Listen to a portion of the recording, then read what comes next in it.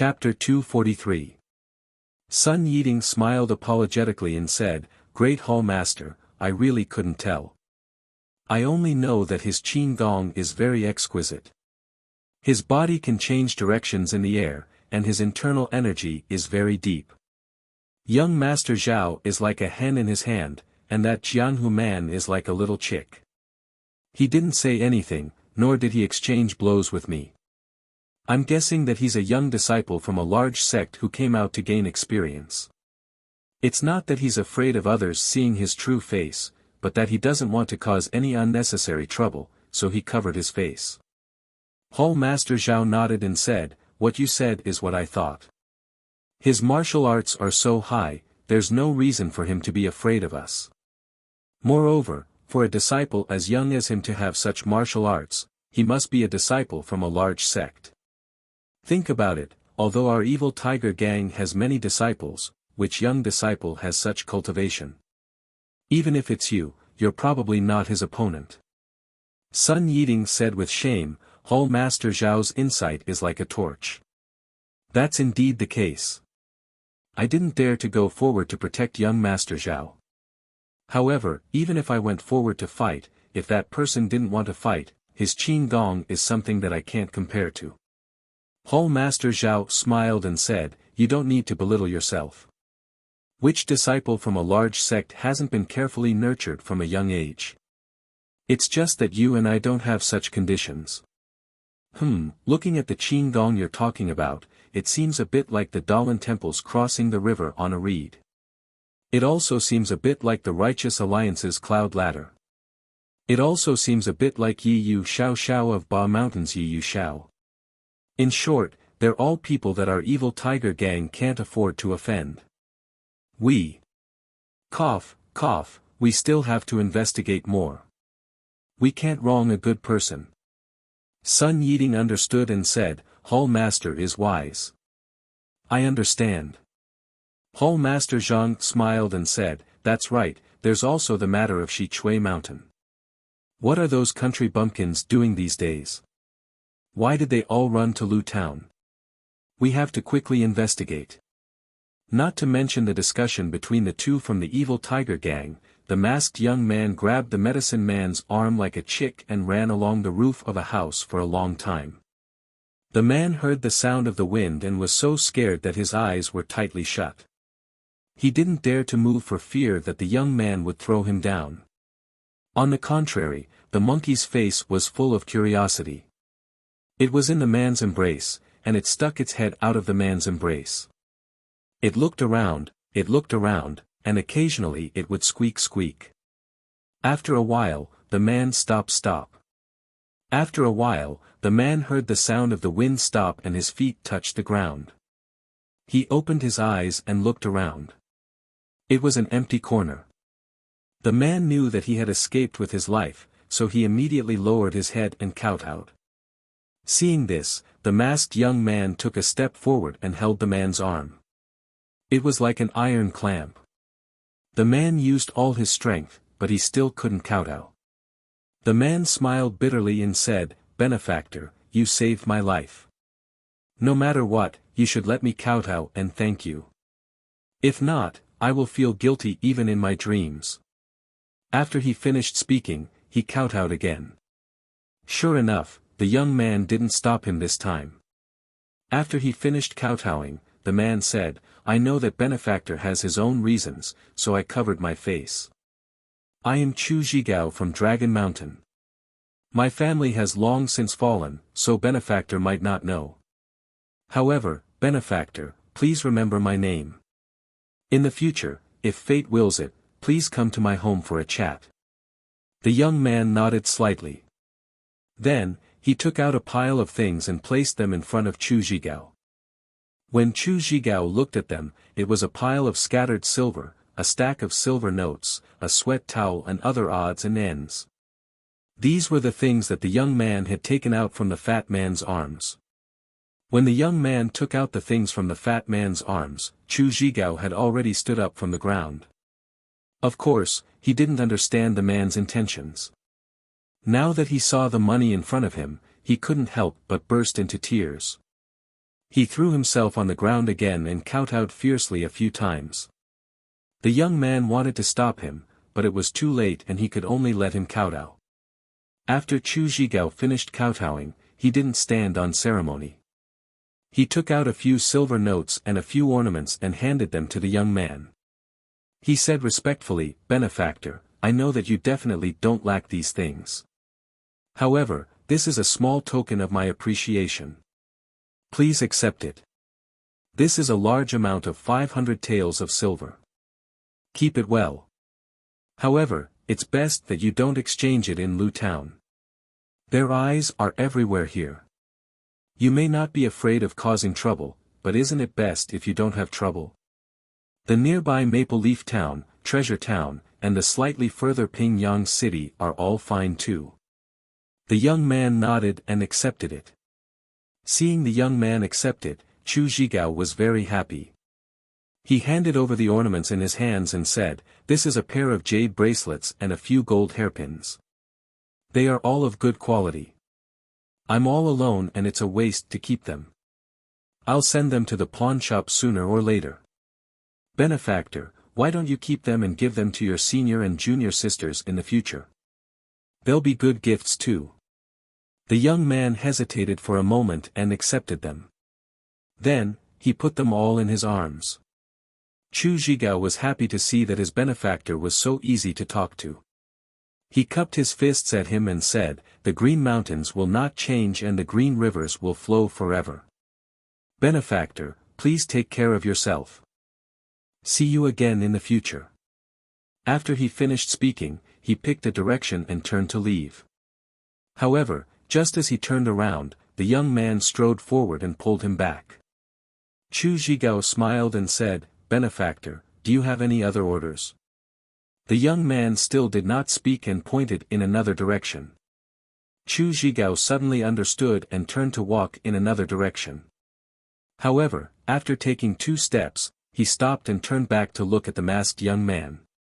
He lowered his head and thought for a moment, then walked back. Chu Zhigao walked up to him and said, "Benefactor, you saved my life and gave me money. I am very grateful. I always feel that I owe you too much, but I really have no way to repay you. You are a man of Jianghu, and also a disciple of a famous sect, so you must not lack anything. I am from the Dragon Mountain, and my family has declined early. Now I rely on buying medicinal plasters to make a living. My medicinal plasters are really good, but compared to the things in your sect, they are much inferior. I have a medicine book passed down in my family.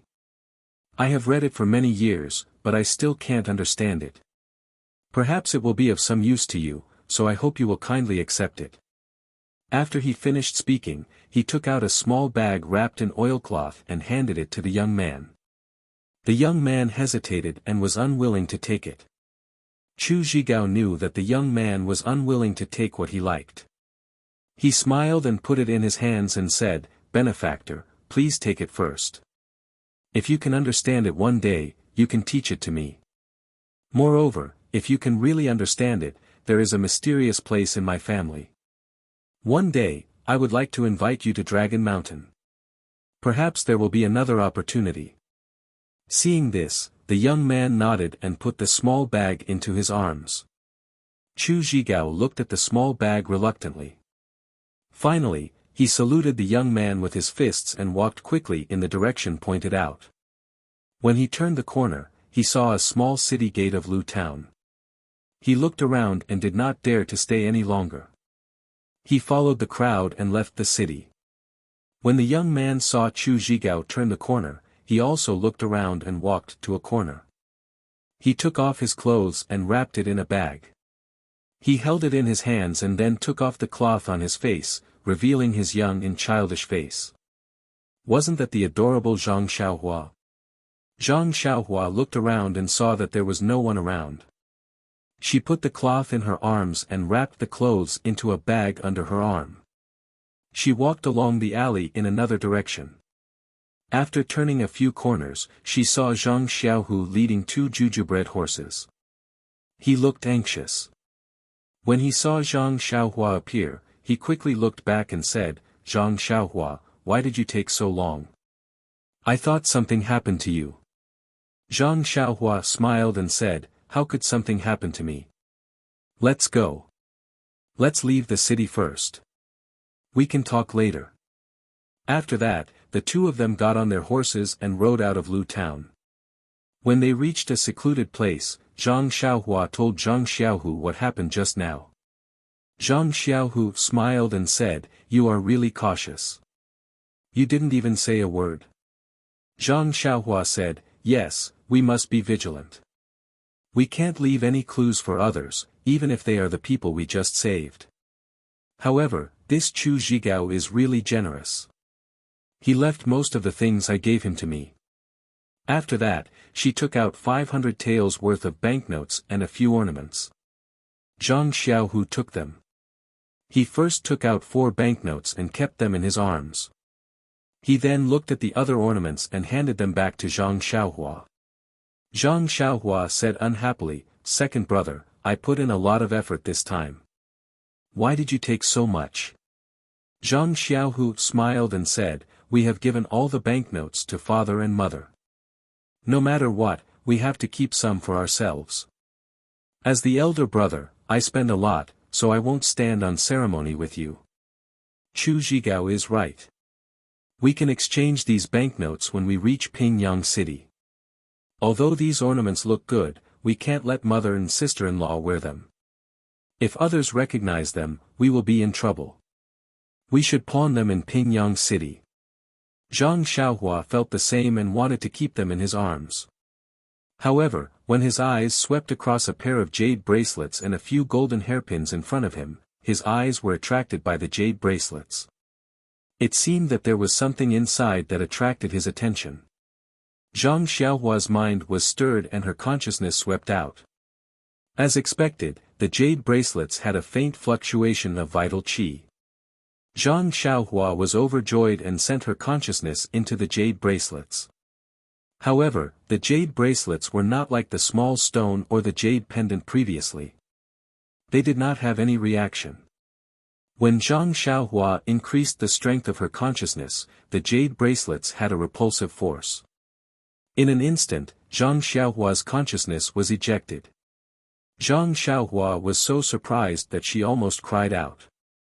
She thought to herself, what kind of strange thing is this jade bracelets? After Zhang Xiaohua carefully kept the jade bracelets and the golden hairpins in his arms, he took out the medicine book that Chu Zhigao gave him. Looking at the item wrapped in oilcloth, Zhang Xiaohua frowned slightly. Actually, he did not want to accept the family heirloom at that time. However, he did not want to talk about it. Hence, he forced her to accept it. Seeing this, Zhang Xiaohu said with a smile, Xiaohua, the price of your help is really high. Not only did you get a lot of money, but you also accepted the family heirloom. Zhang Xiaohua said with annoyance, you said that I wanted it, but Chu Zhigao insisted on putting it in my hands. I had no choice but to accept it. Otherwise, I'll give it to you now. After that, she was about to hand over the small bag. Zhang Xiaohu quickly waved his hand and said, forget it, forget it. I don't know many words. Why should I look at it? Anyway, you can go back and give the herbs to Huanxi Villa. This medicine book may be useful. Please collect it, please tip it. Thank you. Chapter 244. When Zhang Xiaohua heard this, his heart was moved. He felt that it was very reasonable, so he carefully opened the oilcloth bag. The oilcloth bag was tightly wrapped. After opening it for a long time, he finally revealed a thin booklet. The booklet was very thin. It was not even half as thick as the books that Zhang Xiaohua usually read. Moreover, the paper was strange. It was not ordinary paper. It seemed to be a kind of silk. When Zhang Xiaohua opened it, he was even more shocked. There was actually an ancient text written on it. On the first page, there were 3 big words, bone solidifying pill. Pill. Why was it a pill again? Could it be related to alchemy technique? Zhang Xiaohua could not help but feel suspicious. However, since he didn't understand the alchemy, he naturally wouldn't understand the things in this booklet. Zhang Xiaohua thought for a while and felt that he should wait until he finished reading Beginner Alchemy first. Why did it say, Beginner 2? It should be the simplest. Zhang Xiaohua put away the booklet and wrapped the oilcloth bag again. She thought for a moment and saw that her second brother was standing guard at the side. She took out the money pouch again and used her divine sense to put the oilcloth bag and jade bracelet into the pouch. Then, she put the banknotes and other items into the usual space in the money pouch. Zhang Xiaohua saw Zhang Xiaohua put the banknotes into the money bag and said with a smile, "This money bag is not bad. It was just empty for half a day and now there are banknotes inside." Zhang Xiaohua smiled and did not say anything. He put away the money bag. After tidying up, Zhang Xiaohua looked at the sky and said, "Second brother, it's already noon. Are we still going to young Master Li's house?" "Why not? Young Master Li's house is in the southwest of Lu town. You were causing trouble in the east, so it's quite far away. This time we'll go in from the west gate. You've already changed your clothes. Who would know that it was you? Besides, isn't there a saying that the most dangerous place is the safest place? They would never think that we're still in Lu town visiting relatives and friends." Zhang Xiaohua beamed with joy and said, "That's great. However, I'm already hungry. Why don't we find a restaurant to eat first?" They rode their horses and entered Luxian's west gate. They found a restaurant nearby and ordered a bowl of noodles and a few side dishes to appease their hunger. It was true that good news never left the house, but bad news spread far and wide. Although Luzhen was not a small town, the news that the fat man of the Zhao family was beaten up and his leg was broken had spread all over Luzhen. Zhang Xiaohu and Zhang Xiaohua were eating noodles in the restaurant and were also shocked. They were afraid that they would be recognized. However, when they listened carefully, Zhang Xiaohua did not know whether to laugh or cry. Apart from the fact that the details of her mask had not changed, everything else was completely different. For example, her face was as white as jade. Previously, she said that she was wearing a mask. How could it be that her face was as white as jade? For example, she was 8 feet tall.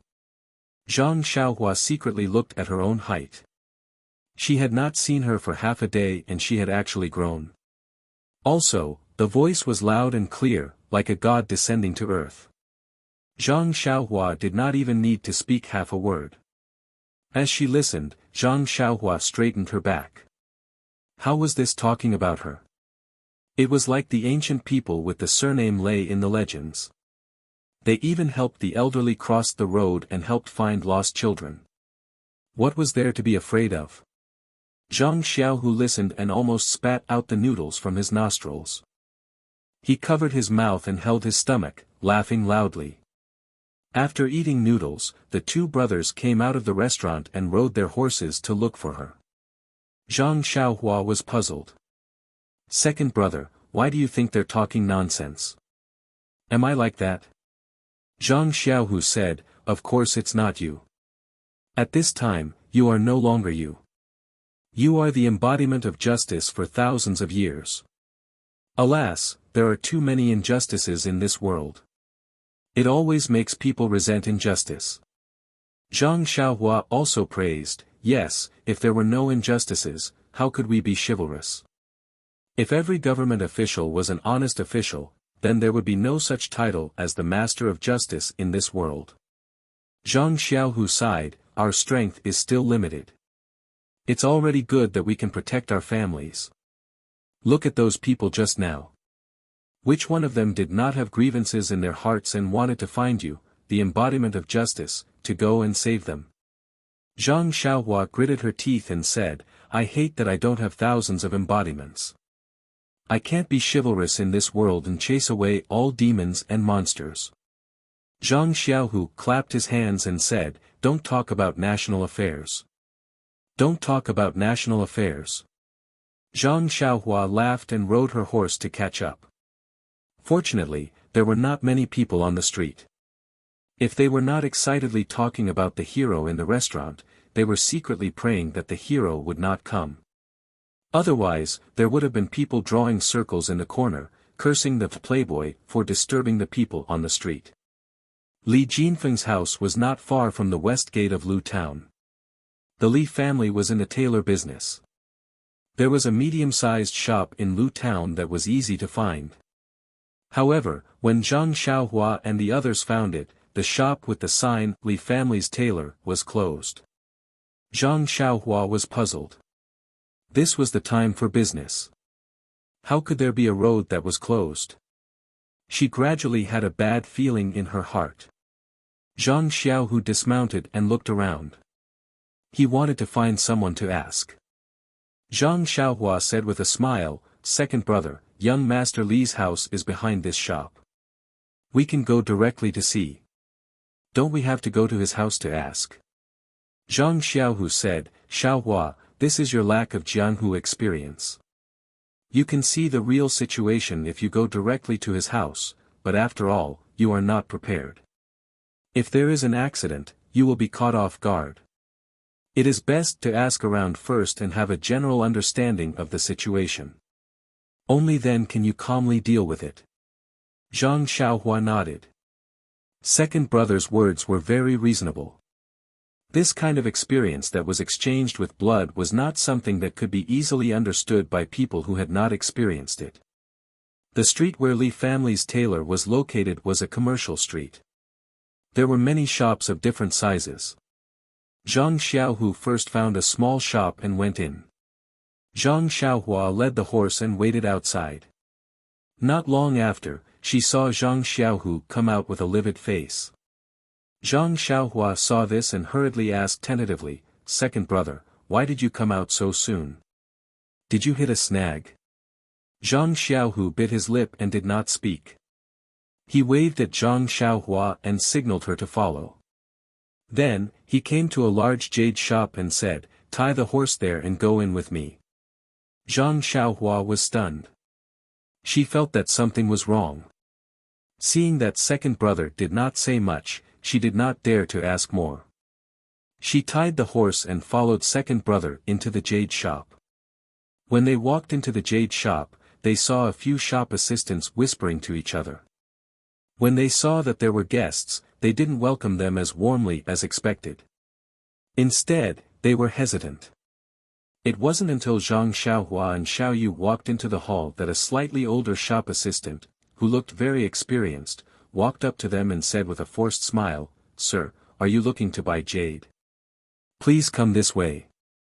Zhang Xiaohua saw that they did not greet the guests at the door. She already felt strange. Now that they were acting like they were reluctant, she was even more surprised. Zhang Xiaohu did not care about the shop assistant's neglect. He said, "Second brother, we are not here to buy jade. We just want to ask about the Li's tailor shop across the street." Hearing this, the shop assistant's face changed dramatically. He shrank back and waved his hand repeatedly, "Hero, please spare my life. This matter has nothing to do with me. I have an 80-year-old mother and a 3-year-old child. I have 3 lives. Please let me go." Zhang Xiaohu forced a smile on his face and said, "We are not people from Shitsui Mountain. We are just friends of young Master Li. We came to visit today. Coincidentally, we came to ask about it." Shitsui Mountain. Zhang Xiaohua's mind was pang. She understood everything. If it was before, Zhang Xiaohua would have jumped out and ran to the Li's house to see what was going on. But now, she just clenched her teeth and narrowed her eyes slightly. She still followed second brother and watched quietly. Hearing this, the shop assistant looked a little relieved. However, he still waved his hand and said that he did not know. At this moment, from the curtain behind the counter, an old man in a minister's uniform came out. Zhang Xiaohua looked very familiar. She seemed to have seen him somewhere. She thought for a moment. Wasn't he the relative of one of the 2 girls that she and second brother saved that day? She had seen him on the roadside. The old man walked out of the counter and waved his hand to signal the shop assistants to leave. Then he looked up and down at Zhang Xiaohu and turned his eyes to Zhang Xiaohua behind him. When he saw Zhang Xiaohua, his eyes lit up and he looked a little happy. Then he turned to Zhang Xiaohu and asked, "Two heroes, I am the shopkeeper of this jade shop. My surname is Yu. I don't know why you two are asking about Taylor Li." Zhang Xiaohu naturally recognized this person, but he couldn't figure out his relationship with the Li family. He cupped his hands and said, "I am Li Jinfeng, young Master Li's friend. Today I came to the Li family to visit the old man. But I saw that Taylor Li's shop was closed, so I came to ask around." "Shopkeeper," you said, "I heard you say that you are not from Shitsui Mountain. You must know something." Zhang Xiaohu nodded in agreement. Shopkeeper Yu was silent for a moment and said, "Please come in. Let me explain in detail." The two of them followed the old man into the back hall. After the tea was served, Shopkeeper Yu asked, "You two say that you are Jin Feng's friends, do you have any proof?" When Zhang Xiaohu heard this, he didn't find it strange. He told him everything about how he met Li Jinfeng and how he met him. Shopkeeper Yu nodded as he listened. When Zhang Xiaohu finished speaking, he said, "These two heroes are right, it seems like you are Jin Feng's friends without a doubt. I've watched Jin Feng grow up and see him as a nephew. This old man will also be arrogant and call you two nephew." Zhang Xiaohu quickly stood up and Lian Qing didn't dare. Shopkeeper Yu waved his hand and gestured for Zhang Xiaohu to sit down. He then said, "Speaking of the Li family's experience, we have to start from 10 days ago. This old man doesn't have any children, only my daughter Bai He. She grew up with Jin Feng and Yin Feng from the Li family. Jin Feng went to Pingyang City to study and only Yin Feng accompanied his parents. My daughter Bai He and Yin Feng have always been harmonious. 10 days ago, they went on an autumn outing. This old man thought that they wouldn't go far, so I didn't find too many people to protect them. But I didn't expect that they would meet the bandits from Shitsui Mountain." Chapter 245. Shopkeeper Yu drank a mouthful of tea and continued, "My daughter Bai He and Jin Feng's younger sister Yin Feng encountered the bandits of Shitsui Mountain during their autumn excursion and were taken away by a strong person. Fortunately, the coachman escaped with his life and sent us a message. When we reported it to the authorities, we gathered our family members and went to rescue them. We thought it was already too late, but we didn't expect that the two of them were rescued by two disciples of the Dalan Temple and escaped the prison ahead of us. However, the two secular disciples who saved my life have disappeared without a trace." Speaking up to here, Shopkeeper Yu stole a glance at Zhang Xiaohua, but Zhang Xiaohua kept his head down and remained unmoved.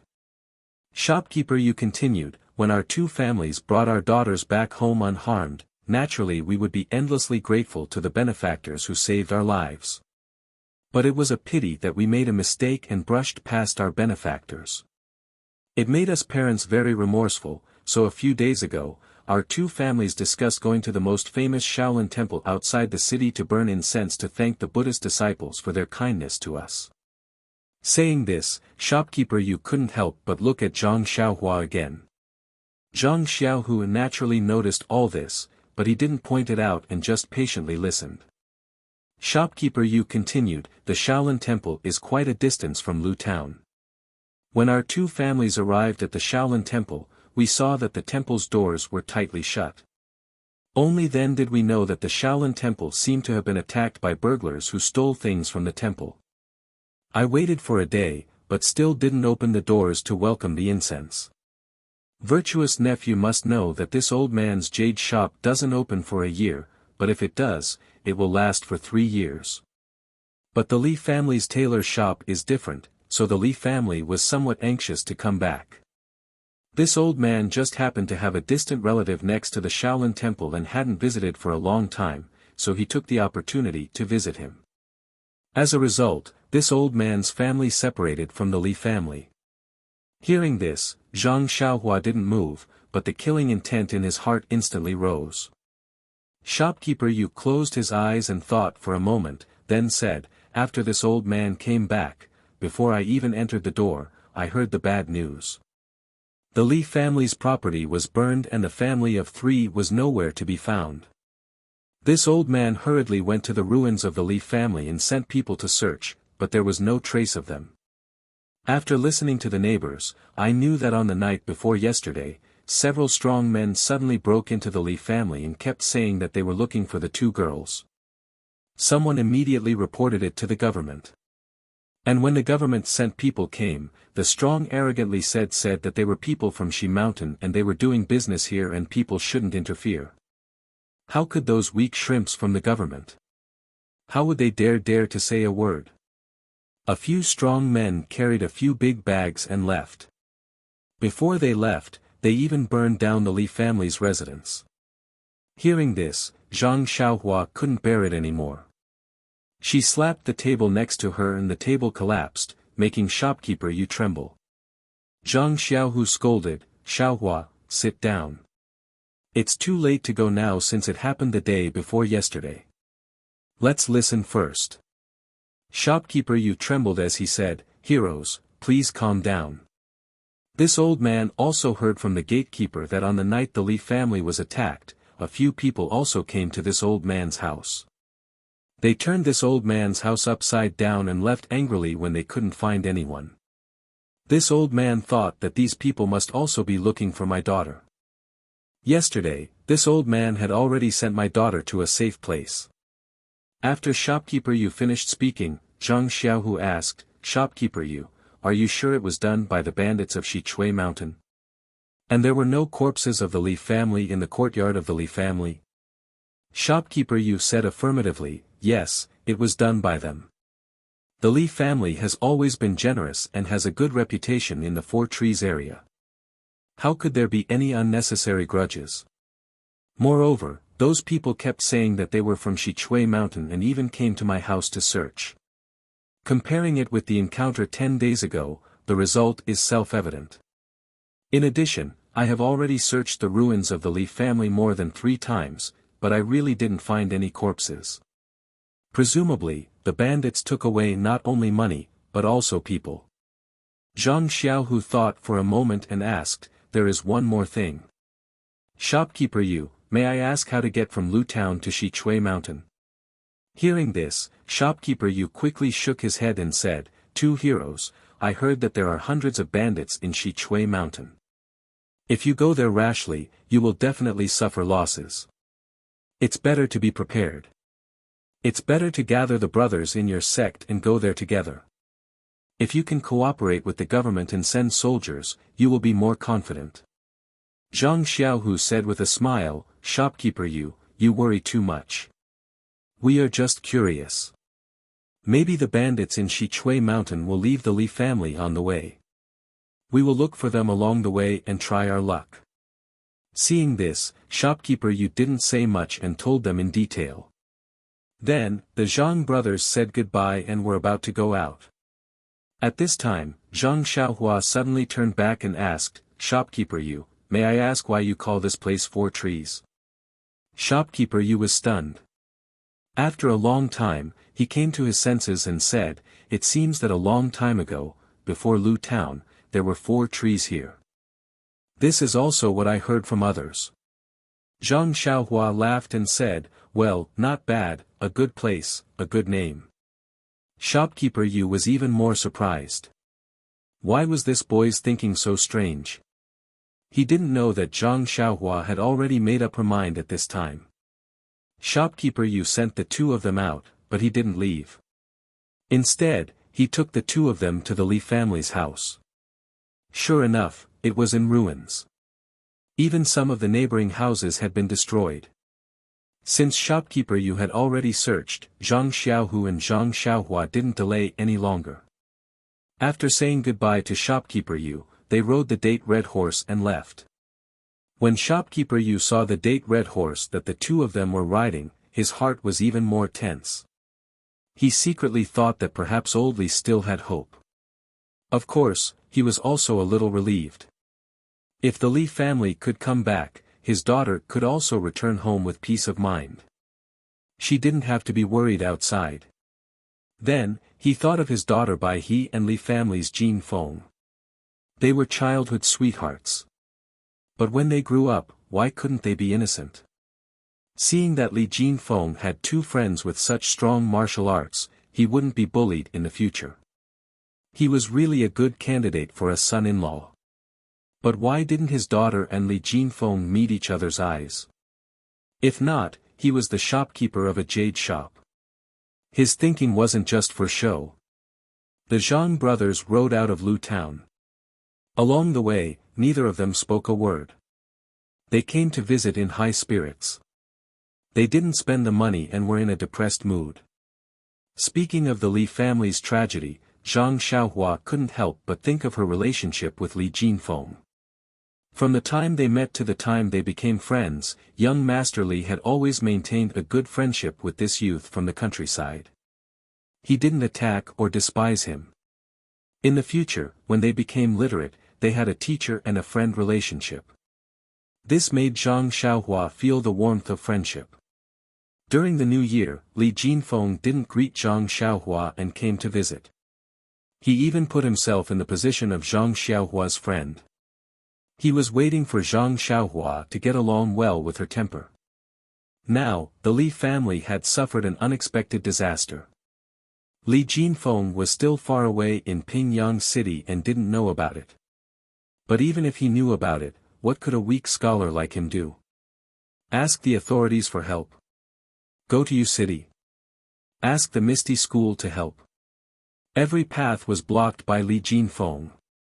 As Li Jinfeng's friend, Zhang Xiaohua felt a sense of responsibility. Since the Li family needed her strength and she had the ability to help them, what was there to hesitate about? Hence, Zhang Xiaohua called out, "Second brother." At this moment, Zhang Xiaohu also called out at the same time, "Xiaohua." Zhang Xiaohua saw this and said, "Second brother, you go first." Zhang Xiaohu thought for a while and said, "Xiaohua, I think you and I are thinking the same thing. Li Jinfeng is our friend. He is very kind to us. He is different from you Deity and others. His family is in trouble. If we don't help, not only will we be wronged as friends, but even our martial arts will be in vain." Zhang Xiaohua nodded and said, "That's exactly what I'm thinking. Second brother, since that's the case, let's split up. You go home and inform your family. As for me, I'll catch up with Shichui Mountain and see if I can save the Li family." "Don't." Zhang Xiaohu stopped her and said, "You said the opposite. You should go back to the Guizhuang house and tell them the news. I will go to Shichui Mountain." Zhang Xiaohua smiled and said, "Second brother, I will naturally listen to you on normal matters. However, today, you have to listen to me on the matter of saving someone. You have just started cultivating your internal energy, so how can you be my match? It will be more convenient for me to go." Zhang Xiaohua's words were very true. In the morning in the square, although Zhang Xiaohua did not fight with Sun Yiding, the martial arts he showed was not something Zhang Xiaohu could compare with. Even if Zhang Xiaohu knew that his ethereal magic was definitely better than the reckless bull strength, he had just started practicing it. Distant water could not cure present thirst. But if he let his brother go to Shichui Mountain like this, he would not be at ease even if he gave 10,000 reasons. In his eyes, Zhang Xiaohua was still a child who needed his protection. The two argued for a long time. Zhang Xiaohua said angrily, "Second brother, what are we doing? Li Jinfeng's parents and sister are still alive. Time is very precious. We should go to Shichui Mountain as soon as possible. How can we face Li Jinfeng if we keep wasting time here?" Later, Zhang Xiaohua said again, "Since second brother is not at ease, I will go. Second brother, your martial arts are limited. To be honest, with your current martial arts, you can't even go up Shichui Mountain. What are you going to do? Forget it. Let's go together. You can keep watch outside. I will use my lightness skill to go in and see what the situation is like. Zhang Xiaohu also thought for a moment and said, that's the only way. Anyway, we have big brother and sister-in-law at home. We also left enough money for them. They won't have to worry about food and clothing for the rest of their lives. Besides, big brother has a descendant now. The Zhang family will continue to have descendants. Let's go to Shitsui Mountain together. Chapter 246. His words were resolute, as if the wind was blowing and the water was freezing. Zhang Xiaohua was also moved when she heard it. She stuck out her small chest and said, okay, second brother. Now I know the meaning of sacrificing myself for a friend. Presumably, if young Master Li Jinfeng was in our situation, he would also sacrifice himself. Him. Zhang Xiaohu said with a smile, he is just a weak scholar. He has some skills in calligraphy. In this kind of matter, even if he stands out, he will be the first to be killed. It's better not to stand out. After that, he said, moreover, if it weren't for your good skills, I feel that even if you don't succeed in going to Shitsui Mountain, your life may not be in danger. If so, I wouldn't let you go.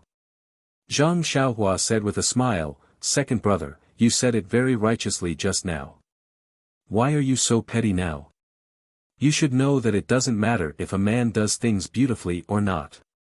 When speaking, he must be dignified and beautiful. Otherwise, he can only do things in front of and behind the scenes. He can't even be a deacon.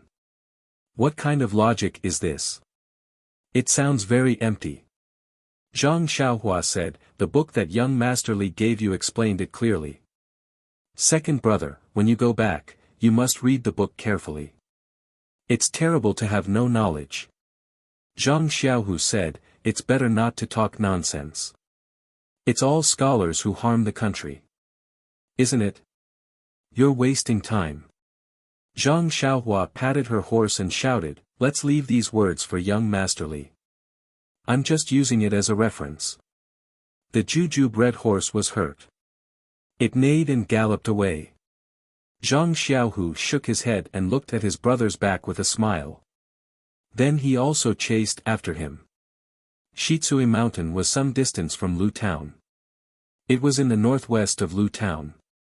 It was a road between Guizhuang House and Balagu. On the way, Zhang Xiaohua also passed by the place where Zhang Xiaolong met the bandits during his wedding. She couldn't help sighing in her heart.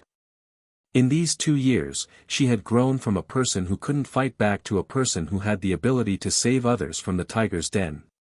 Moreover, it could be said that she had avenged the robbery in Shitsui Mountain. The cycle of cause and effect and nature playing tricks on people were really wonderful. Just the moment he passed by that place, Zhang Xiaohua's mind spun with countless thoughts. He gained some understanding of the karma of the world and the changes of fortune.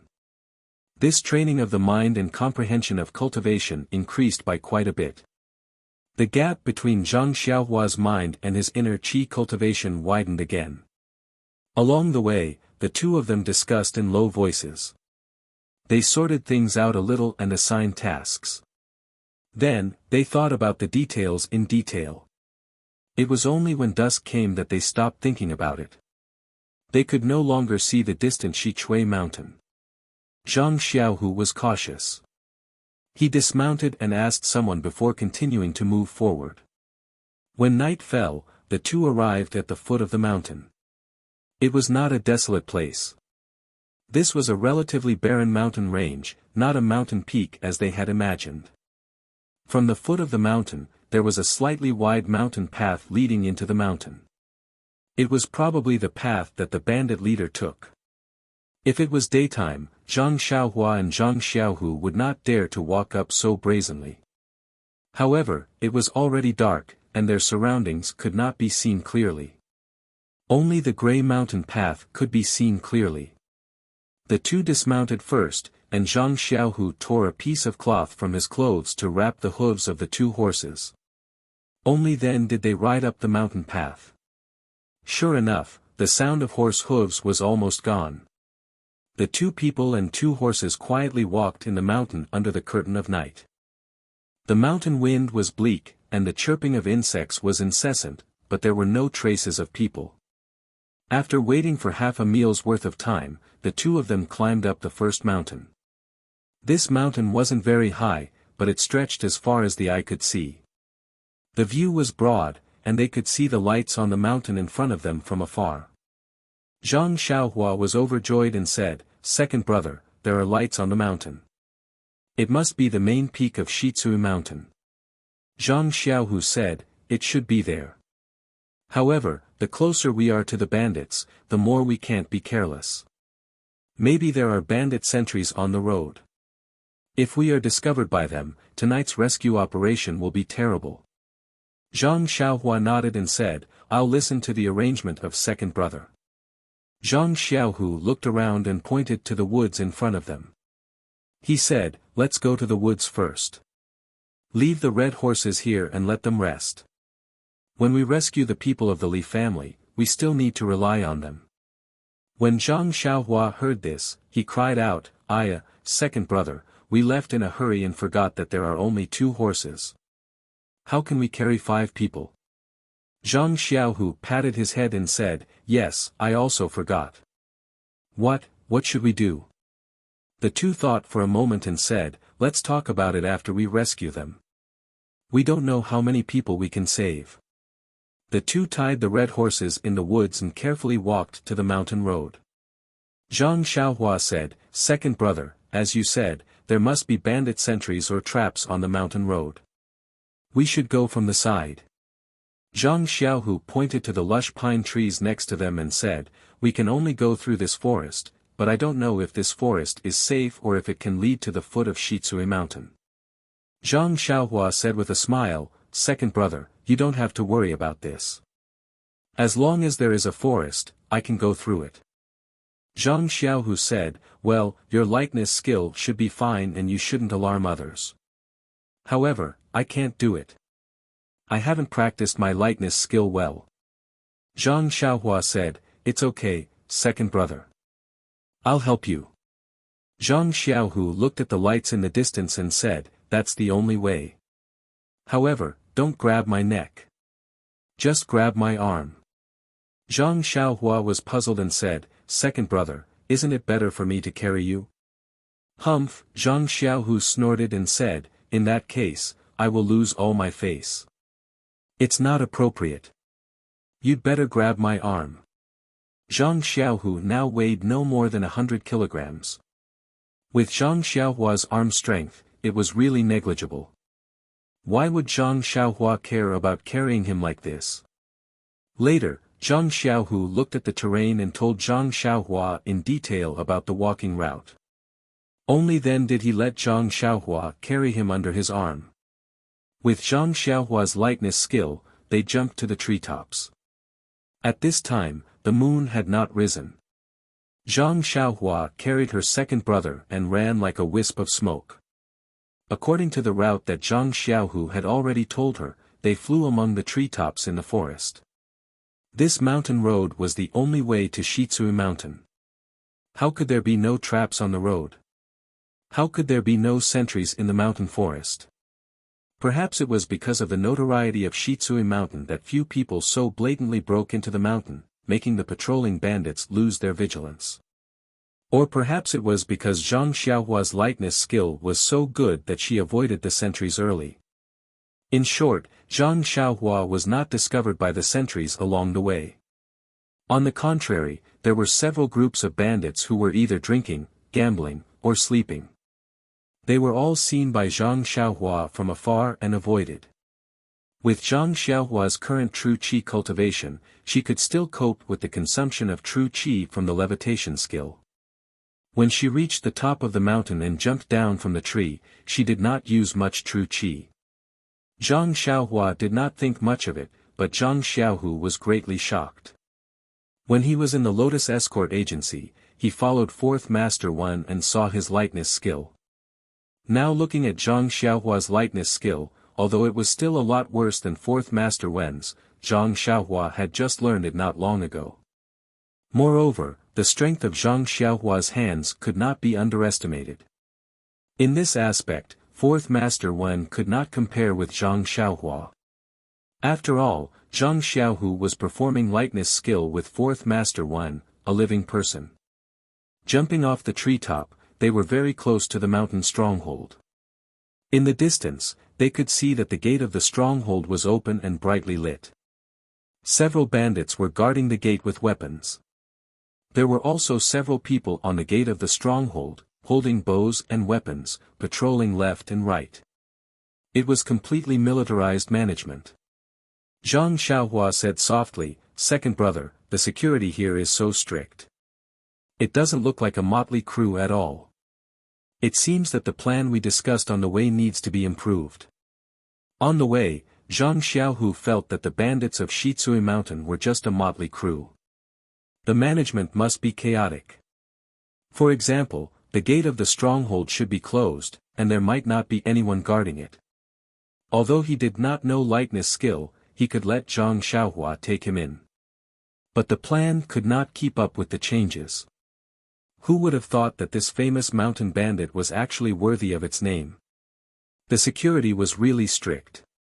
At this time, if Zhang Xiaohu still went in with Zhang Xiaohua, it would inevitably involve Zhang Xiaohua. Zhang Xiaohu thought for a moment and said, "Well, Xiaohua, you go in and have a look. I'll wait for you outside. You can observe the situation first.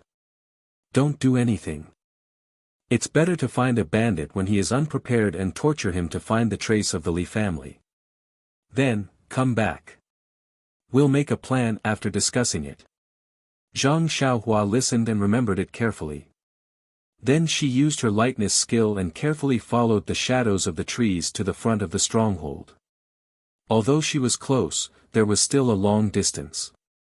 Even if she used her lightness skill, she would inevitably be discovered by the bandits, not to mention that she had to jump over the wall of the stronghold where the bandits were patrolling. Zhang Xiaohua looked at the orderly patrolling of the bandits and could not help but think of an idea. He bent down and picked up a small stone from the ground.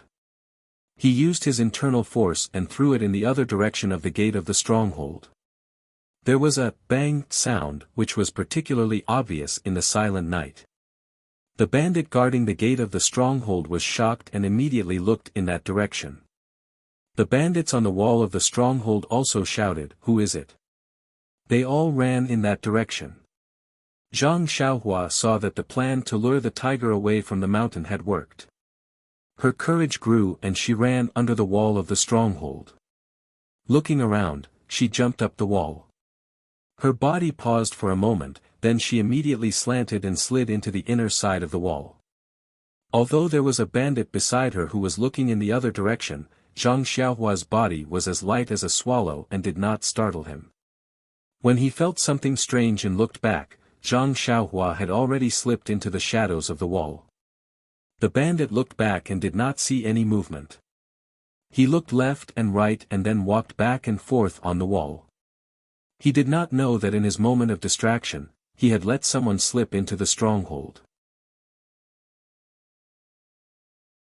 Chapter 247. Zhang Xiaohua slipped down the wall and hid in a dark place. His heart was beating wildly. This was the first time he tried such a dangerous thing, so he was inevitably nervous. After calming down a little, Zhang Xiaohua carefully looked at everything in front of him. This was a chaotic place. Behind the wall was a large open space with many things thrown in a mess. It was hard to see what they were in the dark. On the other side of the open space were some messy houses built. The fire on the wall was bright, but it only illuminated the edge of the open space. The houses in the distance were faintly lit. Zhang Xiaohua could hear the noise coming from there from afar. It must be very lively there. Looking at the open space that he had to pass through, Zhang Xiaohua frowned. How could he pass through here without attracting the attention of others? Moreover, what was the situation on the other side of the house? Suddenly, Zhang Xiaohua had an impulse to slap his own face. He just remembered that he could use his divine sense. Why did he rush up the wall without investigating? Alas, he was still not used to it. It seemed that he had to practice this skill more in the future. Thinking of this, he immediately released his divine sense. Sure enough, the movement on the wall behind him was clear at a glance. This divine sense was really a necessary weapon to kill and set fire on a moonless and windy night. Then, he swept towards the house. Unfortunately, the distance was too far. His divine sense could not detect it. However, Zhang Xiaohua secretly thought, the house is unusually noisy. There must be something lively. How could someone sneak out for no reason? Moreover, looking at the inside of the mountain stronghold, it is orderly and disorderly. There is no one patrolling. It seems that the focus of the mountain bandits is outside the stronghold. The inside of the stronghold is sloppy and ordinary. Zhang Xiaohua finished thinking. His divine sense swept the wall again. Sure enough, there were many guards on the wall. They were walking back and forth, but their faces were facing outside. Very few people paid attention to the situation in the stronghold. Zhang Xiaohua laughed in his heart. The real guards were really useless. Then, he found a gap and flashed out of the black shadow. Using his lightness skill, he drifted towards the house like a faint shadow. At the same time, he released his divine sense to observe the house closely. Sure enough, as soon as he got close to the house, he sensed a person walking around unsteadily. Zhang Xiaohua was shocked. He immediately stopped and lay on the ground. There were a lot of things in the square, and he couldn't find any firelight. He wasn't afraid of being seen. As soon as Zhang Xiaohua bent down, the door of the house in front of him opened.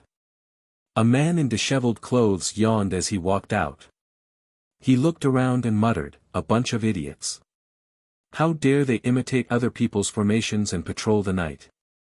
Bandits will always be bandits. What kind of militarized management is this? Even if they've replaced their shotguns with cannons, they're still bandits." After saying that, he actually took off his clothes and started urinating in the square. Zhang Xiaohua was not far away, so she heard the man's words. She could not help but think, learning military management from others? What did that mean? Is there any change in this mountain village? When the man came back, Zhang Xiaohua got up again and quickly went to the house. She flew up to the roof and then quietly bent down to rest for a while. Thinking of her series of actions just now, Zhang Xiaohua was secretly proud. Could it be that she had the potential to travel at night? When she was satisfied, Zhang Xiaohua released her divine sense again to explore the house. It was not until then that Zhang Xiaohua found that there were still quite a lot of houses in this area. The houses on the edge were indeed messy and were built randomly. Looking at the center, there were also stone houses, mud walls, pavilions and small courtyards. The planning was very standard. Even if it was not as large as Huanxi Villa, it was more than enough to compare with a village in the countryside. Seeing this, Zhang Xiaohua knew that the people living on the edge of the house were small bandits. If she wanted to know about the Li family, she had to go inside. Making up her mind, Zhang Xiaohua once again used her lightness skill and walked all the way along the roof. There were many houses in the mountain village. They were built in rows and were close to each other. Zhang Xiaohua walked on the roof, her footsteps were very light and did not make any sound. Not long after, she had already arrived at the center. Here, Zhang Xiaohua was more careful. The small bandits on the periphery had limited martial arts, so of course, they could not find her. The deeper she went, the higher the status, and the more profound her martial arts and experience would be.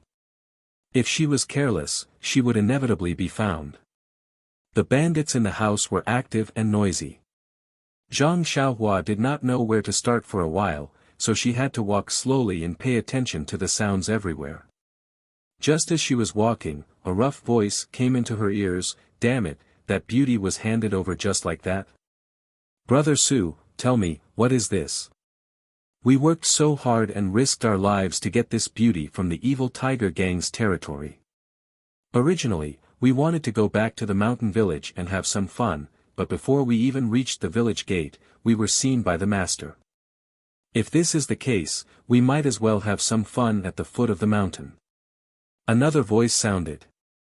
When Zhang Xiaohua heard it, her heart was shaken. Wasn't this voice the slightly older bandit, Brother Su, whom she had met in the forest that day? That voice said, "Old Chow, you should be content. Didn't those valuables from the Li family also get divided among us?" Usually, the master doesn't care about this, but now it's different. The divine sect has people in the village, and the master is trying his best to please them. If the divine sect can favor our Shitsui mountain, won't we be able to ride on their coattails in the future? Old Chow shouted, "Brother Su, you're really open-minded. Didn't you see that the divine sect's people don't like to talk to us? Even if they want to support us, they should go to the evil tiger gang. We're just a mob." Brother Su smiled and said, "That's not necessarily true. The evil tiger gang has its disadvantages, but our Shitsui mountain has its own advantages. Didn't you see that the divine sect's people have already given us advice? They're doing some militarized management, patrolling at the foot of the mountain, and guarding at the gate of the village. It's completely different from before. Presumably, they'll give us some benefits in the future. If it weren't for the fact that the evil tiger gang is hard to control, would they have chosen us?" Old Chow said, "What militarized management? It looks neither fish nor fowl. It looks like it on the outside, but isn't it the same inside the village? Moreover, Shitsui Mountain has been here for so many years. Who dares to come up the mountain? What kind of people are they? Groundless fears." Brother Su corrected him and said, "Forget it. We're just minions. We'll just follow the chief to make a living. If the chief hadn't come to the village this year, we would probably still be hungry. Okay, let's drink, let's drink." Then there was a burst of toasting sounds. Zhang Xiaohua was puzzled when she heard this from the roof.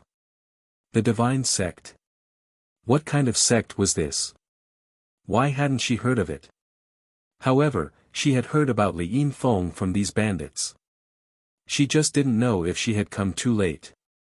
After thinking about it, she scanned the room with her divine awareness. There were 5 or 6 people in the room. They must be the group of bandits in the woods that day. Zhang Xiaohua thought, there are so many of them. I may not be able to kill them all at once. It's difficult not to disturb others. Did I save Li Yinfeng before?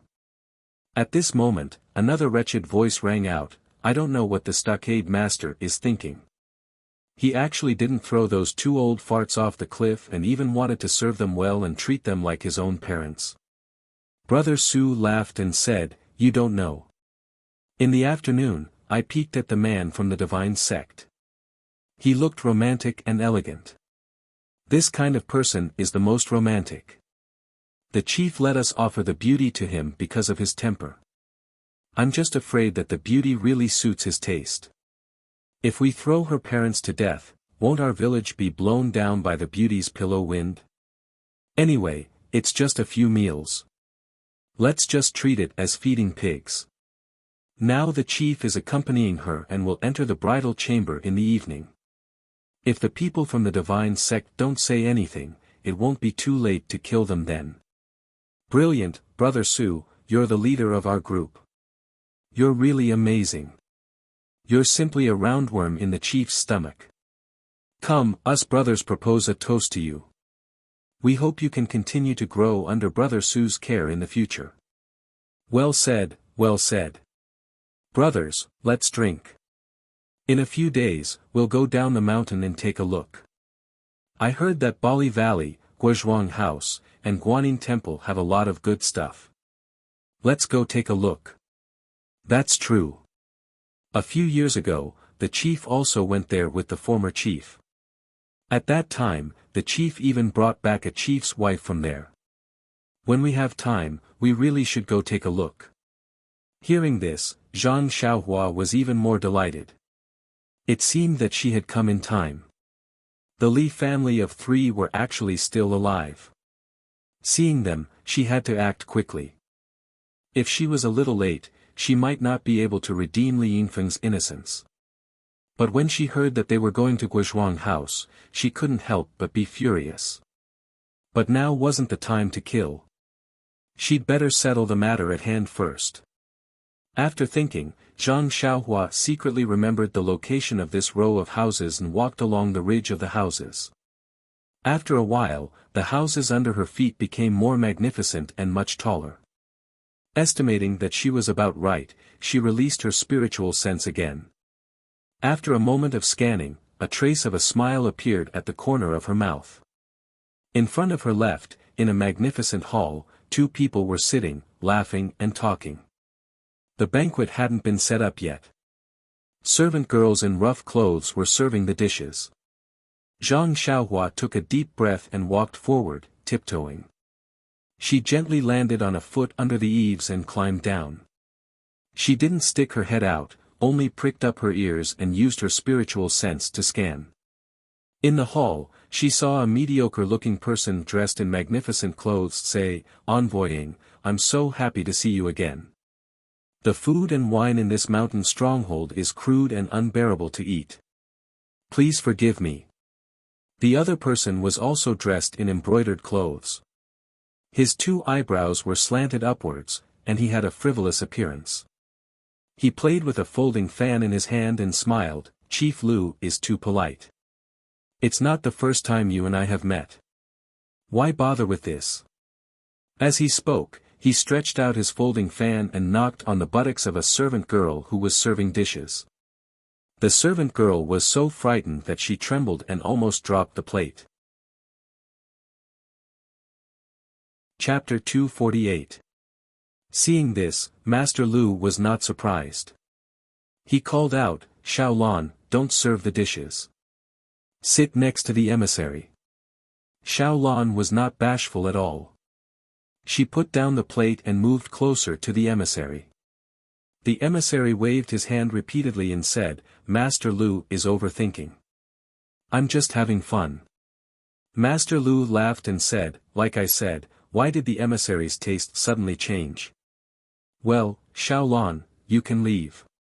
Xiaolan was a little disappointed. She saluted and left. Master Lu said, "Emissary, please have some wine. I have already found you a pretty girl from a humble family in the VIP room in the back hall. I guarantee that you will like her." The emissary raised his eyebrows and said, "Is that so? Master Lu is so courteous that I feel ashamed to receive you. Come, Master Lu. Let's have a toast." Master Lu quickly raised his cup. When Zhang Xiaohua heard about the VIP room in the back hall, he frowned. The pretty girl from a humble family must be Li Yingfeng. So when Zhang Xiaohua was about to get up and rush to the back of the hall, he heard the emissary's words again, "Master Lu, I've been here for half a day. I heard that the thing in the Shaolin Temple has been obtained by your brothers. When can you show it to me? This time, I came here especially for you." Master Lu laughed and said, "Emissary has just arrived today. We haven't received you yet. Let's just talk about the wind and moon today. We can talk about other things tomorrow." In Zhang Xiaohua's ears, these words were like passing wind. He did not pay attention to them at all. His figure did not stop at all. He drew a trace in the night and went straight to the backyard. It had to be said that the ethereal steps was magical. Zhang Xiaohua was just a beginner, but he was able to enter the Shitsui mountain as if there was no one there. And just as Zhang Xiaohua entered the darkness of the backyard, Emissary Ying spoke again in the hall, "Master Lu, don't worry. The divine sect will not delay any of the conditions that they promised you. Moreover, in order to show that they value you, the divine sect has sent an important person here. I'm just a scout." "Ah. Really?" Stockade Master Lu's hand trembled, and the fine wine spilled from the wine cup. He looked pleasantly surprised. "May I know when your esteemed one will arrive?" When Emissary Ying heard this, he frowned slightly and said unhappily, "How can we know the whereabouts of the big shots? Perhaps he has already arrived, perhaps tonight, perhaps tomorrow, who knows? I know. I'm sorry for my rudeness. I really want to see the glory of a senior in the martial arts world, Stockade Master Lu answered awkwardly. Senior martial artist? Haha. Envoy Ying did not express his opinion. Moreover, Zhang Xiaohua had already entered the rear courtyard. She spread out her divine sense and scanned the surroundings. The rear courtyard was quite large and very quiet. There were only a few dim lights. Zhang Xiaohua's figure didn't stop at all. With a few leaps, she scanned all the places with lights. She didn't see Li Yinfeng's shadow. At this time, two maidservants came out from a room with lanterns in their hands. As they walked, they said, "What a pity. She's as beautiful as a flower and as exquisite as jade. She hasn't even enjoyed life and is about to leave this world." "What nonsense are you talking about? Sister, weren't we like this in the past? Once you get used to it, you'll be fine. Stockade Master Lu is not very lecherous at all. Perhaps he will take her into his room." "Sister, you're wrong. This time, she doesn't serve people from the stockade. I heard that she is from some divine sect. I heard from the stockade people that this divine sect is the best at gathering yin to nourish yang. After tonight, she will be a skeleton." "Ah. So powerful. Alas, this morning, I was ordered by the stockade master to persuade her in the embroidery house in the garden. It's a pity that such a pure and beautiful body is wasted. If only she was given to me." The two maidservants walked away while talking.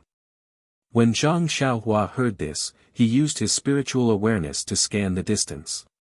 Sure enough, there was a garden in the southwest corner. There was no light. He immediately used his lightness skill to fly over. When he was near, he scanned the small buildings. There was really a person lying there quietly on the building in the middle. It must be her that the maidservant mentioned. Zhang Xiaohua did not dare to be careless. He stopped on the building and used his spiritual awareness to scan it carefully.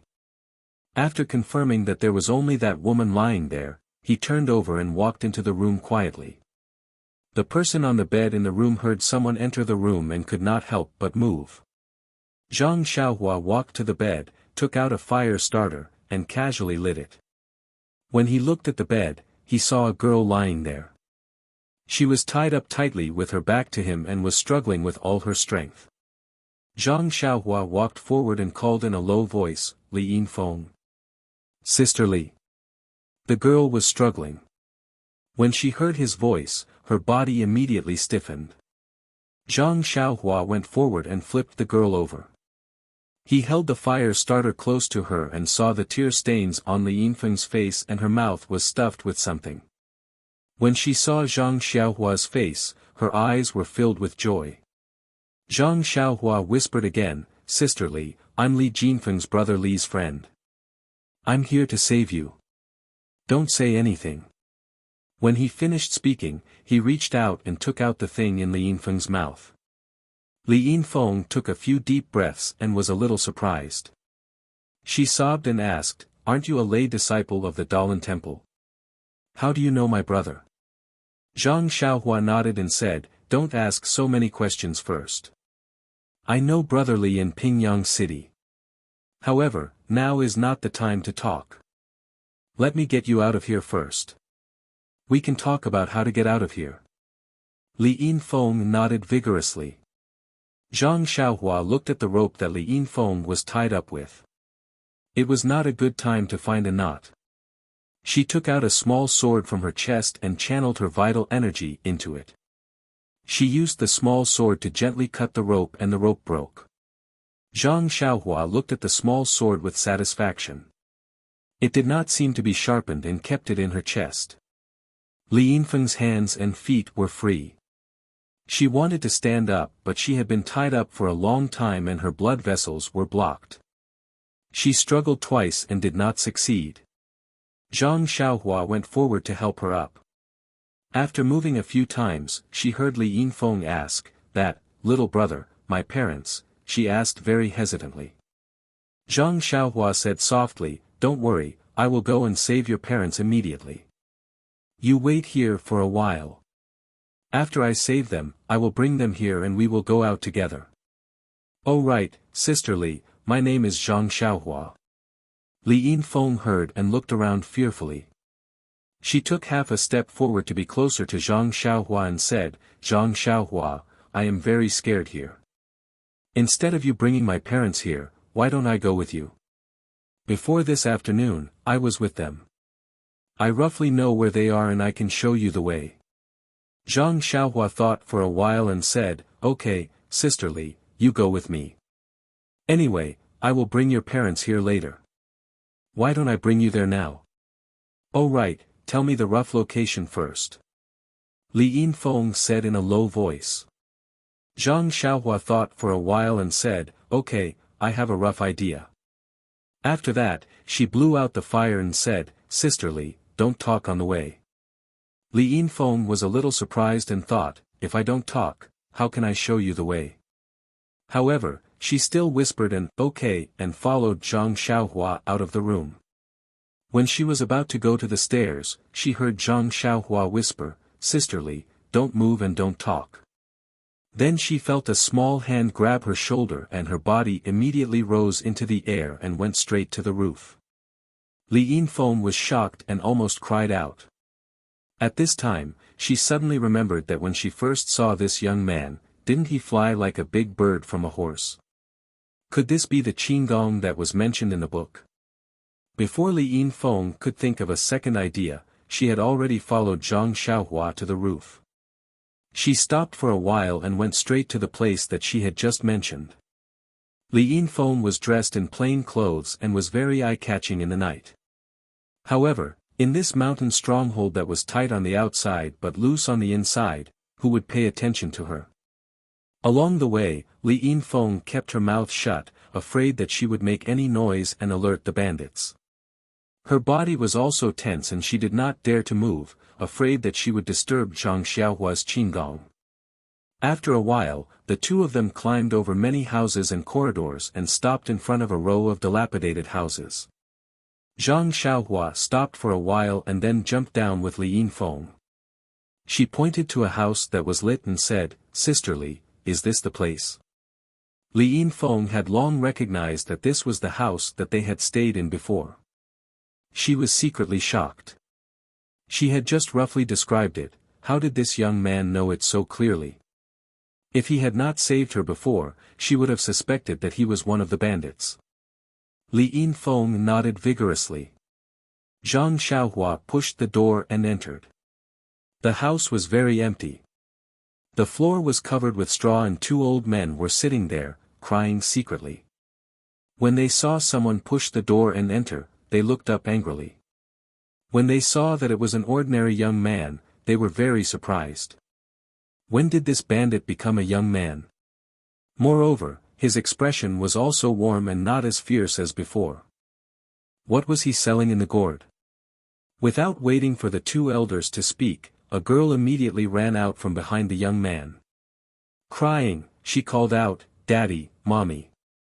Wasn't that his daughter, Li Yinfeng? What was going on? The young man closed the door and said, "Sister Li, now is not the time to cry. It won't be too late to suffer after we go down the mountain."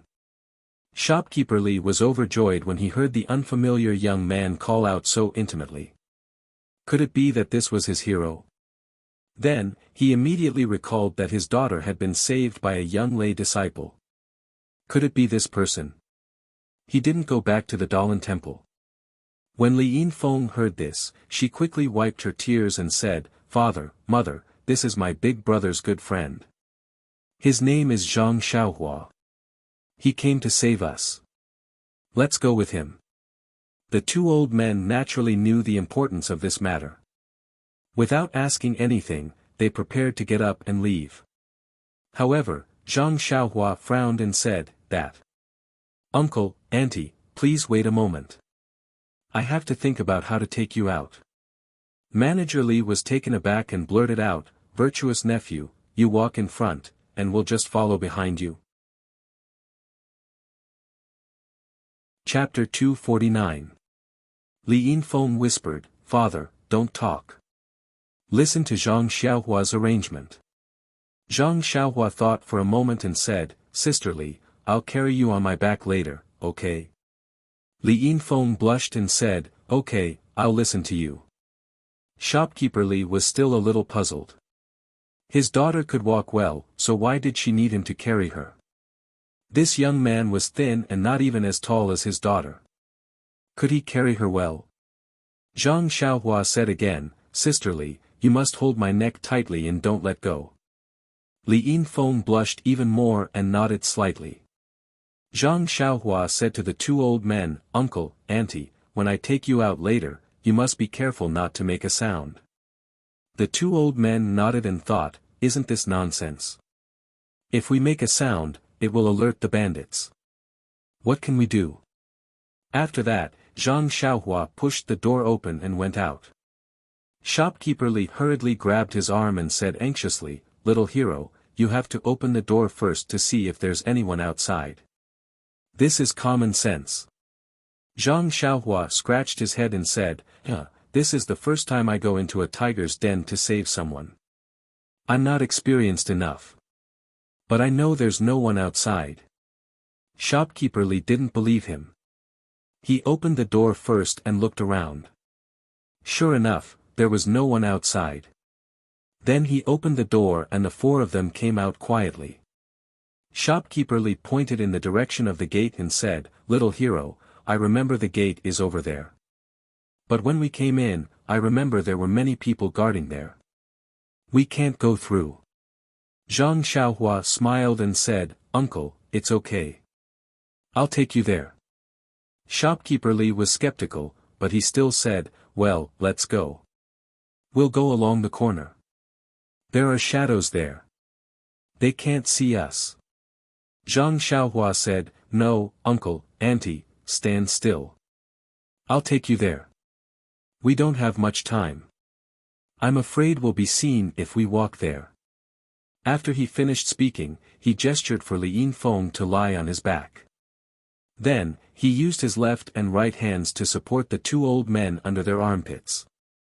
He circulated the true energy in his entire body, and his figure suddenly flew up, heading straight for the roof in front of him.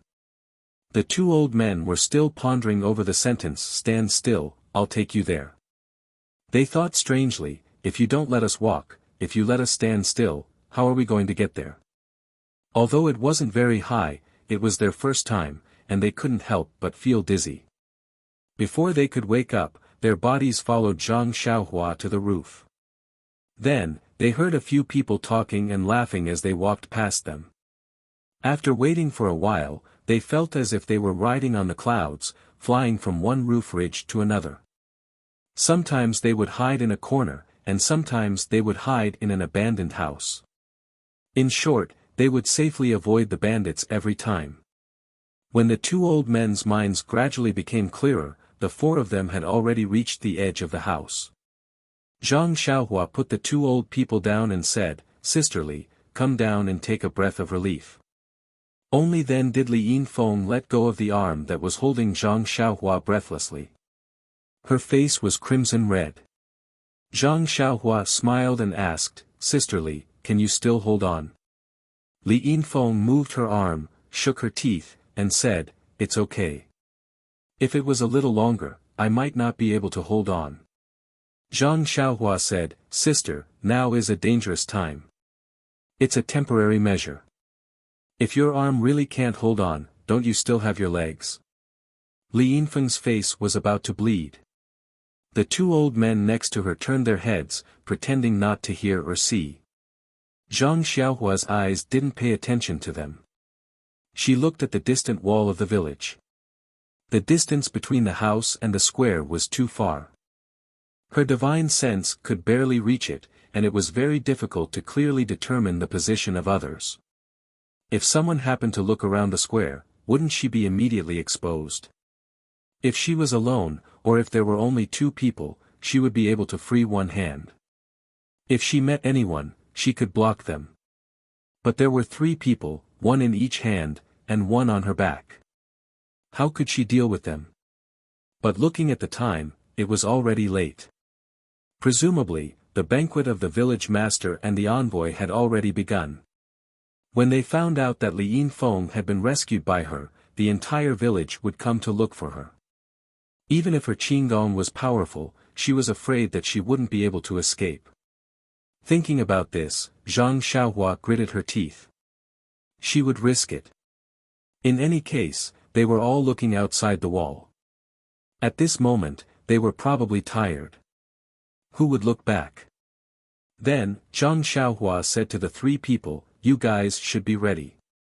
This is the last and also the only dangerous place. After passing this place, everything will be easy to talk about." Although the three people felt that it was very strange, there were many torches on the walls of the village. They guessed that there were many bandits patrolling. How could there be no danger? But they still nodded obediently. Zhang Xiaohua's divine sense stretched out towards the village wall. She roughly saw a vague outline. Feeling that this was a good opportunity, she immediately carried Lian Feng on her back, grabbed the two old people, and flew towards the empty square. Less than half the distance, Zhang Xiaohua's divine sense could already touch the village wall. At this moment, someone happened to be bored and turned around. Zhang Xiaohua immediately crouched down. That patrolling bandit seemed to have seen a huge black shadow, but it disappeared immediately. He rubbed his eyes hard. When he looked carefully again, he didn't see anything. He pulled the person next to him and asked, "Brother, I just saw a wide and big black shadow in the village. It was in the square. Do you think an outsider came in?" That person laughed and said, "Brother, did you drink too much last night? Our village gate is unprecedentedly tight. Even a fly can't fly in. How could someone come in? Moreover, what did you just say about a wide and big black shadow? A person's shadow is long and narrow. Could it be that you saw wrongly? If you don't, then you must have seen a ghost." That person shrank his neck and shivered. How could a normal person have such a shadow? Could it be that he really saw wrongly? It was better that he saw wrongly. If it was a monster, then it would be troublesome. Thinking of this, that person didn't dare to look any more and hurriedly patrolled elsewhere. Seeing that no one was paying attention, Zhang Xiaohua quickly got up and rushed down the village wall. Only when she entered the shadow of the wall did she breathe a sigh of relief. She put down the two old people in her hands. Lian Feng also quickly let go of her hands and feet and jumped down. Well, it wasn't jumping, but straightening up. At this point, Zhang Xiaohua was halfway to success. As long as she jumped over the wall, she could fly freely. However, the other three people didn't understand. They were still nervous. There were bandits constantly passing by above them. How could they get past them? Zhang Xiaohua looked at the movement on the wall. She still picked up a stone from the ground and took the opportunity to throw it to her right. Zhang Xiaohua's strength was now very strong. After a while, she heard the sound of roosters and dogs barking from the other side. The people on the wall naturally ran in that direction. Zhang Xiaohua took the opportunity to take the three people and jumped up the wall. Without hesitation, they flew down and landed in the forest. Behind them, they heard a hoarse voice resounding through the square. "That bastard threw a stone. Does he have any morals? He smashed the back of my head. Who will pay for the medical expenses?" In the forest, Zhang Xiaohu was restless. His brother had been gone for a long time and still hadn't returned. However, the patrols on the village wall were still there. There was no abnormality. Presumably, his brother hadn't been discovered. If it wasn't for his poor lightness skill, Zhang Xiaohu almost wanted to go and take a look himself. Just as Zhang Xiaohu was feeling anxious, he saw a huge shadow appear on the wall and quickly rushed towards him. Zhang Xiaohu was shocked. Where did this monster come from? Just as he was about to dodge, he borrowed the light from the torches on the wall and vaguely saw a few human figures. Only then did he realize. Could it be that Xiaohua had brought people out? When he looked again, it was indeed the case. Both hands were holding two old men. Their eyes were tightly closed. In the darkness, he couldn't see clearly. Both hands were tightly clenched. Why were there two more hands and two legs in front of Xiaohua? When he looked carefully, there was actually a long-haired girl on her back. Zhang Xiaohu was overjoyed. He wanted to go forward to welcome her, but Zhang Xiaohua's speed was extremely fast. Just as Zhang Xiaohu was hesitating, she had already flown into the forest. Zhang Xiaohu whispered, "Xiaohua. Is that you?" "Second brother, it's me." Zhang Xiaohua replied and placed the three people on the ground. Zhang Xiaohu looked at the three people in disbelief and said, "Xiaohua, how did it go so smoothly? Could it be fake?" Zhang Xiaohua rolled her eyes at him and said, "How difficult did you think it was? This is just a bandit's lair. I am the dignified founder of the Fist of the North Star. Saving people is as easy as flipping my hand." Zhang Xiaohu saw that his younger brother had safely come out. His heart was also relieved. He smiled and said, "You keep bragging. Let's hurry up and leave. If we don't get discovered, all our previous efforts will be wasted." Zhang Xiaohua's heart also trembled. She said, "Second brother is right. But, how do we go down the mountain?" That was because when they arrived, he was carried up by Zhang Xiaohua. When they came out of the stronghold, Zhang Xiaohua had one person in each hand and one on her back. If they were to go down the mountain now, unless Zhang Xiaohua grew a third hand, the path from the stronghold to the outside of the mountain naturally could not be taken. They could only let Zhang Xiaohua carry the four people through the forest. If they were to pass through the forest, the mountain was so high. It was probably impossible. When Zhang Xiaohua was at her wit's end, Li Yinfeng said tiredly, "Isn't this big brother Zhang Xiaohua's senior brother? Can't you bring one person?" Zhang Xiaohu smiled and said, "Miss Li, my name is Zhang Xiaohu. I'm also Li Jinfeng's friend. However, I'm not Xiaohua's senior brother, but her biological brother. I want to bring one person. I have enough strength, but I don't know Qigong. I can't go up and down the mountain. I can only use my feet step by step on the road down the mountain." Li Yinfeng thought for a while and said, "Then please bring my father and let Zhang Xiaohua bring you. Won't that be fine?" However, Li Yinfeng said in distress, "It's too difficult for Zhang Xiaohua to bring the four of us. It's better to do it twice." When Zhang Xiaohua heard this, she shook her head and said, "Forget it. Don't come twice. Time waits for no one. If you're not careful and get caught by the bandits, it'll be too late to regret. Come on." Everyone was puzzled and asked, "Why?" "Miss Li, come up," Zhang Xiaohua said with a smile. Chapter 250. Coming out of the village, although Zhang Xiaohua was carrying three people, Li Yinfeng and her mother were light as a feather and did not expend much effort. This time, with the addition of Zhang Xiaohu, his weight was equivalent to two people. Zhang Xiaohua carried Li Yinfeng on his back, with his right hand supporting Li Yinfeng's mother and his left hand supporting Zhang Xiaohu. Zhang Xiaohu did not have the strength of his younger brother, so he could only ask for forgiveness and use his arms to clamp onto Li Yinfeng's father. He was just using all his strength to clamp onto them, but the one who exerted most of the effort was still Zhang Xiaohua. Carrying four living people while displaying his Qigong, Zhang Xiaohua's strength was not afraid and did not feel strenuous. However, the Jinqi in his body was greatly depleted.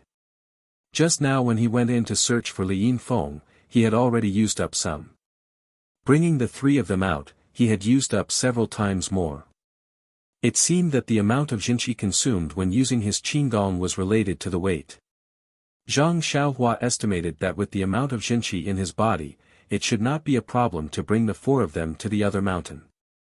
Thus, he took a deep breath and secretly activated his Heart Sutra. The Jinchi in his body circulated wildly, and with a tap of his foot, he executed the ethereal steps. His body floated up and landed on a treetop. Following that, he released his divine sense to the maximum and quickly rushed down the mountain. Although there were hidden sentries in the forest, it was already late. The entire mountain was only filled with the sound of the wind, the rustling of leaves and the occasional howling of animals. How could the people in the hidden sentries think that someone would pass over their heads? If not for the village chief repeatedly emphasizing the need for militarization and to strengthen the execution, they would have already run back to the village. Why would they be obediently looking at the somewhat white path in a daze? Thus, Zhang Xiaohua very easily led the four of them and avoided several hidden sentries. They safely arrived at the place where the date red horse was placed. Seeing that they were about to reach the place, Zhang Xiaohua was about to circulate his Jinqi when he suddenly discovered that his meridians were empty. There was not the slightest bit of Jinqi left. He could not help but be shocked. At this moment, his body was in midair. In a hurry, he said in a low voice, "Second brother, get down." He casually threw Zhang Xiaohu to the ground and his own body fell to the ground. Zhang Xiaohu was also a martial artist and his skills were naturally strong. Being in midair was actually the height of a tree, so of course it was not difficult for him. With a single stride, he jumped to the ground. Although the forest was pitch black, he was able to stand very steadily. At the same time, there was a sound next to Zhang and Zhang also very easily to the ground. Zhang landed on the ground. Zhang Xiaohu asked in a low voice, "Xiaohua, why aren't you walking? Have we arrived at the place?" Zhang Xiaohua bitterly smiled and said, "It's right in front of us. Right now, I don't have any Jinqi left, so I can't use Qinggong. I can only put you guys down." Li Yinfeng came down from Zhang Xiaohua's back and quickly asked, "Then, is your body okay?" Zhang Xiaohua said, "It's okay, big sister Li. After a while, I'll be fine. Let's go, the date red horse is not far ahead. We should quickly leave the mountain." Zhang Xiaohu asked curiously, "The night is pitch black, how do you know that the date red horse is just ahead?" Zhang Xiaohua smiled and said, "Feeling, second brother. A man's sixth sense." Thus, Li Yinfeng supported her mother and Zhang Xiaohu supported shopkeeper Li. Under Zhang Xiaohua's lead, they walked forward for half an hour before they found the date red horse. 5 people and only 2 horses. This made things a little difficult for Zhang Xiaohu. Manager Li said, "Nephew, this old man knows how to ride a horse. Why don't you let me and my family ride one, and you two ride the other? What do you think?" Zhang Xiaohua shook her head and said, "This place is very far from Lu Town. If the 3 of you ride together, the horse won't be able to withstand it. How about uncle and auntie ride one, and second brother and Li Yinfeng ride the other? Is that okay?" Li Yinfeng was a bit embarrassed. Shopkeeper Li thought for a bit and said, "This matter is urgent and is also forced by the situation. We can only do this. Fenger, let's do as nephew says." Li Yinfeng didn't know if she nodded or shook her head. It was too dark to see clearly, but she didn't say anything. Naturally, she agreed. Shopkeeper Li asked again, "Nephew Zhang Xiaohua, will you ride with us or with your second brother?" Zhang Xiaohua smiled and said, "I won't ride with you. I know Qinggong. I'll use it to catch up with you." Zhang Xiaohu said strangely, "How can that be? Your body is very light. You can ride the same horse as us. Why do you have to use Qinggong? Besides, you don't have any true qi in your body. How can you use Qinggong?" Zhang Xiaohua said, "Second brother, time is tight now. Why are you so wishy-washy? If I ride the horse, it will definitely be slower. Besides, if the people from the mountain village catch up with us, they will definitely catch up with us. Won't I be working in vain tonight? Besides, if I wait here for a while, maybe I can block them and let you run farther. Forget it.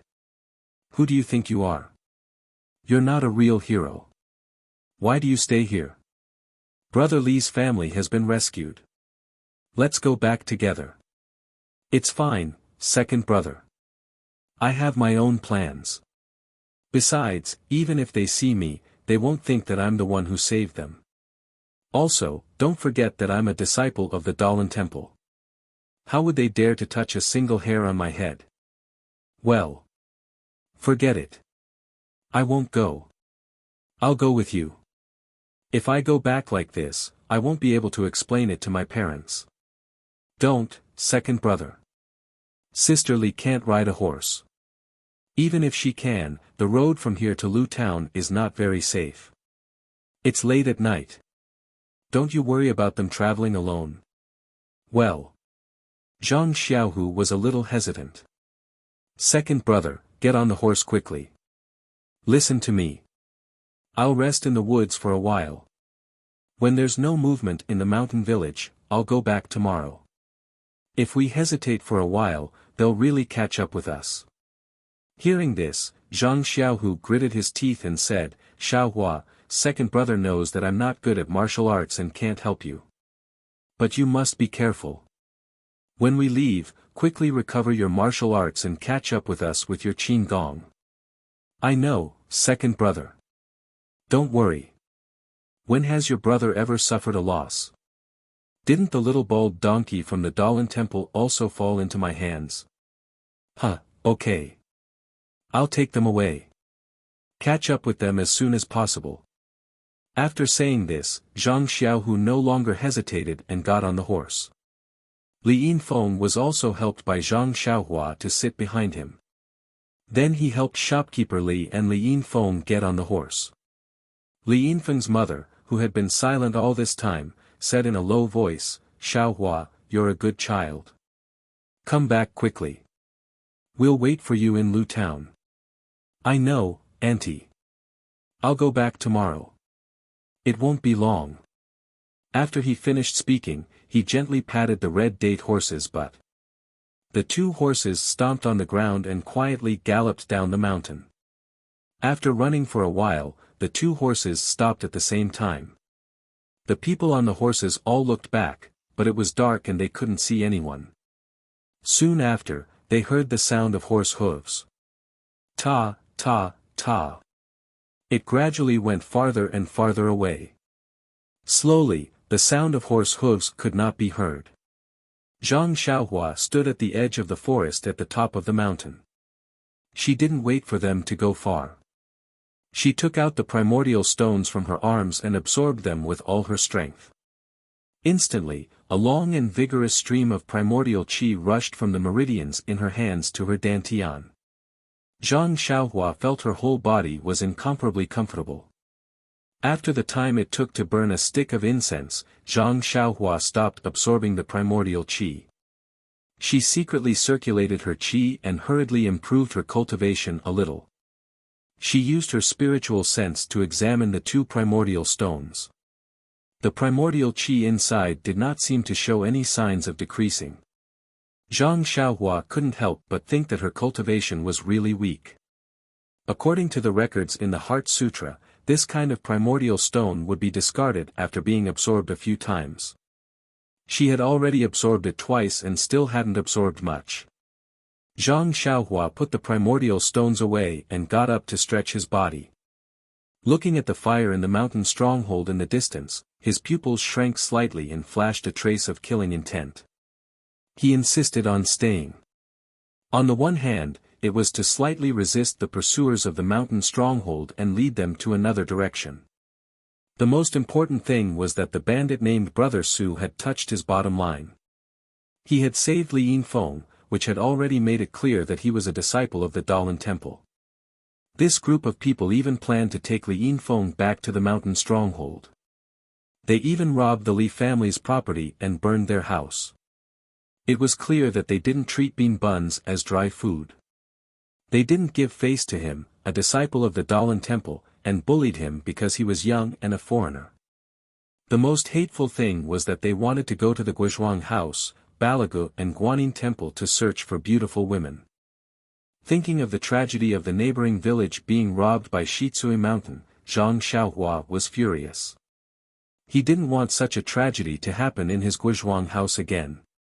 He didn't want the bandits to disturb the peaceful life of his family. For his parents, for his brother and sister-in-law, he had to stay. He had to stay and take the lives of those who had eaten the courage of the leopard. Zhang Xiaohua didn't even intend to let go of the head of the mountain stronghold and the messenger. If it weren't for his limited martial arts, he even wanted to destroy Shitsui Mountain. Of course, he couldn't tell his second brother about his thoughts and words. He knew that his second brother wouldn't let him take the risk alone. Perhaps he would stay, or perhaps he would take him away. However, neither choice was his own. He was more willing to destroy any enemies that threatened his family before they sprouted. With that thought in mind, Zhang Xiaohua reached into his bosom and took out the small sword. The feeling of it being his own arm made him feel a sense of pride. He thought to himself, small sword, did you not taste enough blood last time? Today I'm going to make a fortune. Then, with a tap of his toes, his figure floated to the top of a high tree. His divine sense swept forward like an antenna. His figure didn't stay in the forest any longer. Like a wisp of smoke, he rushed to the stronghold of Shitsui Mountain. The hidden sentries in the woods were even more slack and almost fell asleep. Zhang Xiaohua came to the bottom of the stronghold wall again. At this time, there were fewer people patrolling on the stronghold wall. Only a few people were wandering back and forth listlessly. Zhang Xiaohua found a chance and climbed up the stronghold wall. This time he didn't rush down, but looked up and looked around. Suddenly, he patted his forehead and laughed in his heart. Habitual thinking kills people. Chapter 251. The wall of the bandit stronghold of Shitsui Mountain was a small semicircle. In the middle of the wall, there was a square between the house and the wall. It was easy to be discovered from the square, but the wall was connected to the house. The left and right ends of the wall were built on the mountain rocks, and the houses of the stronghold were built against the mountain. As long as one walked to the end of the wall, one could walk to the house along the shadow. When Zhang Xiaohua went in, she didn't pay attention. In order to save time, she crossed the square at the risk of being discovered. And when she came back, she didn't think much. She just went back from where she came from. She never thought that if she walked to the end of the wall, she wouldn't be discovered by the bandits at all. Thinking that she was almost discovered with 3 people just now, Zhang Xiaohua secretly reminded herself that she should pay more attention in the future and carefully observe the terrain. She should never make such mistakes again.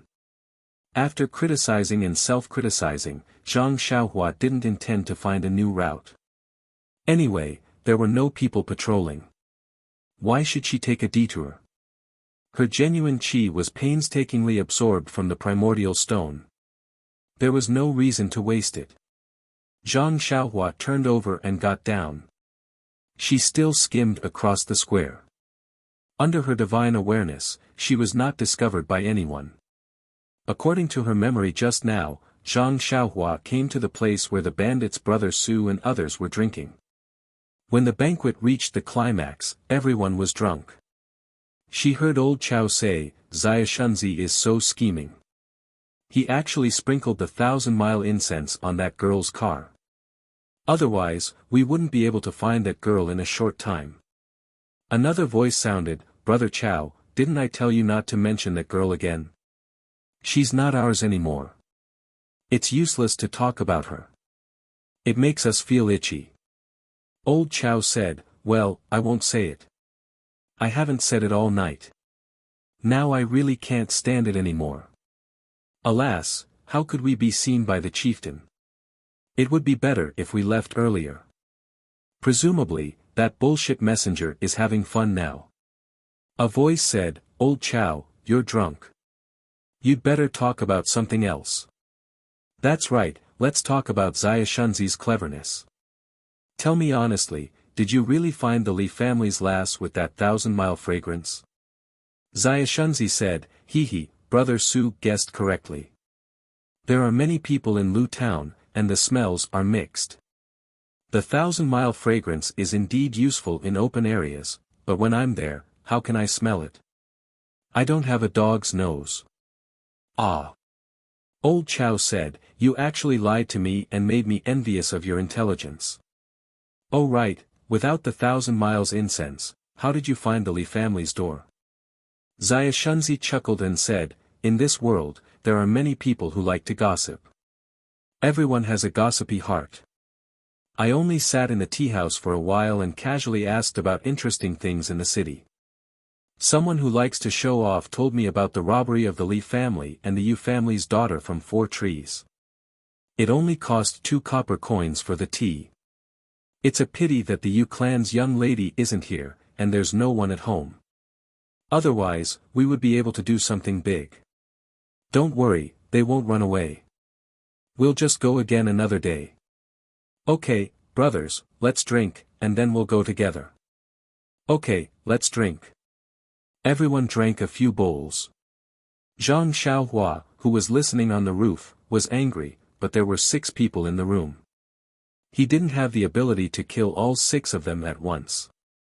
As long as one of them shouted, who knows how many people would hear it in this kind of night. At this time, Old Chow said, you guys drink, I'll go out and waterproof. After saying that, he left the room alone. Zhang Xiaohua was overjoyed and followed him to a corner. Old Chow stood crookedly, whistling while waterproofing. Zhang Xiaohua walked behind him and patted his shoulder. Old Chow ignored him and said, wait, I'm not done yet. Zhang Xiaohua continued to pat him. Old Chow anxiously said, who's so annoying? Are you looking for a beating? After saying that, he turned around and saw an unknown young man. Just as he was about to say something, the young man suddenly came forward with something in his left hand. With the help of the light from the window, he saw that the young man was actually holding a toy sword in his hand. Before he could take a second look, the sword was already at his throat. When the small sword reached his throat, it clearly paused, as if it was hesitating. Old Chow felt a wave of fear, but he didn't feel anything sharp at his throat. He immediately understood that it was just a toy, and the tip of the sword hadn't been sharpened. He couldn't help but grin, and said the last sentence of his life, where did this little brat come from? How dare you joke with me? Watch how I deal with you. After saying that, he reached out to grab the toy. At this time, another voice sounded from the side, Brother Chow, who are you talking to? Then, Old Chow felt a chill in his throat. Then, he covered his neck in disbelief and fell to the ground weakly. Even before he died, he didn't understand how this unsharpened toy could pierce his throat. The young man who killed him was Zhang Xiaohua. In fact, when his dagger was at Old Chow's throat, he did hesitate. After all, he had never really faced killing before, so he couldn't do it. However, the person behind him had blocked his escape route. If he didn't stab with his dagger, tonight's operation would be ruined. He could escape, but the Li family, Yu family, Guozhuang, and Balagu might suffer. In a situation where there was no way out, he had no choice but to stab with his dagger. When he pulled out the dagger, he saw Old Chow lying limp on the ground. His life was so easily dodged by him. He felt a wave of confusion in his heart, but soon after, he felt a wave of relief. So this was how killing people was, how easy it was to kill people. At this time, he was already unable to summarize his experience. There wasn't much time left for him. The person behind him was about to turn the corner. Zhang Xiaohua immediately slid to the side of the wall. The person just happened to lean out half of his body and was still saying, "You didn't drink too much, did you?" His words suddenly stopped. A small sword easily pierced his throat. It was gentle, like a lover's kiss. The only difference was that the lover left a red lipstick mark, while the small sword left a faint red. The people in the room didn't know that something was wrong outside. After drinking for a while, they still didn't see anyone coming back. Brother Su said, "Xia Shunzi, go with Shaoli and see what happened to old Chow and the other two. Did they really drink too much? Carry them back. It's still early, so it's not their style. Xiaoshunzi and the other person answered and came out. As soon as they turned the corner, they saw the two people lying on the ground. They laughed and said, "Old Chow, oh old Chow, I've never seen you like this. When you wake up tomorrow, how will I scold you?" Before the two people could go forward, Zhang Xiaohua descended from the sky. Her left hand held a sword, and her right hand formed a claw. She stabbed the sword into the throat and grabbed it with her other hand. With a slight force, there was a crack sound. Blood seeped out of the corner of the person's mouth and he fell to the ground. Zhang Xiaohua looked at the corpse lying on the ground. It was no longer as agitated and trembling as before. She whispered, "It's better to use a sword. It's clean and nimble." There were only two people left in the room, and they were both drunk. How could they be worthy of his attention? Brother Su was still drinking with the other person in the room when he heard a knock on the door. He couldn't help but frown and say, "You don't have hands. Open the door yourself." However, the knocking continued. He was angry. He got up and strode to the door. He opened the door and said, "Who the hell are you?" In front of him was Xiaoshunzi, who had just gone out. His eyes were closed and his head was drooping. Brother Su laughed and said, "Xiaoshunzi, don't tell me you just went out for a while and fell asleep." Unfortunately, Xiaoshunzi didn't reply. Brother Su felt that something was amiss. He was about to call someone over when he saw a short figure emerge from behind Xiaoshunzi. The faintly discernible face was actually very familiar. Brother Su called out, "Dalan Temple." Just as he finished speaking, a small sword pierced his throat. There was no resistance. Brother Su died with remaining grievances as he looked at the young boy in front of him and fell to the ground. There was only one person left in the room.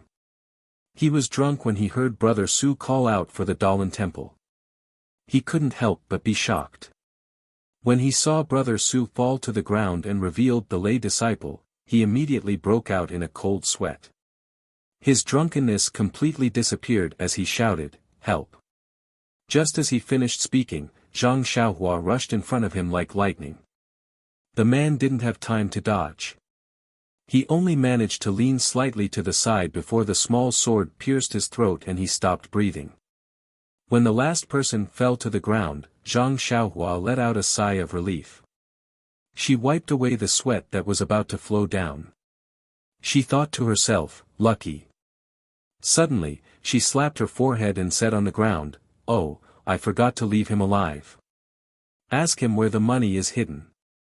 As she spoke, she used her divine sense to sweep the room. She didn't find anything. Presumably, the money was hidden somewhere else. Zhang Xiaohua didn't stay any longer. She carried the corpses into the room, blew out the light, and walked out. Just as she was about to leave, an idea flashed in her mind. Why not take the opportunity to kill the fort master and let Shi Chui Mountain be leaderless and peaceful for a few years? Moreover, she didn't get any benefits from this trip. Wouldn't it be a waste of effort? After making up her mind, Zhang Xiaohua floated up the room and sneaked toward the hall. In the hall, the banquet was not over yet. The two of them were talking about something. Zhang Xiaohua was not arrogant just because he had killed a few small fries. Although he did not know how good the martial arts of the head and the messenger were, the head could command the entire Shitsui mountain. How could he control the situation if he did not have some martial arts? Presumably, he was no match for them. If he wanted to kill them, it was better to do it suddenly. And the emissary seemed to be from some divine sect. Such people dared to come out to represent a sect. Which one of them wasn't a master? Zhang Xiaohua didn't think that he could beat them. Thinking of this, Zhang Xiaohua floated to the back of the inner hall. She used her divine sense to sweep around, trying to find a good place to hide. But before her divine sense found a hiding place, she found that there seemed to be a fluctuation of primordial chi under the ground of the back hall. Please collect, please tip, thank you. Chapter 252. Zhang Xiaohua used his divine sense to feel the fluctuation of primordial qi underground. He couldn't help but think of the basement in Zhang Qingyue's study in the Misty School. It was estimated that this was the secret room of the master of Shitsui Mountain. Then Zhang Xiaohua excitedly looked for the entrance to the secret room. If the entrance was found by others, it might not be easy to find. But under Zhang Xiaohua's divine sense, there was nowhere to hide. After several scans, he found the abnormality on the bed in the corner. When he found the mechanism in the corner of the bed, he couldn't help but praise secretly. If he really looked for it with his eyes, he might not find it. It seemed that the things in the secret room were really worth looking forward to. When Zhang Xiaohua lifted the bed and walked into the secret room from the bed, he saw a layer of light in front of him before he laid down the stairs. He couldn't help but be surprised. Was this the luminous pearl recorded in the book? Zhang Xiaohua lit the fire starter. What he saw in front of him made him stunned. In front of him was a space with a radius of 10 feet. On the right was a weapon shelf with some strange weapons. On the left were several big boxes. Looking forward, it was the place where he saw the light just now. There were several tables with a lot of jewelry and jade on them. The strangest thing was that beside the table, there was an incense burner that looked like the incense burner used in temples. There were 3 legs at the bottom and a ball at the top. However, this incense burner had a lid. Zhang Xiaohua used his divine sense to scan. The fluctuation of primordial qi was coming from this incense burner. He carefully walked forward and touched it with his hand. Then he opened the lid of the incense burner and looked inside. Yes, there were still a lot of burnt ashes in the incense burner. He really didn't know why the bandit brought the incense burner here. Suddenly, he remembered that he had heard the conversation between the messenger and the master on the roof. Was this what the messenger wanted to take? Hey, Zhang Xiaohua sneered. No matter what it was, as long as it was a treasure, why should he hesitate? Then, Zhang Xiaohua took out the money bag and put the incense burner into it. Then, without taking back the money bag, he first came to several big boxes and opened one casually.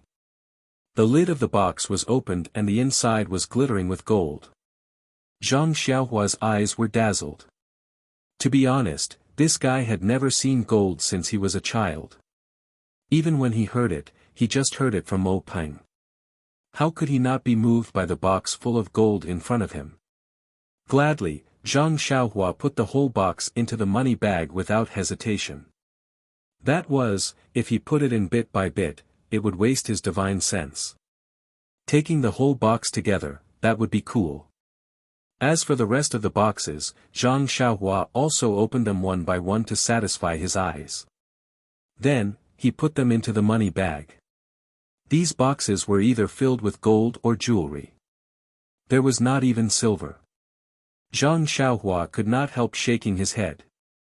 These bandits were so tasteless that they only took hard currency. Why didn't they store some silver notes? The gold and the like really took up too much space in the money bag. How could it be more convenient than silver notes? As for the luminous pearls on the table, there were actually a lot of them in the box. However, Zhang Xiaohua didn't want to waste, let go, or regret, so he put them all in his bag. As for the rare weapons, Zhang Xiaohua couldn't be blamed. He had never seen any weapons, so he didn't know how precious these weapons were. Moreover, these things didn't look as pleasing to the eye as gold and jewelry. Forget it, it's better to leave some for the bandits of Shitsui Mountain. After all, we are all educated people, so it's good to leave something for them to remember. Of course, these thoughts were also made by Zhang Xiaohua after his divine sense swept over the weapon rack. At this time, Zhang Xiaohua had faintly understood that only things with primordial qi fluctuations were what he needed. Suddenly, Zhang Xiaohua remembered that he seemed to have not used his divine sense to scan the small sword. It was easy to forget things around him. Then, Zhang Xiaohua wanted to separate a strand of divine sense to scan the small sword. At this time, he suddenly heard a soft sound above his head. Zhang Xiaohua quickly released his divine sense. Oh, no, Master Lu and Messenger Ing were standing in front of the bed. Even if he thought with his toes, he knew that they were not going to rest. He was blocked by someone. What should he do? Zhang Xiaohua quickly looked at some of the secret rooms that had just been searched by him and seemed to be empty. Where was there a hiding place? Zhang Xiaohua rolled his eyes and then made up his mind. He put away the fire starter, took out the big handkerchief from his arms, covered his mouth and nose, and floated up with his qin gong. Since he was caught like a turtle in a jar, he might as well fight to the death. Outside the secret room, Master Lu smiled apologetically and said, "Messenger, I have put that thing in the secret room later. I am the only one who knows about this secret room. I have already dealt with the other people who know about it. That thing will be fine if it is placed here." Emissary Ying said with a smile, "Actually, it would be easy for someone from my divine sect to get this thing. However, this kind of thing involves a lot of people. My sect finds it troublesome and the evil tiger gang is not in a good situation. That's why we came to Shitsui Mountain." "Hee, Chief Lu, I've said enough. I think you already know what to do. You must have guessed it." I know. "Messenger, don't worry. I know very well in my heart. The monk Jiao, who was set up by us, has already been dealt with by my men. Even if the monks of the Shaolin Temple come to the mountain, I will refuse to let them find any trace of the divine sect. However, about my small request. Master Lu, don't worry. Didn't I say that a big shot of my divine sect is coming soon? He is one of the 18 disciples of Lord Garuda of my divine sect. He has a prominent status. Your small request can't be any smaller. If he can come, it naturally shows that what you are doing is very important. Since you can complete it well, I will say a few good words in front of him. Isn't your future clear?" "Great, Lord Messenger, I have to ask for more. By the way, my secret room is filled with the inventory of Shitsui Mountain. There are still some things that I like. I hope Lord Messenger can accept some of them later." Hee, no problem. I don't know what can catch my eye in this remote place. I'm looking forward to it. Immediately, Master Lu opened the mechanism, revealing a secret passage leading to the underground. Master Lu looked at Messenger Ing and said with a smile, "I will lead the way." After that, he lifted his leg to get on the bed and was about to enter the secret passage. In the blink of an eye, just as he was about to step into the secret passage, a thin and weak figure dashed out from the deep secret passage with a whoosh and crashed into Chieftain Lu. Master Lu was calculating his own plan while taking into account the feelings of the messenger behind him.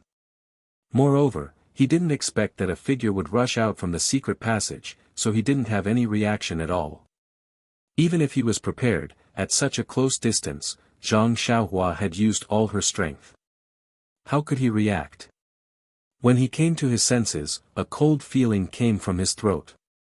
In an instant, he felt that all the strength in his body flowed out of his body along with this feeling. Before that beautiful future could warm up in his mind, it was pierced by the sudden assassination and disappeared without a trace. Before he died, the only sentence in Master Lu's mind was, "This world is full of surprises." When Zhang Xiaohua saw Master Lu collapsed on the ground, she pushed Master Lu's body towards Messenger Ing and didn't stay any longer. She exerted strength in her legs and soared into the sky, escaping out of the house. She was betting on this little bit of time. She thought that once she appeared, she would be able to catch them off guard and kill the weaker Master Lu. As for that Messenger Ing, even if he reacted, he might not have the time to block her. Moreover, if she could successfully escape out of the house, that messenger would definitely not chase after her because he still had to look into the secret chamber. Sure enough, when the messenger pushed the corpse away, it was already too late to block Zhang Xiaohua. Messengering looked at Zhang Xiaohua's figure that had just escaped and the dark entrance of the secret passage in front of him. He hid his feet and quickly scurried up the bed. After taking a few steps, he quickly lit up the fire starter. Looking at the empty secret chamber, his heart thumped and he knew that it was not good. He saw the figure that had just escaped clearly. It was a slightly weaker figure, like a youth. There seemed to be a dagger in his hand and then there was nothing on him. The incense burner that he wanted was huge and he wouldn't be able to carry it. The messenger looked around the secret chamber worriedly and didn't see any place to hide the incense burner.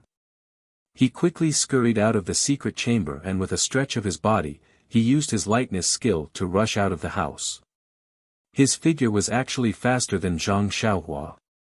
The disappearance of the incense burner must have something to do with the youth who came out of the secret chamber. Even if he didn't take it, he must have some clues. The key was that if he didn't chase the youth back, he couldn't explain it to the cult. When he chased out of the house and looked from a high place, the youth had already run far away. But he didn't go in the direction of the fortress wall, instead, he went to the back of the mountain. Could it be that he had reinforcements at the back of the mountain? The messenger gritted his teeth and chased closely. Even if there was an ambush, he had to bite the bullet. At this moment, how could he care so much? The back of the mountain of Shichui Mountain was also a lush forest. But the mountain was too steep and there was no mountain road leading down. So the bandits had always ignored it. Zhang Xiaohua ran to the edge of the cliff in a short time. When he looked back, messengering had already chased out of the house and was coming in his direction. Zhang Xiaohua sighed and touched the money bag in his arms. The ancient said, "Birds die for food, people die for wealth." They didn't deceive him. Then, he took out a vitality stone from his arms and held it in his right hand. He lowered his head to look at the mountain.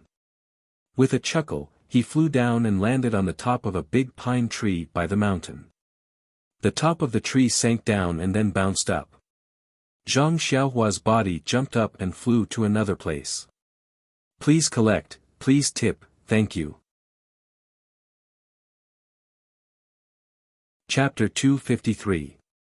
Since she couldn't escape the fate of being chased, it was better to face it calmly and make the best preparation. Anyway, her second brother and the people of the Li family had gone far away. The people who robbed the Li family in Lu town and the head of fort were killed by her. Messengering probably didn't have time or thought to find Li Yinfeng again. Zhang Xiaohua had a sense of heroism. In order not to exhaust the true qi in her body, Zhang Xiaohua had already prepared for a protracted battle. While absorbing the primordial qi from the primordial stone to replenish the true qi in her body, she used her lightness skill and Misty School's lightness skill to move freely in the forest. Although Messenger Ying's lightness skill was faster than Zhang Xiaohua's, Zhang Xiaohua was really cunning. In the beginning, her lightness skill was a little obscure and she was almost caught by him several times. But as time went by, her lightness skill became smoother and her speed increased a lot. She was almost on par with Messenger Ying. Messenger Ying was angry. Wasn't he making fun of him? How could he practice lightness skill in front of him? However, he was not worried. Although the young man's lightness skill was good, he was limited after all. Even if he started practicing internal strength when he was in his mother's womb, he might not be as powerful as him. When he ran out of strength, wouldn't it be easy to catch him? The two people, one chasing and one running, gradually went far away from Shichui Mountain.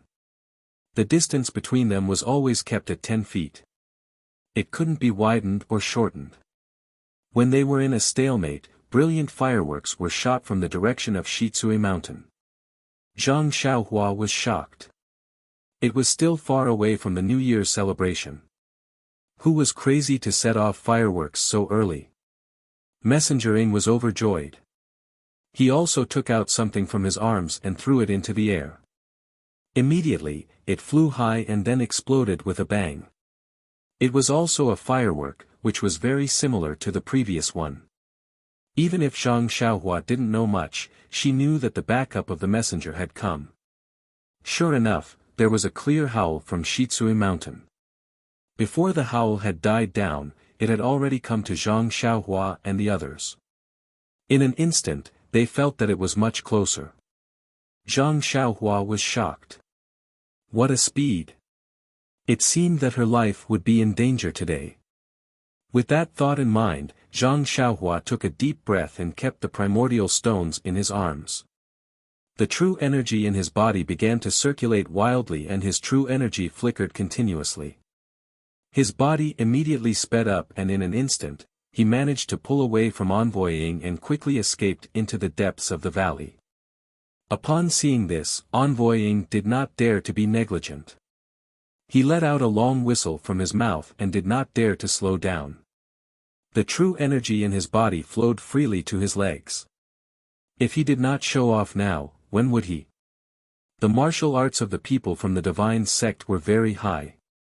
When the whistling stopped, they were already halfway through the chase. When Zhang Xiaohua took the time to look back, under the moonlight, a faint black dot had already appeared in his field of vision. Zhang Xiaohua did not dare to be the slightest bit negligent.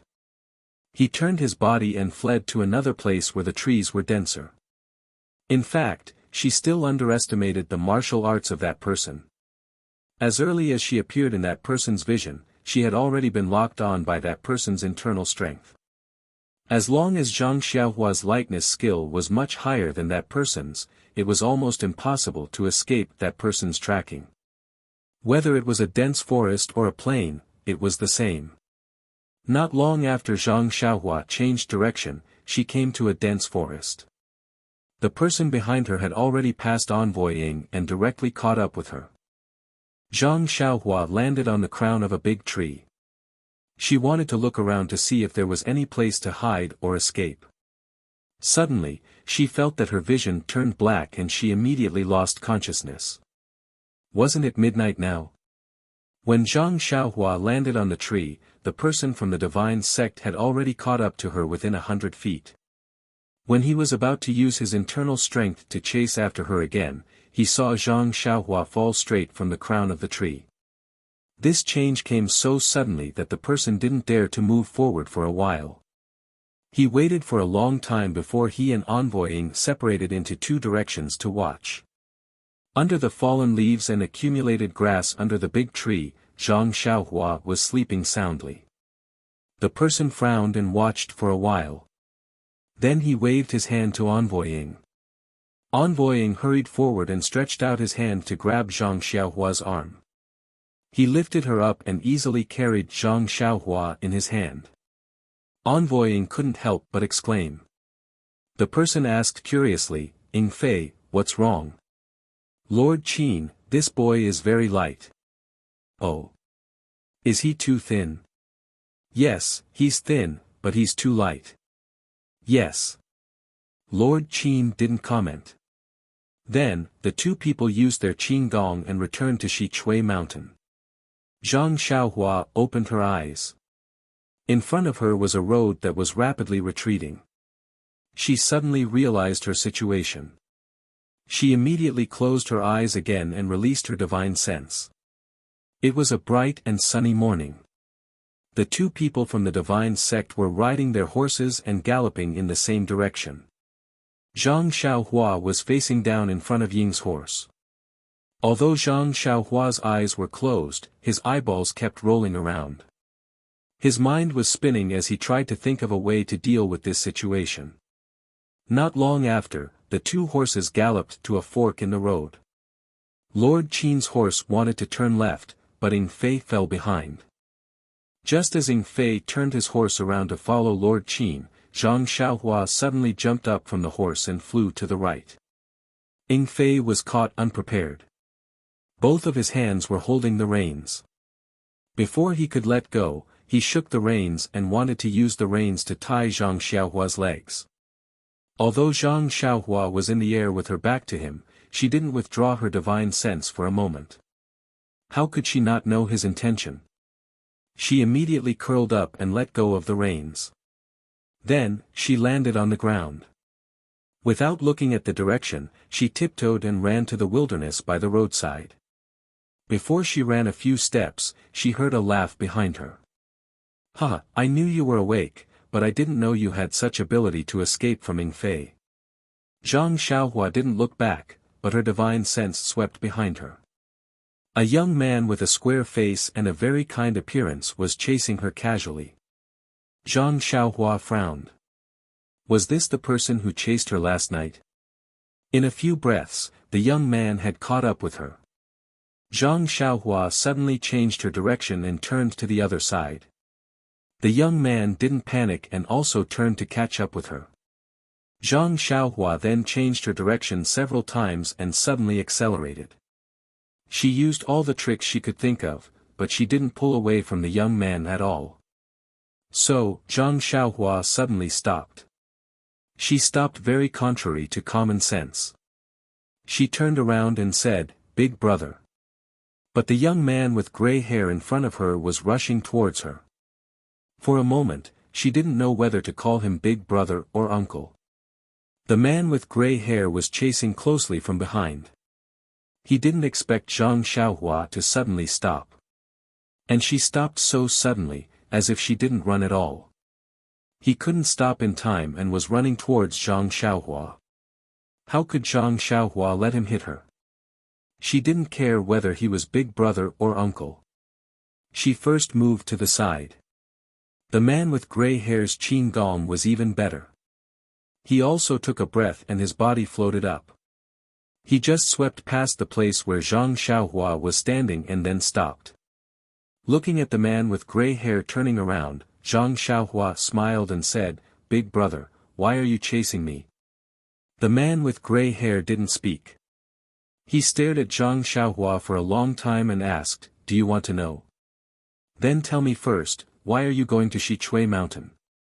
Zhang Xiaohua rolled her eyes and said righteously, "I'm going to enforce justice on behalf of heaven. The bandits of Shichui Mountain are running amok, killing people and setting fires. They are full of evil. As a disciple of the Dalan Temple, of course I have to be merciful and send them to Buddha's paradise." "You? A disciple of the Dalan Temple?" The man with gray hair's serious face suddenly became very funny, as if he saw the funniest thing in the world. He couldn't help but laugh and said, "You actually said in front of me that you are a disciple of the Dalan Temple. Do you know who I am?" Zhang Xiaohua secretly said in her heart, "This is bad. Li Gui has met Li Kuei. This time I'm exposed. Could it be that this guy is the real disciple?" Zhang Xiaohua hurriedly cupped her hands and said, "Could it be that this big brother is also a disciple of the Dalan Temple? Hey! A group of baldies from the Dalan Temple, are they worthy of being my master?" The man with gray hair had a face of disdain. "Then, big brother is? Tell me who your master is first." "Master? Hee, didn't I tell big brother already? I am from the Dalan Temple." "Who is your big brother?" "Call me Lord. Also, you are definitely not from the Dalan Temple. It is useless to say this in front of me. Big brother, oh, Lord, this one does not have a master. This one is self-taught." "Self-taught? Hee, your movement technique has the shadow of the ethereal steps, but it is not exactly the same. Could it be that you are related to the Misty School?" The man with gray hair was somewhat suspicious. "Misty School?" Zhang Xiaohua rolled her eyes and said with a smile, "You guessed right. I am the direct disciple of the Misty School's leader O Peng. If you don't want to offend the Misty School, quickly let me go." "Ha ha ha." The man seemed to have heard something funny. He laughed and said, "Your movement technique is only 30% similar to the ethereal steps. You actually dare to boast that you are a disciple of the Misty School. Not to mention that you are definitely not a disciple of the Misty School. Even if you were a disciple of the Misty School, if I took you, they would not dare to say a word. Oh no, where did this big brother come from? Right, divine sect, what kind of sect is this divine sect? Poor Zhang Xiaohua only knew about the Misty School, the Dalan Temple, and the evil Tiger Gang. The other sects were a blur to her eyes. Naturally, she did not know what this divine sect was. Seeing that Zhang Xiaohua did not speak, the man asked again, I don't care which sect you are from. I just want to know why you went to Shichui Mountain. You killed their chief and 6 small fries. What is the reason? Zhang Xiaohua quickly waved her hand and said, Big brother, you misunderstood. I only killed the chief. The others were not killed by me. Chapter 254. Forget it. The gray-haired man's personality seemed to be very kind as he retorted, although my subordinates did not see you kill those 6 bandits, but from the wounds on their throats, I could easily see that you killed them with the small sword in your bosom. Hearing this, Zhang Xiaohua could not help but touch his bosom. Luckily, the small sword and money pouch were still there. The 4 small primeval stones were also still there. Zhang Xiaohua's face was embarrassed from being exposed and said, So you all know, hee.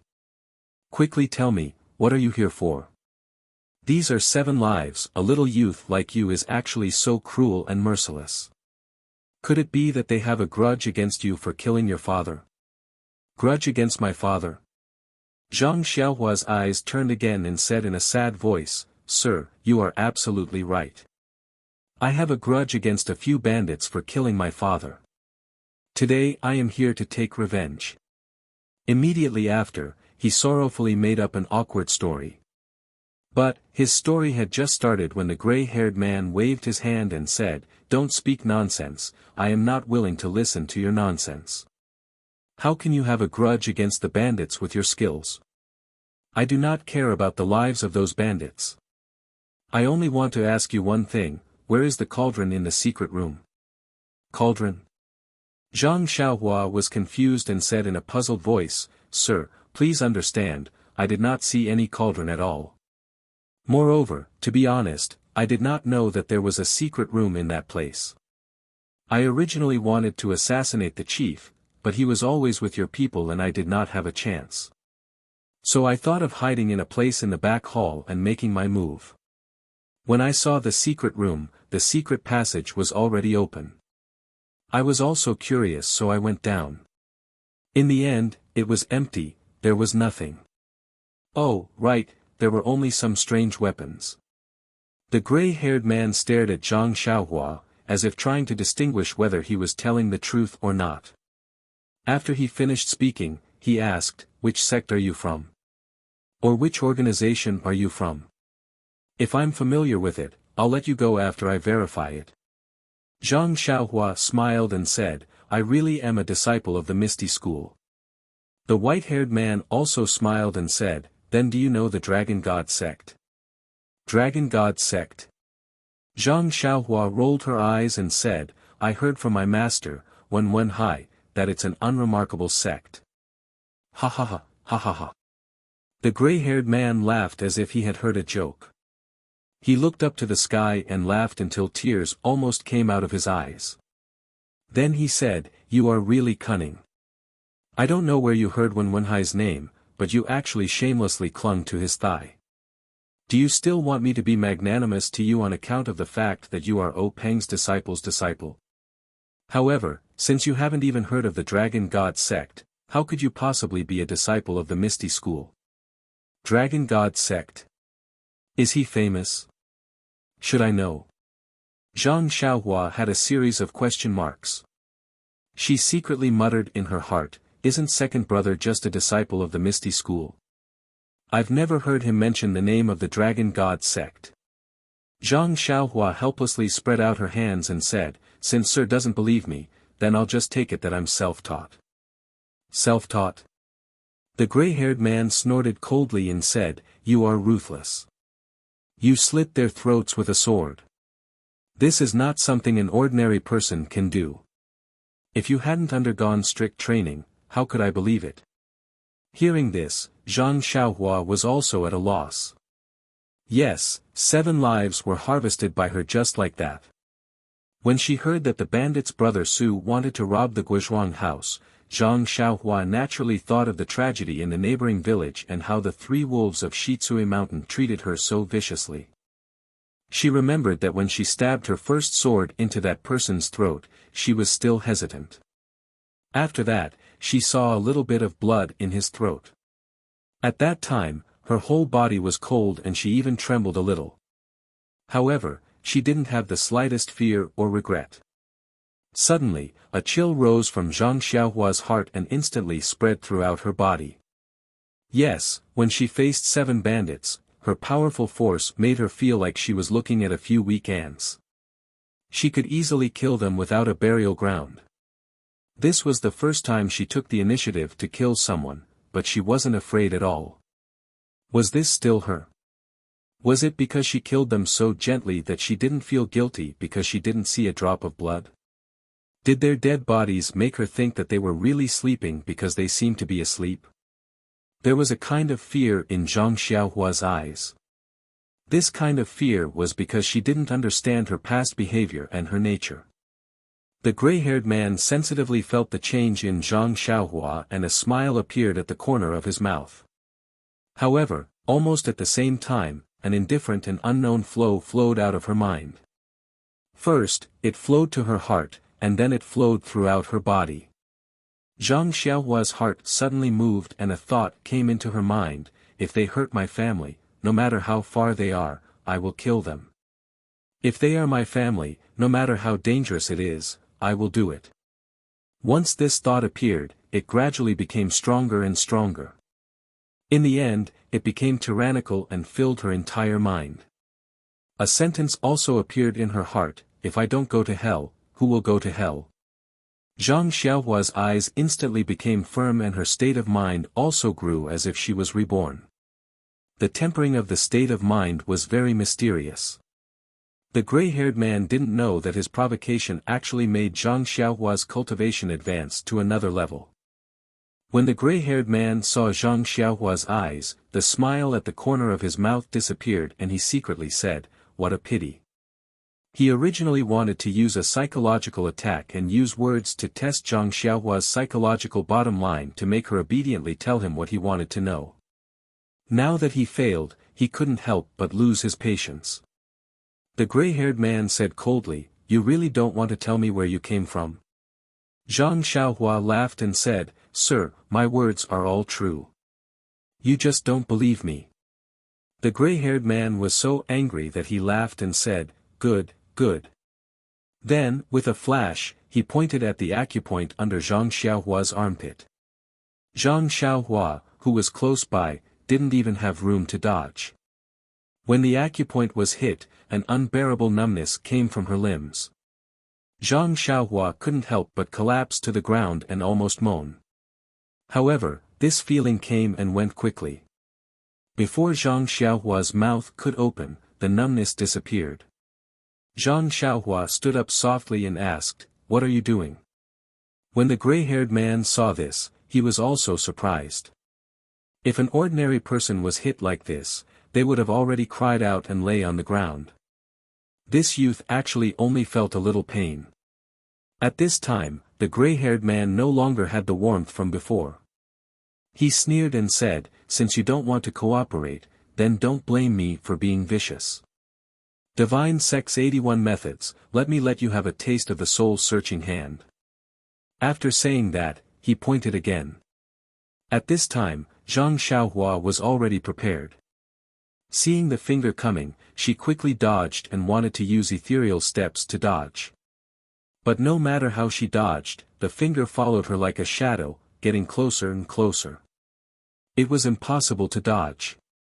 Was this the difference between a martial arts master and himself? Zhang Xiaohua asked herself. This gentle finger seemed to be gentler than the previous one. Unfortunately, this finger contained 40% of the gray-haired man's inner strength.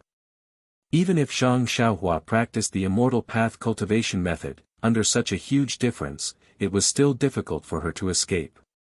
Her body that had been tested by the 2 little monks in the Dalan temple, seemed to have been struck by lightning. An indescribable pain came from her 4 limbs. Her whole body's strength was instantly sucked out. That pain passed through her whole body and drilled straight into her brain. Like a spiritual awl, it fiercely pierced into Zhang Xiaohua's brain. Zhang Xiaohua lay weakly on the ground, her whole body twitching. Large beads of sweat dripped from her head. She couldn't help but moan softly. It was indeed the soul-searching hand. The pain only passed after half an incense's time. Zhang Xiaohua lay on the ground as if she had collapsed. She was too lazy to even move a finger. That pain was very strange. It was so painful that she almost fainted. But even if she wanted to faint, she couldn't. Her heart was abnormally clear. The gray-haired man was still as warm as before. He smiled and asked, "This little hero, now can you tell me where the cauldron is?" Zhang Xiaohua said softly and weakly, "This. Sir, this one has indeed never seen the cauldron. How do you want me to tell you?" The gray-haired man's eyes flashed coldly. He raised his leg and was about to attack again. But he tilted his head and looked at the time. He smiled and said, "Hee, trying to be brave? It's okay. There's plenty of time to let you know. The divine sect has many techniques. I'll let you taste them one by one. I'd like to see how long you can last." After he finished speaking, he stretched out his 5 fingers and grabbed Zhang Xiaohua's acupuncture point. His strength penetrated through her bones. Zhang Xiaohua's body immediately stiffened. She couldn't move at all. She was caught in his hand. At the same time, the gray-haired man was also surprised. Was this young man really a disciple of the Dalan Temple? Did he grow up eating vegetables? On the side of the road, Ying Fei was obediently pulling 2 horses. When he saw Sir Qin return, he smiled and said, "Sir Qin is still the best. No matter how cunning this guy is, he's still not your opponent." Sir Qin frowned and said, "Ying Fei, are you praising me or scolding me?" Ying Fei quickly explained respectfully, "How would I dare? Sir is an elite of the divine sect. I can only admire and respect you. How would I dare to have any other thoughts? But the information about the cauldron." Sir Qin looked at the dispirited Zhang Xiaohua in his hand and said, "I don't know which sect this guy is from." "Oh, right, I haven't even asked for his name." Zhang Xiaohua opened her mouth. How could she say anything? Sir Qin's internal energy was very strong. This time, Zhang Xiaohua couldn't even speak. Sir Qin didn't seem to want to ask for his name. He continued, "This guy's mouth is very tight. I can't see where his martial arts come from. If it was something else, it would be fine. If I can't find it, I can just kill him. But this cauldron is something that the sect leader wants. You have to give the sect leader an explanation. Please vote for me. Thank you." Chapter 255. I understand. This is called casting a long line to catch a big fish. Ying Fei said with a smile. Yes. Since we have already caught him, we might as well take him with us. If we beat the small one, how can the big one not come out? There are many powerful techniques in our sect. If we use one every day, I don't believe that we can't make him talk. Lord Qin said fiercely. Although Zhang Xiaohua could not move his body, he could still hear. He had already released his spiritual sense. He could not help but complain in his heart. He was alone. Where did the big one come from? It seemed that he could not escape from the daily torture. Ying Fei hesitated and said, "Lord Qin, but we have to keep this a secret. If we take this burden with us, we can't guarantee that the secrets of our sect will not be revealed." Lord Qin said unhappily, "Do I need you to teach me how to do things? If we don't force this guy's backer to hand over the tripod furnace, you will bear the responsibility alone." I don't dare. Moreover, when this is over, as he spoke, Mr. Qin's voice became softer and he made a chopping motion. Ing Fei immediately said respectfully, Mr. Qin is brilliant. Zhang Xiaohua's divine sense had already detected all of this, and he couldn't help but feel anxious. This Lord Qin's martial arts were clearly superior, and he couldn't compare to him. If he were to fall into his hands like this, he would lose his life sooner or later. Only by making preparations to escape would he have a glimmer of hope, but how could he escape? Zhang Xiaohua's mind was filled with a myriad of thoughts. The two people of the divine sect naturally did not know that their plan had been known by Zhang Xiaohua. In fact, even if they knew, they would not care. In their eyes, Zhang Xiaohua was just like a bandit in Zhang Xiaohua's eyes. Maybe he was even worse. They could end Zhang Xiaohua's life at any time. Why would they care if their plan was known by him? The two of them got on their horses and continued their journey. Zhang Xiaohua was still placed on Ing Fei's horse. His meridians were sealed by Lord Qin, so he didn't have any strength left. He could only lie weakly on the horse's back, lowering his head to study the mysteries of the horse's hooves. He was also secretly looking for a way to escape before he could release his spiritual consciousness. Zhang Xiaohua could not help thinking. The two people from the divine sect asked about the 7 people she had killed, but they did not ask about Li Yinfeng. Presumably, Ing Fei had already forgotten about Li Yinfeng after Master Qin's sudden appearance. The bandits in Shizui Mountain must be in a mess now. Who would think of the 3 members of the Li family? The 6 bandits had already been killed by him. Ing Fei and Lord Qin definitely didn't know that he was here to save people. As long as he didn't say anything, no matter how hard they tried, they wouldn't know where he came from. He had already told them the truth, but they just didn't believe him. There was nothing he could do. Zhang Xiaohua secretly laughed. It seemed like he had to give himself an identity. If it were not for the fact that the muscles on his face could not move, a sinister smile would have already appeared. Not to mention that Zhang Xiaohua had spent a lot of effort to find a cheap backer for herself. The two people from the divine sect traveled for half a day and came to a barren place. Ing Fei said, Lord Qin, it seems that we are a little late. Is that kid from the evil tiger gang still waiting there? Lord Qin said, isn't it because of that guy on your horse? However, although that kid Situ of the evil tiger gang is a cautious person, if it was a normal person, he would have left long ago. Fortunately, this place is far from the evil tiger gang. Maybe he is still waiting. Ing Fei said with a smile, isn't it because of Wan Jianfeng? They are guarding their own base and not managing it well. Why did they interfere with the evil tiger gang? What value does this kind of small gang have? Lord Qin said, they don't wake up early if there are no benefits. According to Situ Liang's information, Wan Jianfeng does not seem to be interested in the evil tiger gang. He is only using the evil tiger gang as a cover. As for what they are doing, even Situ Liang did not find out anything.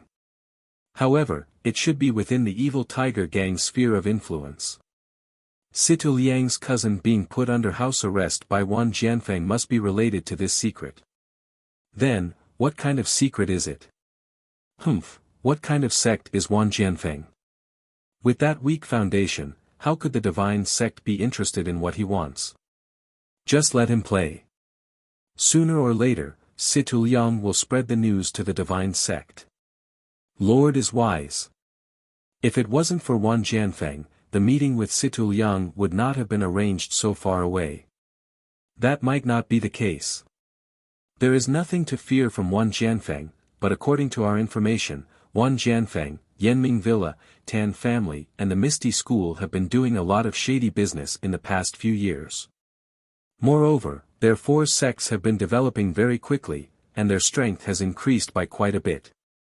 Especially the Misty School, they have actually swallowed the Luo Shui gang. They are like a tiger that has grown wings. Moreover, the number and quality of their elite disciples have increased by several times. The Misty School is a large sect, so if they are given a chance, they will inevitably become an obstacle to the divine sect. So, we cannot be careless about anything related to the Misty School. This little one understands. However, these four sects don't seem to be very harmonious. Moreover, even if our divine sect doesn't care, the Dalan Temple, Fragrance Cult and the Righteous Alliance might not be at ease with the threat of the Misty School. You're right. The people of the Righteous Alliance are always scheming against each other. They are all hypocritical and cannot form a united force. Otherwise, where would our divine sect find a place to stand in this world? Lord is wise. It is because our divine sect's 8 division heavenly dragons support each other and are as close as brothers that the divine sect is able to prosper. That's right. This is all thanks to sect leaders' wise leadership. Long live the divine sect, unify the Jianghu. The two of them did not hide their conversation from Zhang Xiaohua. They must have already decided Zhang Xiaohua's fate. Zhang Xiaohua was also sweating profusely. The more secrets she knew, the harder it would be to keep her life. But where was the escape route? Ying Fei led Lord Qin to a dilapidated temple. Using his divine sense, Zhang Xiaohua saw a young man who wasn't even 30 years old. He was sitting there cross-legged with a bag in his hand and a sword on the ground beside him. Lord Qin was far away from the dilapidated temple and he smiled. The person in the broken temple heard the sound of horse hooves outside. He stood up alertly and rushed out of the temple. He stuck out half of his head to take a look, then quickly came out to greet them. Lord Qin and Ying Fei jumped off their horses at the entrance. The young man took over Lord Qin's reins and led the horses into the broken temple. After that, the young man looked around and carefully closed the door. The 2 horses were tied to a withered tree in the temple. Zhang Xiaohua was still lying on the horse. No one paid any attention to her. The young man entered the temple and bowed to Lord Qin and Ying Fei. This little one is Situ Liang. Greetings to Lord Qin and Envoy Ying. Lord Qin smiled, get up Situ Liang. This lord had some small matters and was delayed. Sorry to have made you wait. Situ Liang replied, it's fine, it's fine. This little one also just arrived. Envoy Ying said, Situ Liang, Lord Qin already praised you on the way here. You did a good job. You are a promising talent. When you present the things you brought to the cult master, no matter if the cult master is willing or not, Lord Qin will put in a good word for you. If there is a chance, he will bestow our sect's divine technique for you to cultivate. Situ Liang was overjoyed and bowed deeply, thank you Lord Qin, thank you Envoy Ying. Lord Qin said kindly, you are the one who worked hard. We are just the middlemen. Situ Liang immediately said, I don't dare. This is all thanks to Lord Qin and Envoy Ying. Situ Liang then talked about some matters in the gang and Wan Jianfeng. Only then did he hand over the bag in his hand. He smiled, Lord Qin, after receiving the message from the cult, this little one sent people to search everywhere. This is what I found recently. I don't know if it is to the cult master's liking. Lord Qin carefully opened the bag. A few small antique items were revealed. Jade pendants, jade hairpins, jade bracelets, and so on. Under Zhang Xiaohua's spiritual sense, many of the items were giving off energy waves. Lord Qin looked at them and carefully examined each and every one of them. Situ Liang watched from the side with a nervous heart. When he finished looking at the last item, he closed the bag. Lord Qin said, not bad, they are all very good. Only then did Situ Liang relax. He smiled, as long as it is to your liking, as long as it is to your liking. Lord Qin smiled, whether it is to your liking or not, it is not up to me to decide. We will only know which one of these items is to the cult master's liking after we take the item back. However, with the evil tiger gang's ability, it is already rare for you to be able to take out these items. When we return, there will definitely be a great reward. Situ Liang was overjoyed and said, if that's the case, then thank you, sir and envoy. Lord Qin waved his hand. Just as he was about to say something, he suddenly frowned. He threw the bag to Envoying, and with a flash, he jumped out of the ruined temple like lightning. In the courtyard, Zhang Xiaohua, who was lying on the horse's back, suddenly flipped over and jumped into the air. She jumped onto the wall and was about to escape. Seeing that, Lord Qin also jumped onto the wall like an arrow. It was as if the wall was right in front of him. He caught up to Zhang Xiaohua, who was about to use her qinggong, and lightly smiled, "Brat, you sure are arrogant. There are not many people in the Jianghu that can escape from my hands." After that, with another point, Zhang Xiaohua fell down. She fell straight down from the wall. Her entire body curled up into a ball. She gritted her teeth as if she was enduring the pain. Actually, when Envoying tied up the horse, Situ Liang had already seen Zhang Xiaohua on the horse. However, how could he dare to ask about something like that? Now that he saw the abnormality, he carefully asked, "Sir, this young man." Lord Qin looked at Zhang Xiaohua, who was in extreme pain on the ground, and said, "It's nothing. It's just a small matter." Seeing that Lord Qin did not want to say anything more, Situ Liang quickly said, "Lord Qin, please give the item to the cult master. Also, please put in a good word for me. My evil tiger gang is very far from here, so I need to hurry back. Otherwise, Wan Jianfeng's people will become suspicious." Lord Qin said, "You haven't found out why Wan Jianfeng is here, right?" Situ Liang shook his head, "No, they are very mysterious. Their martial arts are also stronger than mine, so it's not easy to find out." Chapter 256. Lord Qin comforted him, "With your martial arts, you have already done very well. Of course I know that. However, since Wan Jianfeng's goal is so mysterious, he must have a big background.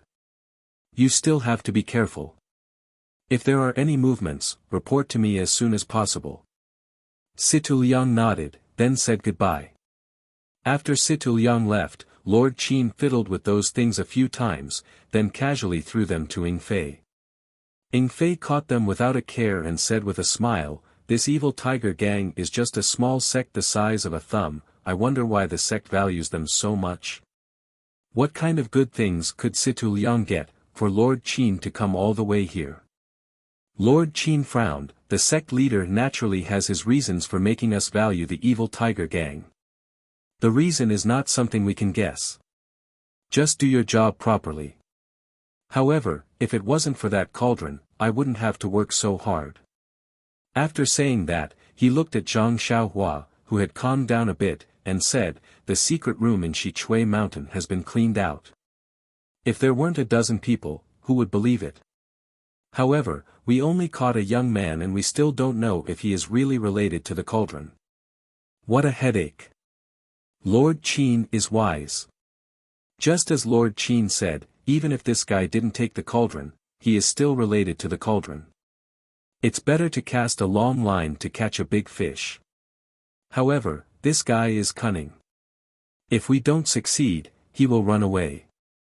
Why don't I cripple his martial arts and make him follow us obediently?" Hearing that, Lord Qin frowned even more. He said unhappily, Ing Fei, what do you want me to say about you? Nothing good comes out of a dog's mouth. You have been my subordinate for a long time. Why haven't you improved at all?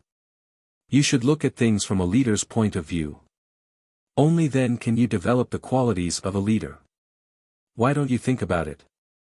If I could cripple his martial arts, would I still be waiting for you to speak?" Ing Fei saw that his words were wrong and said in a panic, "Lord Qin, please enlighten me. I really don't understand." Lord Qin said, "Think about it simply. This young man is not even my opponent. I crippled his martial arts just because I was afraid he would run away. If this spread to Jianghu, what face would I have left? As a superior, one must be able to toy with people in the palm of one's hand. No matter how they twist and turn, they will not be able to escape. This is the best way to show off one's methods. With your petty thoughts, Sai, you won't be able to achieve anything great. This humble one doesn't dare. It is the honor of this humble one to work under Sir. How could I have any extravagant hopes? Master Qin waved his hand and said, forget it. You'll learn about this slowly. Let this young man escape a few more times and let him suffer a little. Then he'll understand his situation and obediently wait for others to save him. Understood, my lord. Shall we go to the Ma family in Xinji town now? That's right, let's go to the Ma clan. In recent years, the Ma clan has been getting closer to the righteous Dao alliance. It seems that they have some children by marriage. However, the sect leader has instructed us to let nature take its course if it's true love. Otherwise, we don't have to be polite. Hierarch is wise. However, sir, it seems that the hierarch is too merciful. Well, the sect leader. The sect leader's words are worth 10,000 words. Don't say too much. Master Qin seemed to be a little hesitant. Then, he looked at Zhang Xiaohua on the ground and said, by the way, find a horse for him. It's easy to see him on a horse. Moreover, the Ma clan in Xinji town is also a big local family. We have to go there respectfully, right? By the way, I haven't asked for this fellow's name. 2 days later, on the official road leading to Xinji town, 3 horses were moving slowly. The one in front was a middle-aged man in his 30s. His face was kind and amiable, but his gray hair was eye-catching. Behind him was an ordinary man in luxurious clothes. He was talking to the man with gray hair with a charming smile on his face. The man with gray hair listened quietly and occasionally replied with a few words. Finally, there was an ordinary young man with a dispirited and pale face. He was silently riding the white horse under him, looking around with his eyes darting around. It was Master Qin, Ying Fei, and Zhang Xiaohua. Ying Fei smiled and said, Sir, we'll reach Xinji town in 30 minutes. It's still early now. Why don't we get off the horse and rest for a while? Master Qin said, You're tired after walking for half a day. Where's your kung fu? You're not even as good as Ren Xiaoyao. Didn't you see that he was still very energetic after being dislocated this morning? Ying Fei glanced at Zhang Xiaohua and said with a smile, That's right. I only know how to do things for you. How can I know that this fellow is only thinking about escaping? Of course, I'm very energetic. After coming out of the ruined temple that day, under Ying Fei's interrogation, Zhang Xiaohua casually found a name for himself. He called himself Ren Xiaoyao. And in these 2 days, Zhang Xiaohua spent a lot of effort looking for opportunities to escape, but they were all seen through by Master Qin. Even when Zhang Xiaohua ran away last night, Master Qin didn't bother to chase after him.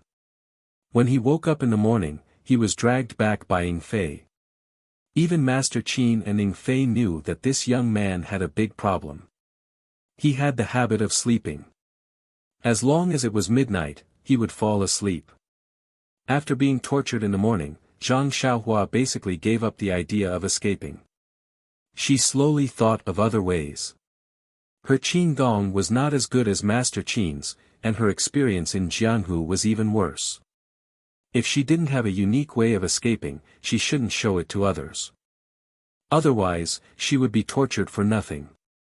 At this time, Zhang Xiaohua secretly took out a primordial stone and silently absorbed it to strengthen her internal strength. The 2 people from the divine sect were fierce. Every day, they would hit Zhang Xiaohua's acupoints and torture her to find out the whereabouts of the cauldron. But they didn't care about other things. At least, after Master Qin and Ying Fei looked through the money bag in Zhang Xiaohua's arms, they didn't look at it again. Although they were a little surprised by the 4 small stones in Zhang Xiaohua's arms, they thought about Zhang Xiaohua's age and returned it to him. As for the common things like the golden hairpin, they didn't even look at it. Seeing a big tea shed on the side of the road, many people came in and out to drink tea. Master Qin thought for a while and said, Let's go to the tea shed in front and drink some tea. We can also listen to the interesting things in Xinji town. This place was very close to the town. Many people were willing to rest for a while to refresh themselves before entering the town. Therefore, the shed was not small and there were many people. The three of them got off the horses. No one came to greet them. Master Qin threw the reins to Ing Fei.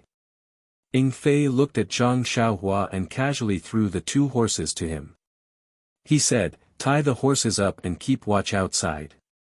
Don't think about running away. You can't run away in front of Master Qin. If you run away this time, I'll ask Master Qin to break your legs." Zhang Xiaohua took the reins. He didn't need to release his spiritual consciousness to feel Master Qin's attention on him. He smiled bitterly. Not only was he going to be a prisoner, but he also had to be a servant. He led the three horses to the side and tied them up, allowing them to graze freely. He took out a primeval stone from his bosom and held one in each hand, using his heart technique to absorb it. Zhang Xiaohua had even decided that from tonight onwards, he would not run away. He would absorb the primeval qi from the primeval stones. Anyway, when he was asleep, he seemed to be able to use his heart technique. Master Qin looked at Zhang Xiaohua. Seeing him standing there obediently without any abnormalities, Master Qin knew that he had suffered a lot and didn't try to run away again. Therefore, he didn't pay too much attention to him. When they entered the tea shed, there were no empty tables. Ing Fei looked around and quickly walked to a table in the corner. He gave each person some money and asked them to leave. Master Qin sat down. Ing Fei took out a white cloth from his pocket and carefully wiped the teacups and teapot. Then, he took out a paper bag and poured out some tea leaves. He asked someone to pour some water to brew it. Originally, the tea house was bustling with activity, but Lord Qin's actions immediately silenced everyone, and even their voices quieted down. Master Qin came to the tea shed to gather information. When he saw this scene, he couldn't help but glare at Ing Fei. Then, he picked up the teacup and looked carefully. Only then did he relax and take a sip. Ing Fei couldn't help but feel wronged. "Master, I didn't do this on purpose. If it was tea from the tea shed, would you drink it? Even if I didn't use my own tea set, you still wouldn't like it."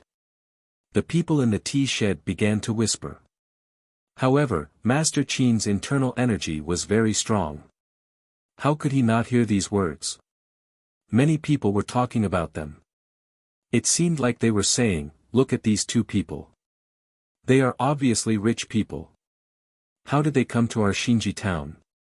Of course, they are here to attend Old Man Ma's 68th birthday. Yes, that's right. Ever since Old Man Ma's eldest granddaughter married Qiu Shidao of the Heavenly Dao Alliance, the Ma family's status has become more and more prominent. Even the government has to be polite to them. Yes, I think this person in front of us is the young master of that family. Oh, looking at his age, maybe he is the old master. He encountered some Jianhu situation and came to Old Man Ma to seek justice. Bah, you're right. I think he is Old Man Ma's nephew. He is here to celebrate Old Man Ma's birthday. Nowadays, the world is full of singing and dancing. How can there be any injustice? All kinds of words were incessant. Master Qin frowned. What were they talking about? He was one generation lower than them. These Jianhu rumors were really true. Ing Fei saw Master Qin frown and wanted to stand up. Master Qin quickly waved his hand to stop him. They were already sitting here.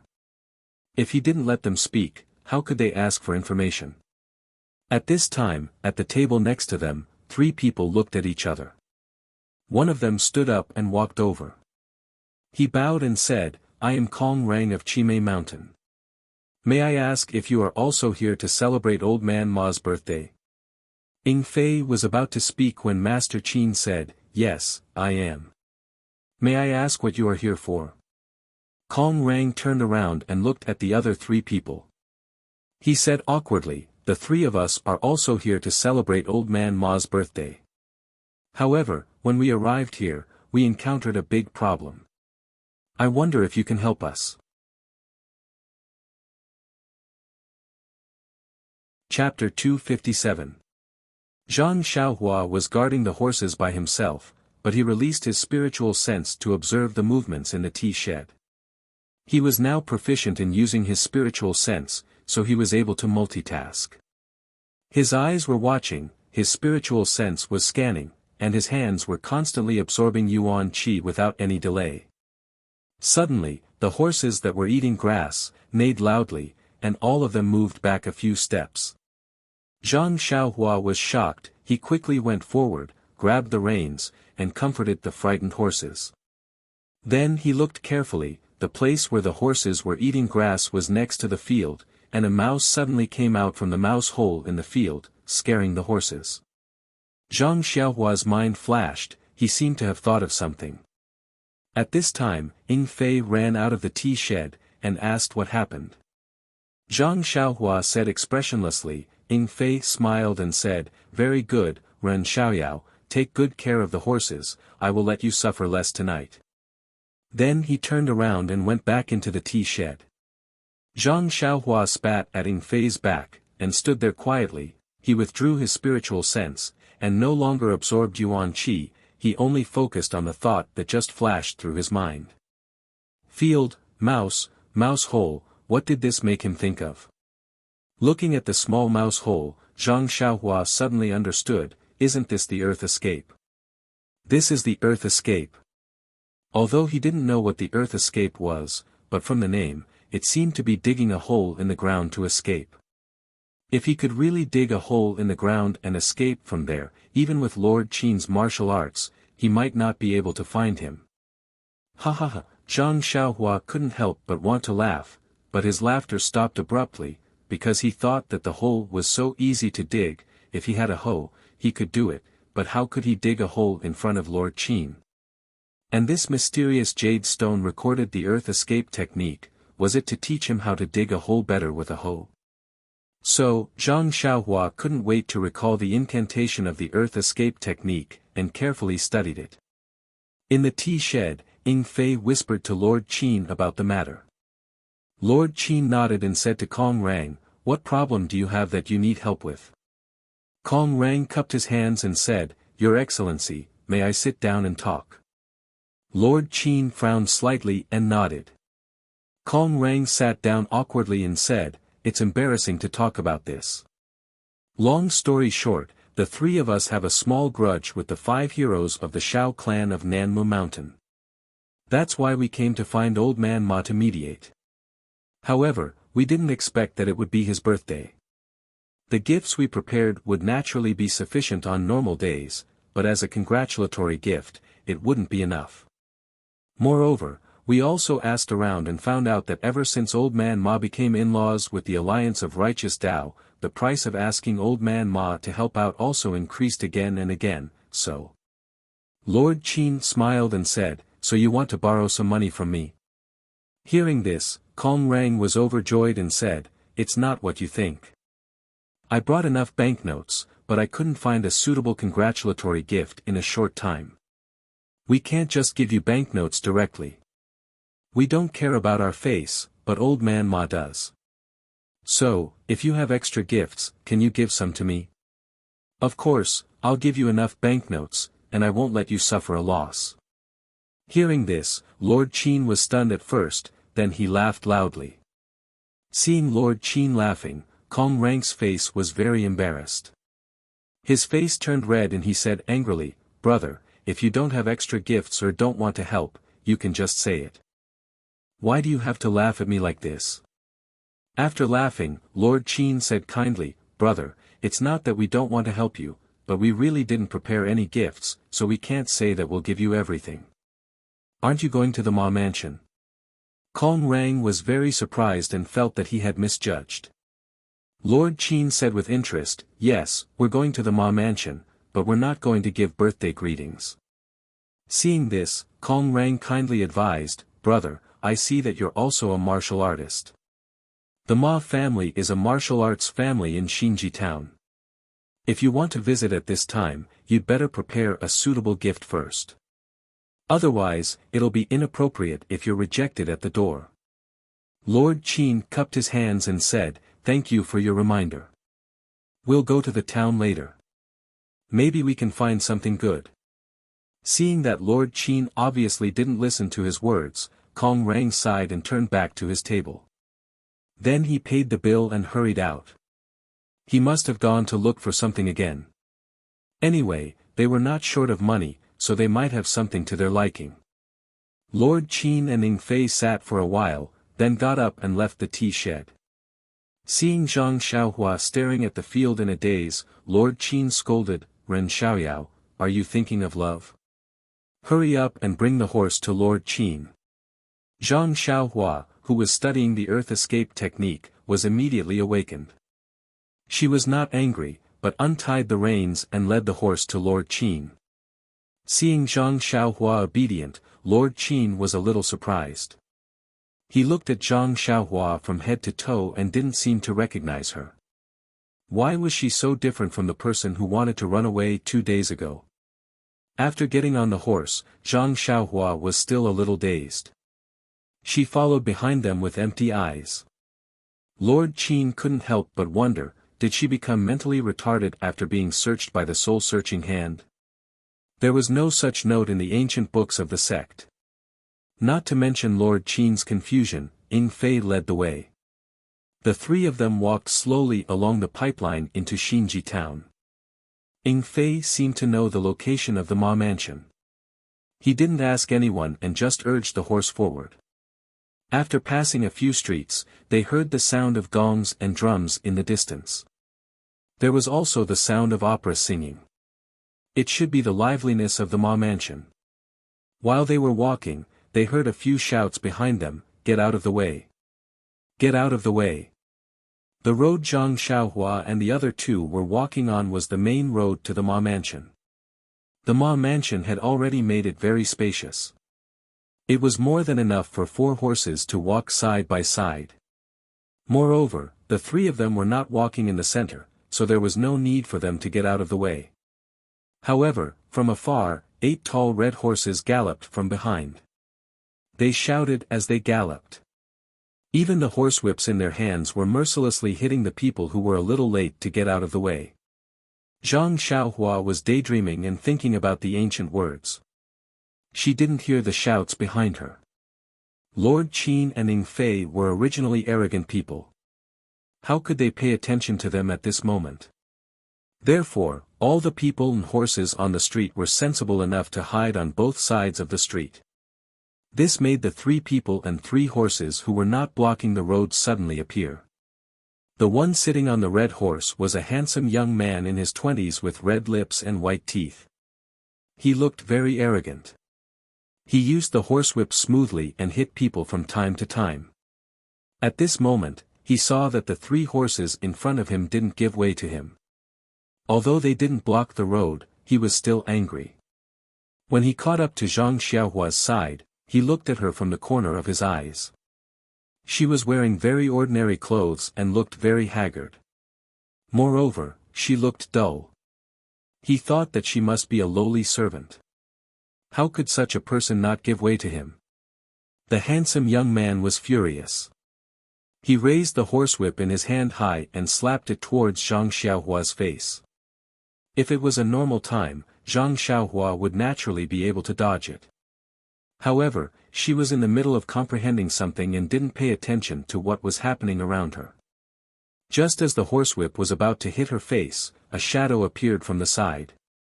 With a "pa" sound, the horsewhip that was lashing towards Zhang Xiaohua was entangled by another horsewhip. When the handsome young man looked over, he saw that it was the gray-haired Lord Qin in front of Zhang Xiaohua's horse. In Lord Qin's eyes, Zhang Xiaohua was his prisoner. It was natural for him to torture her and punish her however he wanted. However, this handsome young man actually raised his horsewhip without saying anything. Naturally, he didn't put Lord Qin in his eyes. Even if you want to beat a dog, you still have to look at its master, let alone a person. Lord Qin got angry just thinking about it. He casually wrapped the horsewhip around the handsome young man's horsewhip. Then, with a little force, the handsome young man felt a huge force pass through his arm. His hand went numb and the horsewhip in his hand was taken away. Lord Qin then shook his wrist and the horsewhip was thrown far away into a smelly ditch by the side of the road. Seeing this, the handsome young man was furious. He pulled out a sword from his waist and was about to rush forward. The rider behind him was an old man. He hurried forward and grabbed the handsome young man's hand. He said in a low voice, "Young master, this is already in front of Old Man Ma's mansion. Looking at the direction these three people are going, they are probably here to celebrate Old Man Ma's birthday. If you act in such a hurry, I'm afraid you will offend Old Man Ma's guests." The handsome young man said angrily, "But they didn't make way first. They even took my horsewhip away." The old man said, "Even so, remember this person's face first. It won't be too late to make trouble for him after the birthday celebration. If we act now, it will be hard to avoid the suspicion of slapping Old Man Ma's face. People will say that we are not sensible." Hearing this, the handsome young man nodded. He stared at the three people fiercely and then rode forward. From the beginning to the end, Lord Qin, Ying Fei, and Zhang Xiaohua didn't even look at him. Their expressions were very indifferent. When the handsome young man arrived in front of Ma Mansion, someone had already reported inside. A white-haired, purple-red face, hale and hearty old man personally came out to greet him. It was Old Man Ma Rulong. When the handsome young man saw the old man, he hurriedly got down from his horse and bowed, "Grandson-in-law greets Grandpa. I wish Grandpa a long life and great fortune." Ma Rulong also quickly helped him up and said, "Grandson-in-law, no need to be so polite. We are all family. Quickly get up." The handsome young man took the opportunity to get up and said with a smile, "I haven't seen Grandpa for a long time. Your body is even stronger. You are really old but strong." These words were a bit unreasonable, but Ma Rulong didn't get angry. He smiled and said, "It's all because of the good things your master gave me. It made my body much healthier." The handsome young man said again, "This time, Grandpa's birthday celebration, Master asked grandson-in-law to bring a lot of good things. Come, housekeeper, give the gift list to Grandpa." The old man behind him hurriedly went forward. There was a big red gift list on the ground. Ma Rulong opened it and looked.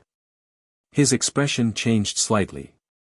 He then passed it to the master of ceremonies at the door. Under the handsome young man's slightly proud gaze, the master of ceremonies loudly read, "The Righteous Alliance's Chiu Shi congratulates Grandpa on his great birthday. He presents." Chapter 258. The master of ceremonies called out, "A pair of 100-year-old fleeceflower flowers, a pair of 100-year-old ginseng."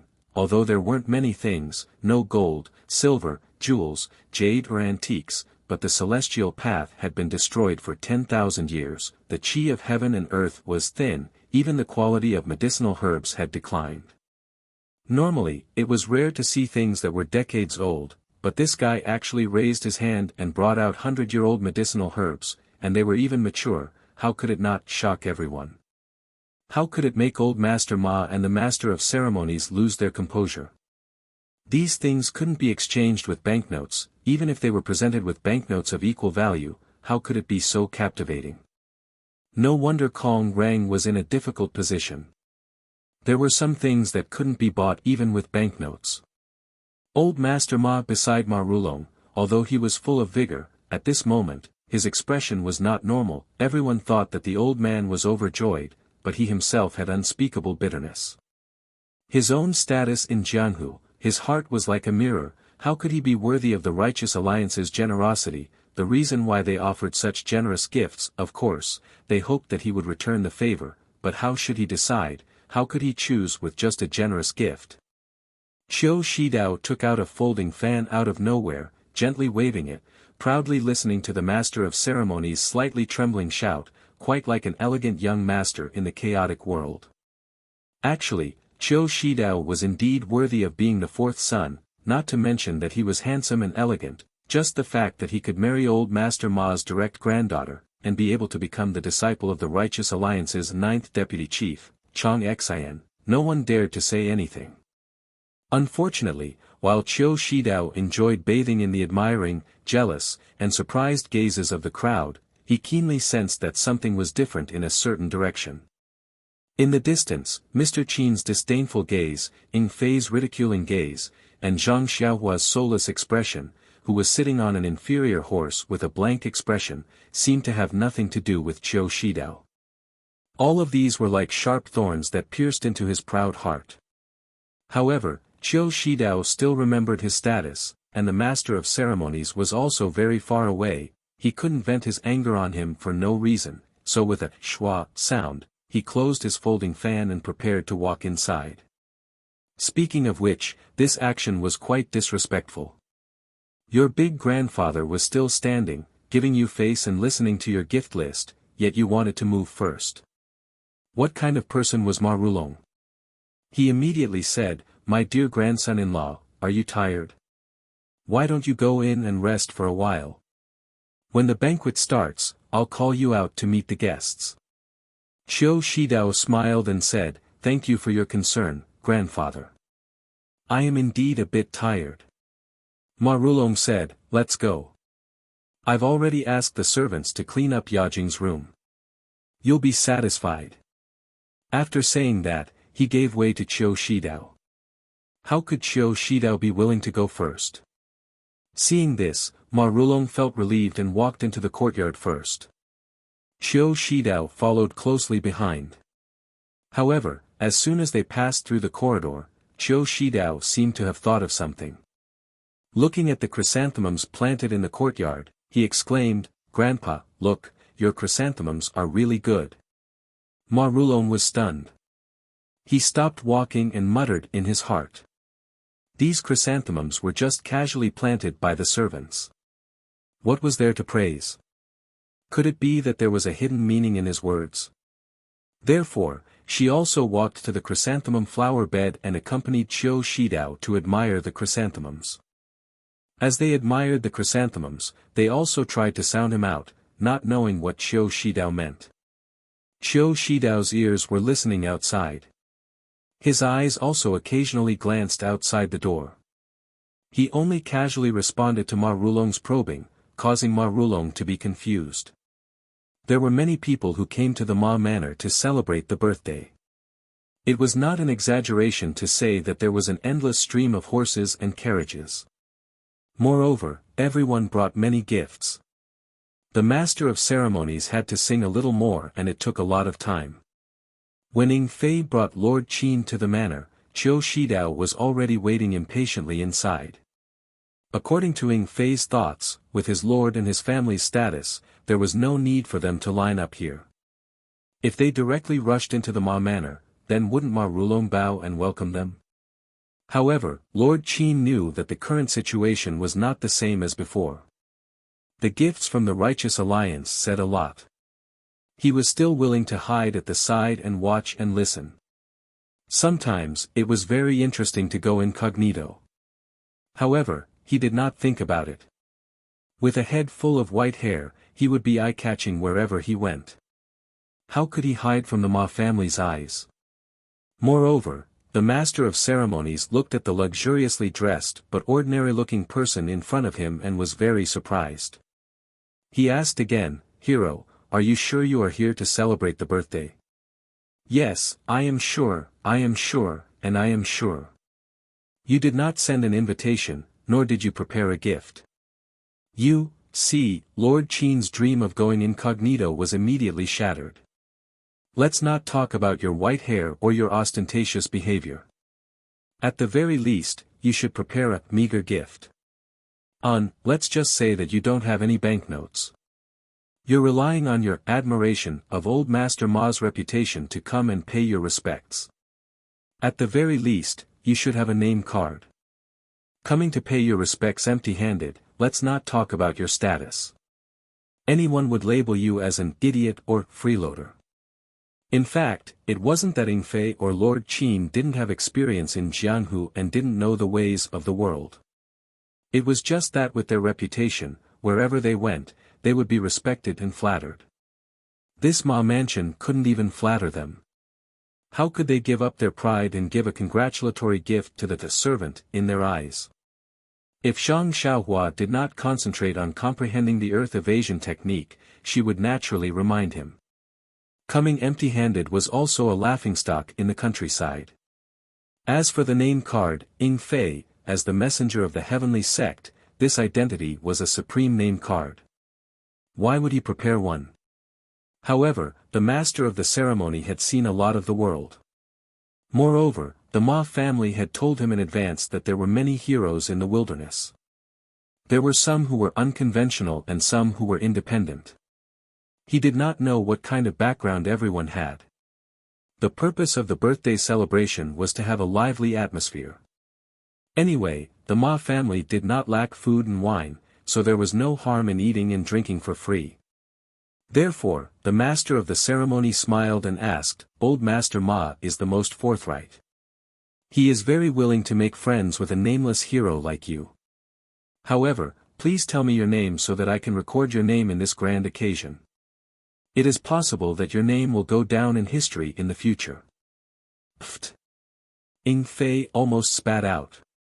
He looked back at Lord Qin and said, "Okay, just because you said that I will go down in history, I will let you know that the lord behind me is Qin Shiyue, Lord Qin.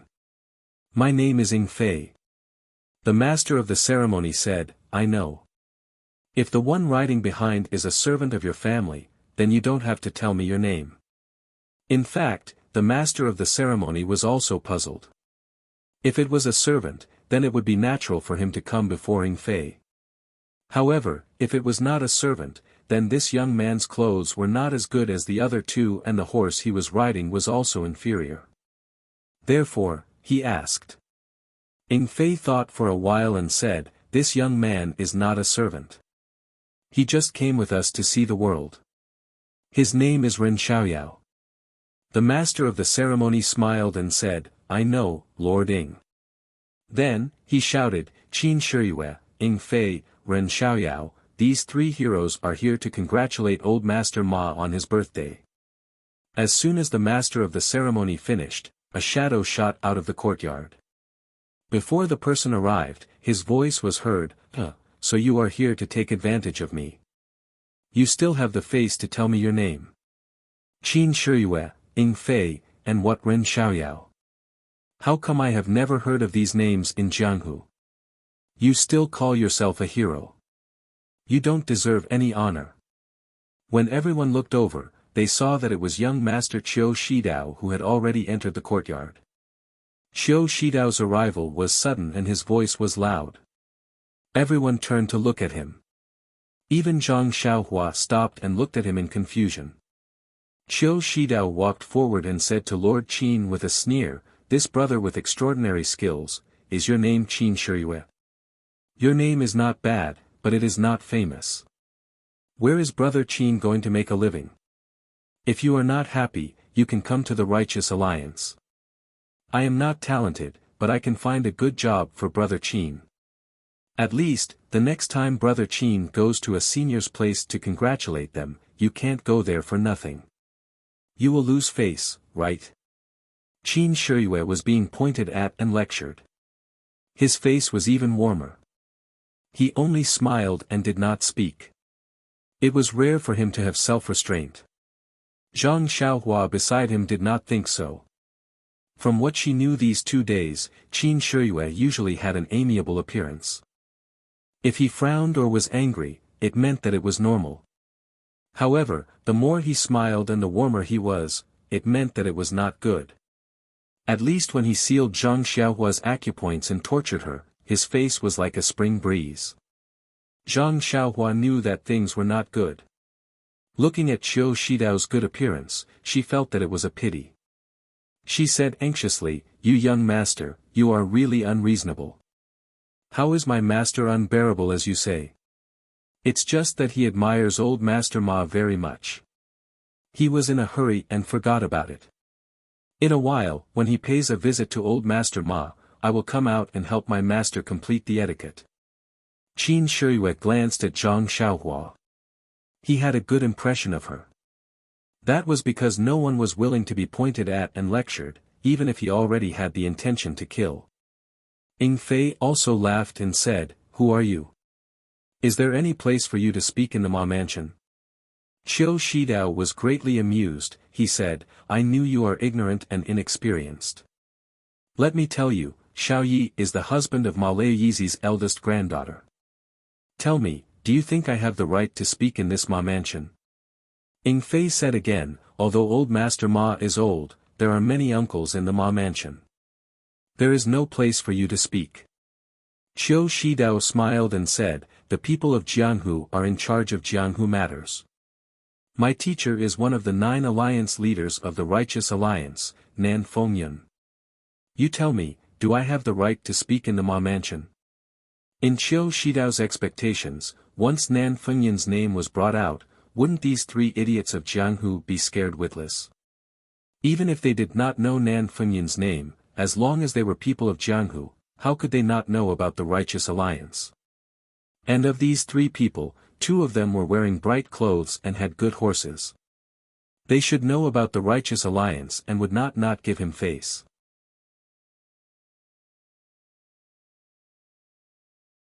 Chapter 259.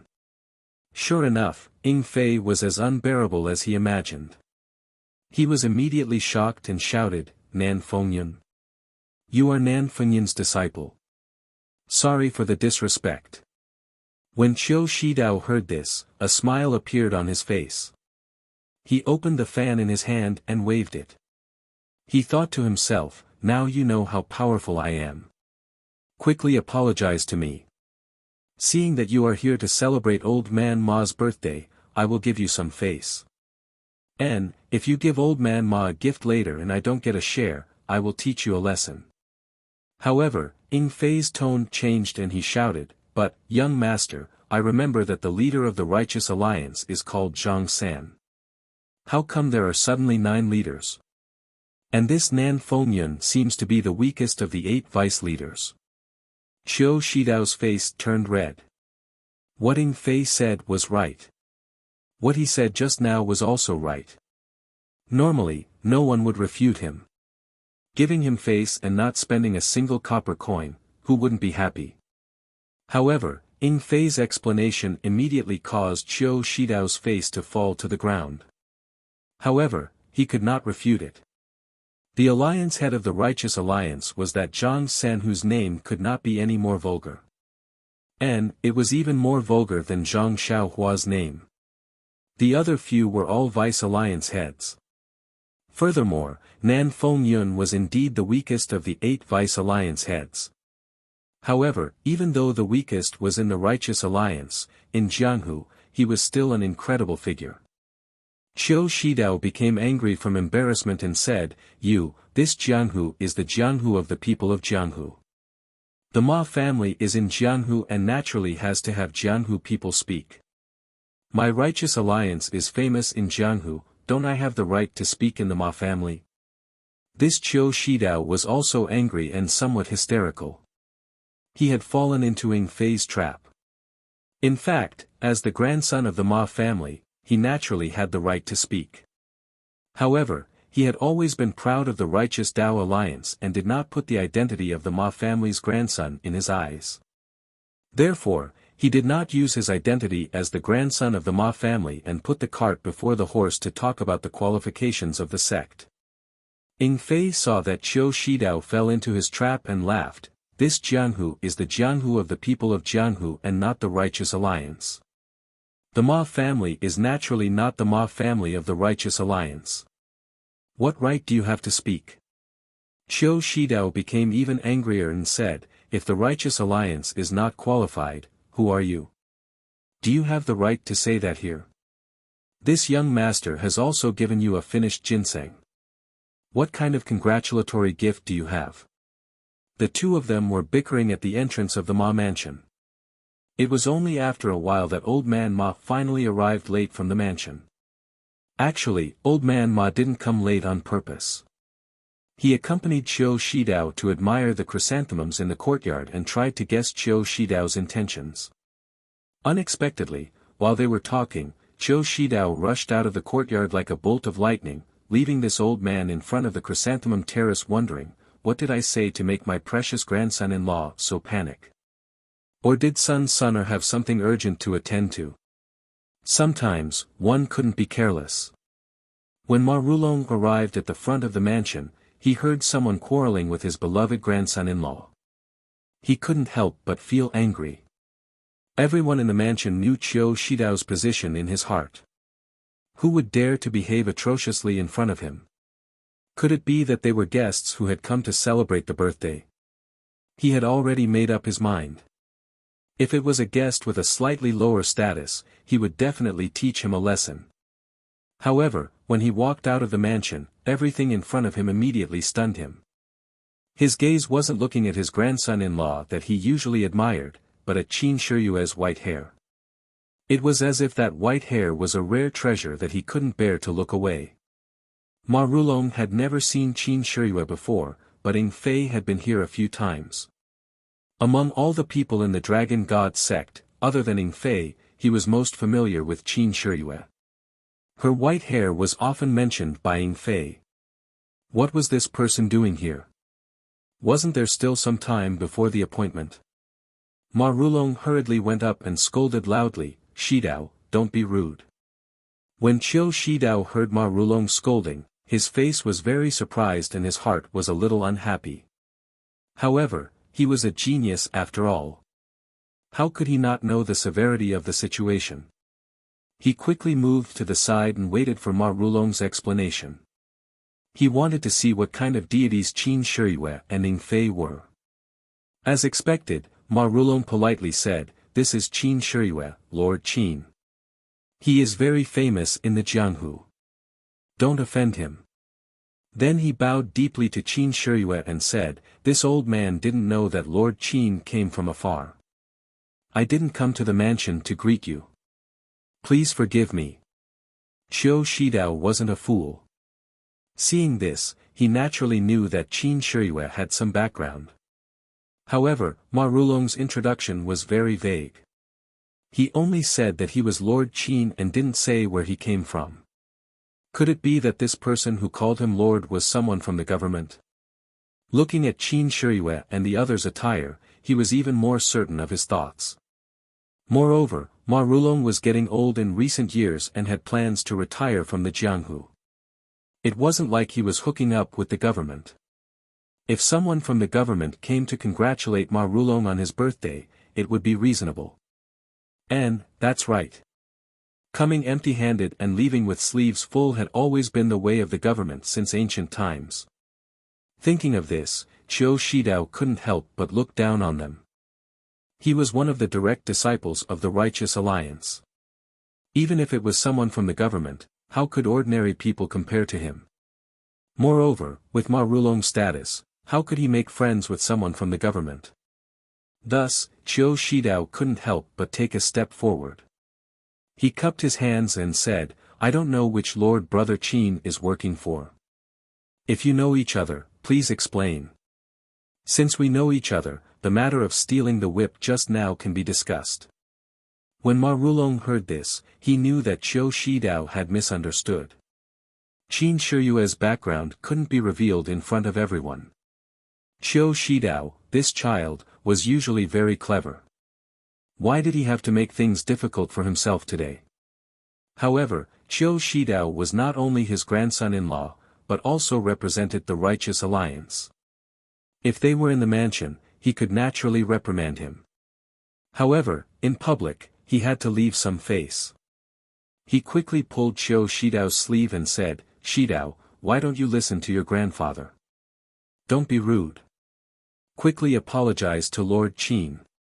He deliberately pointed out "grandfather" in his words to let Qiu Shidao understand his other identity.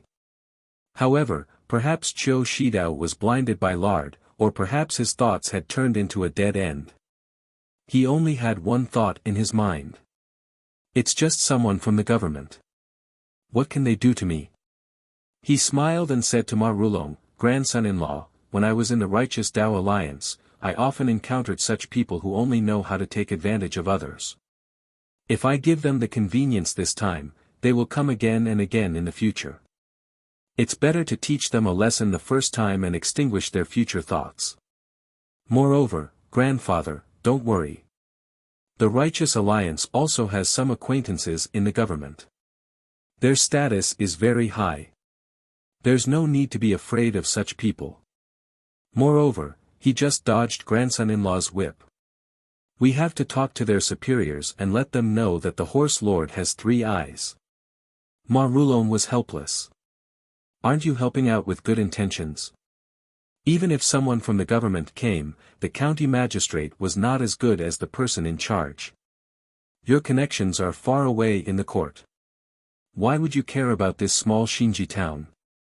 With this man's temperament, stealing your whip is a small matter. Even if he wants to take your life, it would be as easy as turning his hand. However, he just couldn't say Qin Shiyue's identity. Why do you think this is? Since he couldn't say it out loud, why not just whisper it to Qiu Shidao? Why do you have to be so difficult? In fact, with Ma Rulong's status in the Jianghu, he still couldn't enter the eyes of the Righteous Alliance. The reason why they paid so much attention to Ma Rulong was because Ma Rulong had some relationship with the Dragon God sect. The Righteous Alliance wanted to pull Ma Rulong to their side and obtain information from the Dragon God sect. Qiu Shidao also came this time for the matter of the Dragon God sect.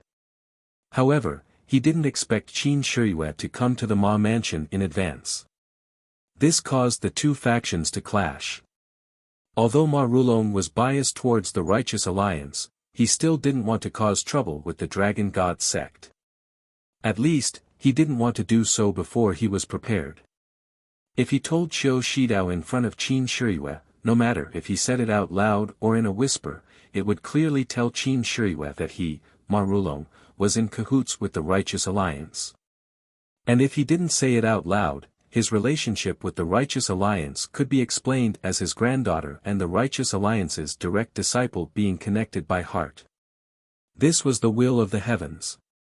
He didn't have much relationship with the Righteous Alliance. His relationship with Qiu Shidao was just a private family relationship. It had nothing to do with his sect. With such a strong relationship, it was difficult for Ma Rulong, who was so old, to think so clearly in such a short period of time.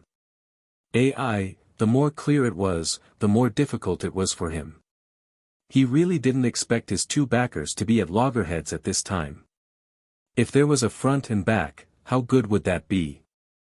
At least he could pull Qiu Shidao's ear and tell him, "This is the person your master told me about. This person is also a person from the Dragon God sect that I am very afraid of. You should wash up and go to sleep. Don't make a mess here." Seeing Qin Shiyue's smile become wider and Ing Fei's face become ice cold, Ma Rulong hurriedly grabbed Qiu Shidao's clothes and shouted, "Come, invite young Master Qiu to the main hall for tea." The family members who had been waiting for a long time came forward and half supported and half dragged Qiu Shidao into the Ma mansion. Qiu Shidao thought that Ma Rulong was afraid of the government officials. As he walked, he turned his head and said, "Grandfather, don't be afraid of them. They are just paper tigers. Later I will introduce you to a few important people from the government. They will definitely be able to support you." Ma Rulong bitterly smiled and pretended that he didn't hear anything.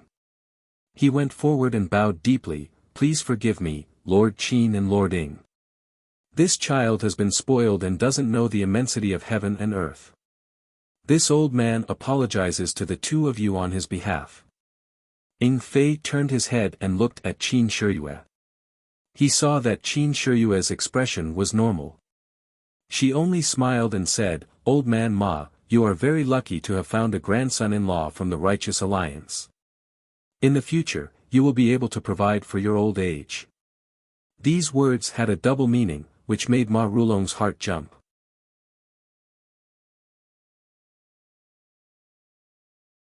Chapter 260. Ma Rulong thought to himself, "What is real is fake, and what is fake is real." He wanted to hide it from the Dragon God sect for the time being, but what did he do wrong? How could they see through it? However, on second thought, he thought that Ing Fei might be testing him. If he was guilty, he would naturally be seen through by Ying Fei. So, Ma Rulong smiled and said, I don't dare, I don't dare. My children and grandchildren have their own fortune. I am old and can't care so much.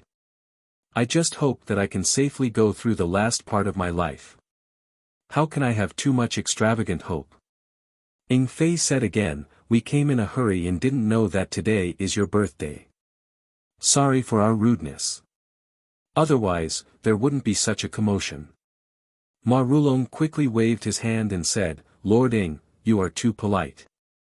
You and Lord Qin are my honored guests. Since you can come, it is my honor. There is no need to talk about gifts. Please come in and drink some tea to wash away the dust. Later, you can also drink a cup of my turbid wine. Then, he personally invited the two into the mansion. Ying Fei didn't dare to make a decision. Qin Shiyue smiled and said, then I will nag you. Then, she gave the reins to Zhang Xiaohua and went in first. Ying Fei saw this and also gave the reins to Zhang Xiaohua. Zhang Xiaohua looked at the reins in her hand and curled her lips, how did I become someone's servant? I am such a failure as a prisoner. Then, she rolled her eyes and looked around. Unfortunately, as soon as she thought about it, she immediately felt that Qin Shiyue's attention was fixed on her. She could only shrug and give up the idea of running away. Fortunately, the Ma family was good at managing their household. Before Zhang Xiaohua said anything, a family member came forward and took the horses. There must be someone to take care of them. As for how they treated them, whether they treated them carefully or threw them aside, it was none of Zhang Xiaohua's business. Even if they poisoned the horses, Zhang Xiaohua would be happy to see it. Following her family's guidance, Zhang Xiaohua followed them to the reception hall. There were already many Jianghu heroes and local squires in the hall. They were all talking in groups. When Zhang Xiaohua looked around, she didn't see Qin Shiyue's gray hair. She couldn't help but feel happy. Unfortunately, before she could smile, she saw a family member coming over and smiling apologetically, is this little brother surnamed Ren? Zhang Xiaohua was stunned. Just as she was about to deny it, she immediately realized her new identity. Her smile froze on her face as she said resentfully, yes, I am Xiao Ren. That family member respectfully said, Master Ma asked me to lead you to the inner hall. Please follow me. Zhang Xiaohua thought, nonsense, how can I not go? Then, she nodded and was too lazy to say anything. She followed the family member to the inner hall. It was a quiet small hall. Ma Rulong was drinking tea with two people. Qin Shiyue looked up and saw Zhang Xiaohua walking in. She didn't say anything. Ying Fei smiled and said, Xiao Ren, come and have some tea. Looking at Ying Fei's ugly face, Zhang Xiaohua had the impulse to rush up and push him to the ground. She wanted to stomp on him so that he would never be able to turn over. Ma Rulong also smiled and said, little brother Ren, come and taste my pu'er tea. The taste is very good. Zhang Xiaohua suddenly smiled and said, okay, Master Ma, I have seen this pu'er tea in books before. I have never had the chance to taste it. Today, I will try it. Seeing Zhang Xiaohua's bitter face suddenly turn into joy, Ying Fei almost thought that this fellow was stupid. Thus, he was also stunned. Only when Zhang Xiaohua tasted the magenta tea did Ying Fei realize that this fellow dared to play with him. Tonight, he would be in trouble. Ma Rulong accompanied for a while and said apologetically, Master Qin, envoy Ying, please wait here for a while. I still have guests to entertain. I will be back soon. Qin Shiyue said, go, today is your birthday. There will be many guests. If you take care of everything, it will be difficult. Take care of as many as you can. Ma Rulong's heart skipped a beat. He laughed dryly and quickly left. After Ma Rulong left, Ying Fei shouted, Master Qin, this Ma Rulong obviously has a problem. He can't be explained clearly to the Righteous Alliance. What do you think we should do? Qin Shiyue smiled and said, the emperor is not anxious, but the eunuch is anxious. The master has not even said anything and you are already worrying for him. Don't be anxious, let's walk slowly. Since we have already met Qiu Shidao, I think old Ma will have a choice.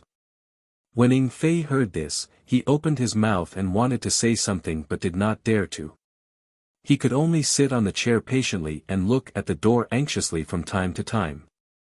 Qin Shiyue had a confident look on her face and closed her eyes to rest.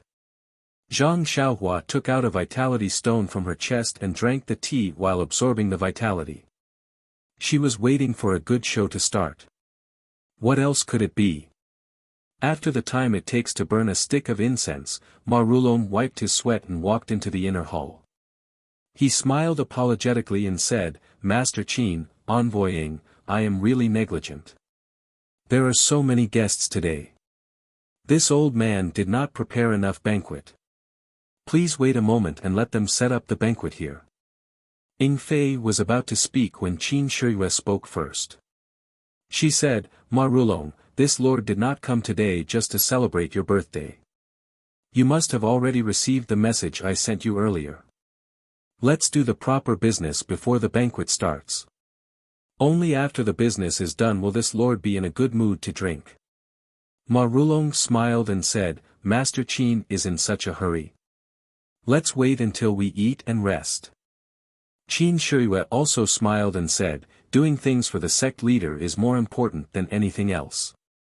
Let me take the thing steadily first. Only then will I have a good mood.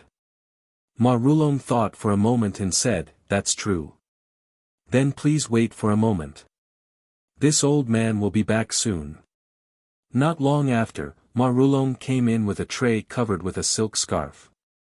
He handed it to Qin Shiyue and said with some embarrassment, since I received the message from the sect, this old man has been trying his best to find it. This is all I could find. I wanted to ask my relatives and friends to find some more during the banquet, but Lord came early. I can only let Lord down. Qin Shiyue smiled and said, it's okay, it's okay. It's good that you did your best. This is enough. As he spoke, he lifted the silk scarf on the tray. Seeing the things on the tray, Qin Shiyue was shocked. She pointed at the things on the tray and said, Old man Ma, this is what you were trying your best to find. Zhang Xiaohua who was tasting tea was also curious. When she looked around, there were only 3 to 5 old jade articles on the tray. Compared to Zhang Xiaohua's offering, it was like the difference between heaven and earth. Zhang Xiaohua did not need to use her spiritual sense to identify it. It was probably just for show.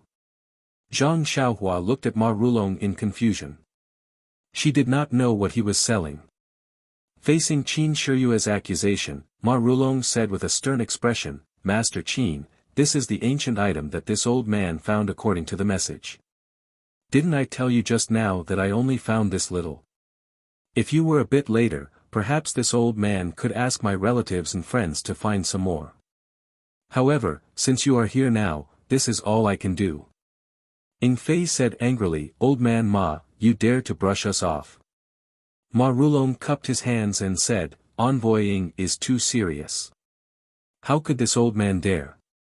Didn't Master Qin just say that it was fine as long as I did my best? This old man has indeed done his best. You. Ing Fei was truly angered. He pointed at Ma Rulong, not knowing what to say. Qin Shiyue was no longer shocked. She looked at Ma Rulong with a smile. At this time, a voice rang out, I have long heard that the Dragon God sect bullies the weak and snatches away people's treasures. Now that I have seen it, it truly lives up to its reputation. Even an old man who is almost 70 years old is being bullied and squeezed. It truly is the demonic sect of the pugilistic world. Even Garuda's disciple dares to act so recklessly. What can I do? When everyone looked up, it was Qiu Shidao who was holding a fan with a smile on his face. Zhang Xiaohua thought to herself, wasn't it enough for this guy to be humiliated just now? He actually dares to come out now. Qin Shiyue was not surprised by Qiu Shidao's appearance. She said with a smile, I wonder if this little brother is Ma Rulong's grandson-in-law, Qiu Shidao, or Heaven Dao Alliance's vice-alliance master, Nan Fengyan's disciple, Qiu Shidao. Qiu Shidao said with a smile, what's the difference? Both sides are Qiu Shidao and I, your little master. Qin Shiyue's smile grew wider. She ignored Qiu Shidao and turned to look at Ma Rulong, old man Ma, it seems like you have made your choice. Ma Rulong's expression changed slightly. He took a step back and did not speak. Qiu Shidao saw this and took a few steps forward, you only know how to bully the old. The demonic sex methods are indeed extraordinary. Ing Fei said angrily, how can a child like you interrupt when adults are talking? Let me ask you, can you represent your righteous alliance? Qiu Shidao cupped his hands and said, I came to the Ma mansion on the orders of my master. Naturally, I can represent. Ing Fei said again, since you know that we are from the demonic sect and that the demonic sect is incompatible with the righteous alliance, you actually dare to stand in front of us so generously. Your courage is not ordinary. Qiu Shidao said with a smile, I heard that the demonic sect's hands are bloody and ruthless. How come you only know how to talk? What a joke. Ing Fei said angrily, good, good. Then let me weigh your weight. After saying this, he took a big step forward and reached out to grab Qiu Shidao's throat. There was no doubt that if he grabbed Qiu Shidao's throat, it would be crushed. Qiu Shidao used words to provoke him. Naturally, he was prepared. He raised his hand and punched towards Ing Fei's finger. Ing Fei did not stop. He only changed his grip into a palm. In an instant, the two's fist and palm collided. With a pang sound, the two had exchanged a move. Ing Fei took a step back while Qiu Shidao took a few steps back. He was almost forced to the door. Qiu Shidao did not move forward. He only shouted, go. After saying this, he turned around and walked out of the inner hall. Ma Rulong also followed closely behind.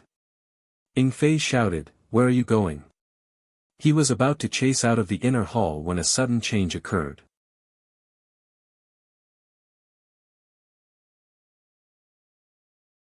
Chapter 261.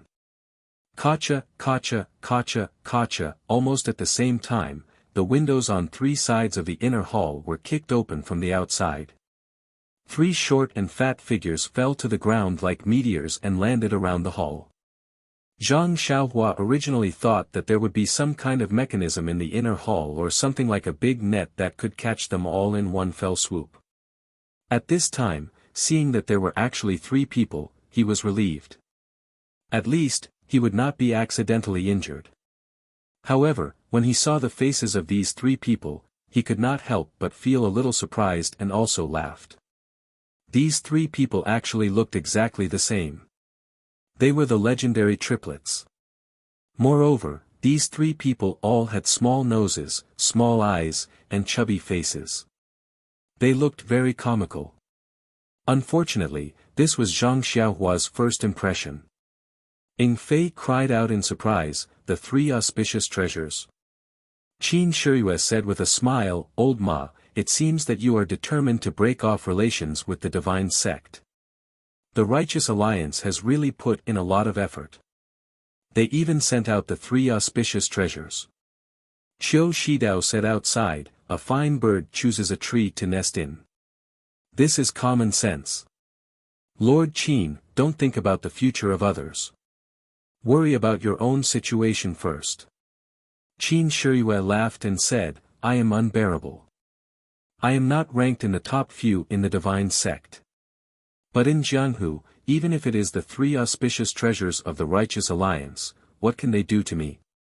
As he spoke, he raised his eyebrows and looked around in a spirited manner. He gave off an aura of disdain for all living beings and did not even glance at the three treasures above him. Seeing this, Qiu Shidao sneered and said, it's easy to talk while sitting down. Anyone can say these words. It's not too late to say it after you see the real thing. After saying that, he made a gesture. The short and fat three auspicious treasures looked at each other and at the same time took out two things from their arms. One was an orange flag, the size of a palm, triangular, and the other was a fist-sized jade. Then, the three people uniformly threw the flags in their hands to the ground.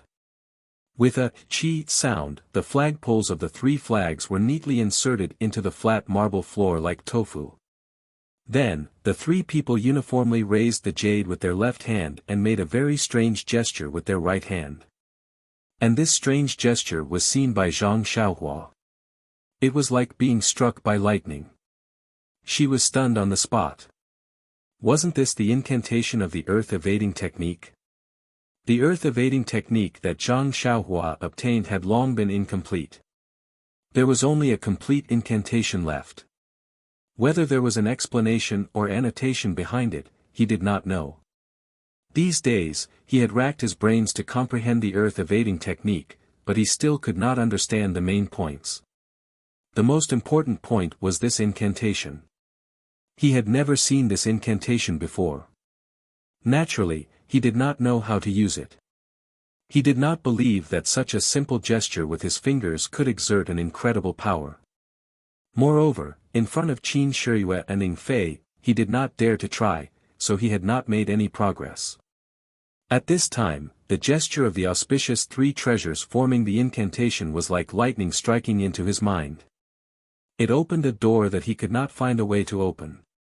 With a thought, Zhang Xiaohua's divine sense immediately swept towards one of the auspicious three treasures.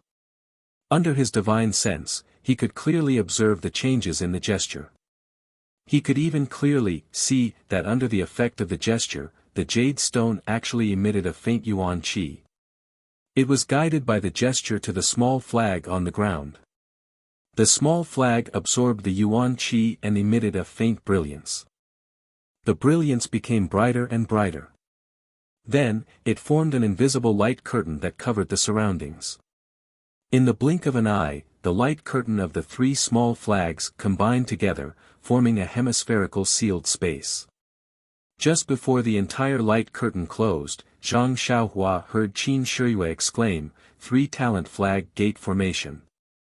How could the Righteous Alliance have such a thing?"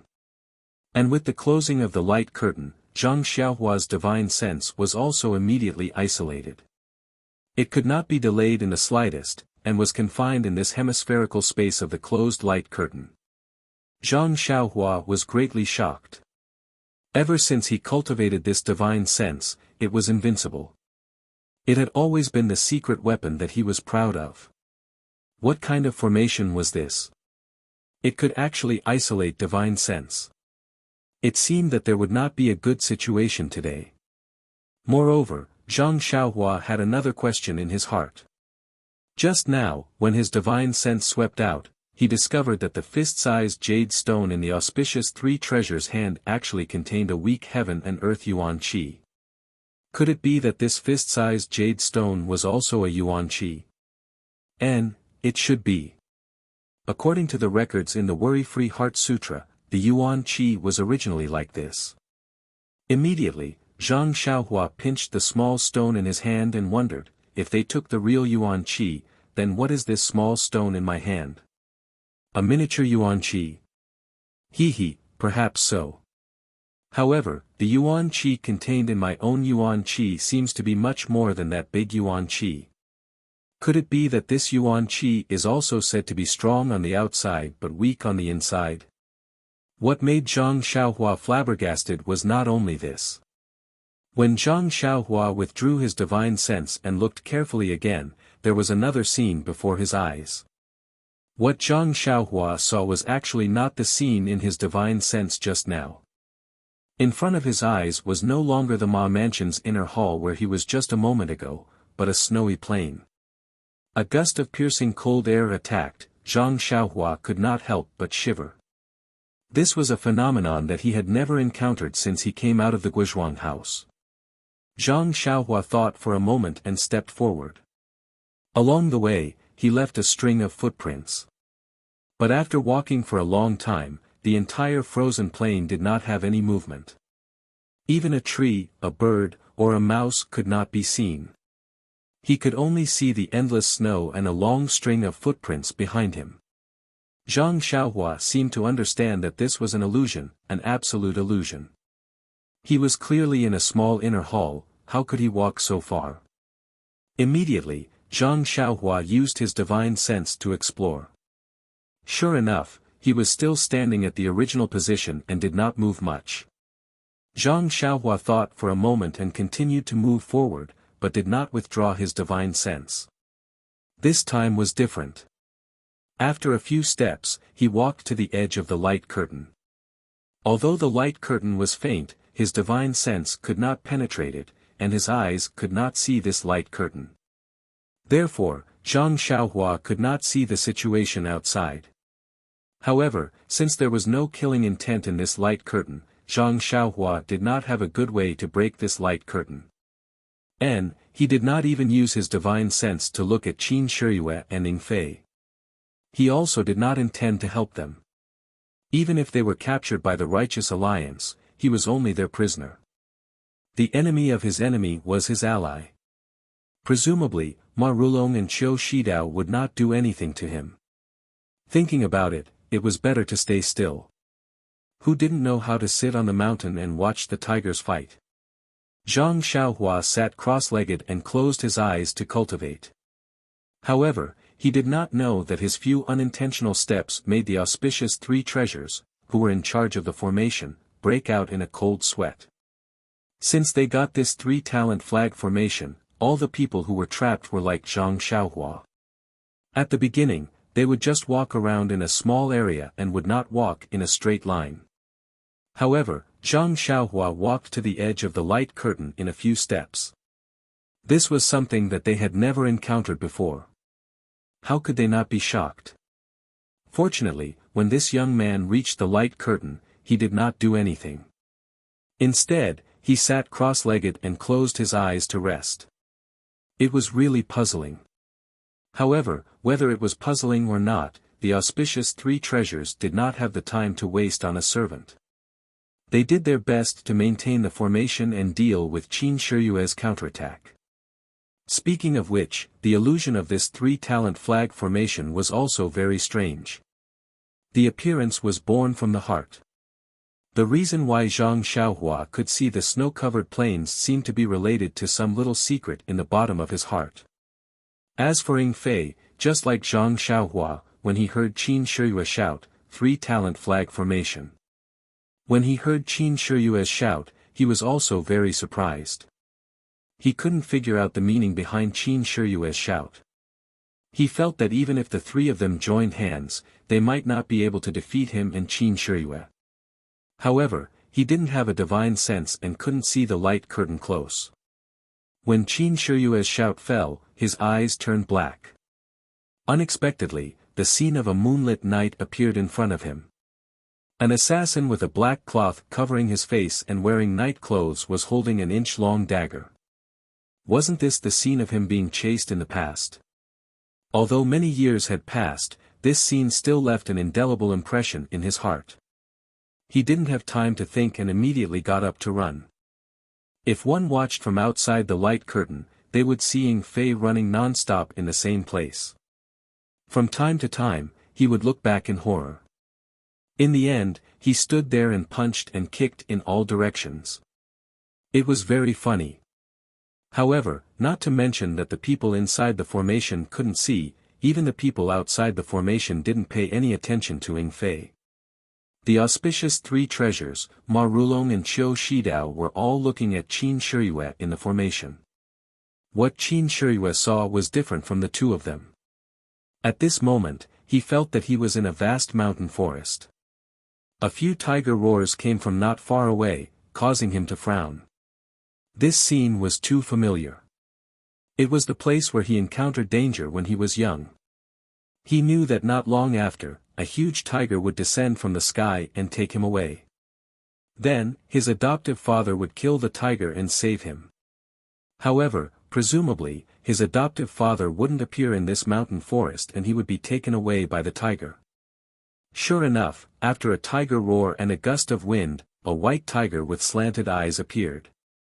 Seeing Qin Shiyue, the tiger pounced on him. At this moment, Qin Shiyue didn't panic. He slightly leaned forward and his body fell into the tiger's belly. With a shake of his hand, he pulled out the soft sword from his waist and slashed at the tiger. The tiger let out a miserable howl that shook the mountain.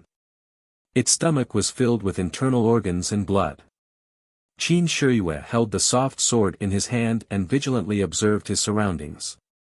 He secretly pondered. This three-talent flag gate formation was something he learned from his master by chance. He only listened to it as a story. If it weren't for the three orange flags being too eye-catching, how could he find this from his dusty memories? Therefore, Qin Shiyue held the soft sword and walked forward while thinking about how to break this flag gate formation.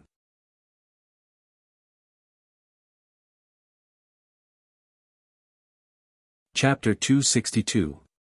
However, no matter how hard Qin Shiyue racked his brain, he could not think of a way to break the three-talent flag gate formation.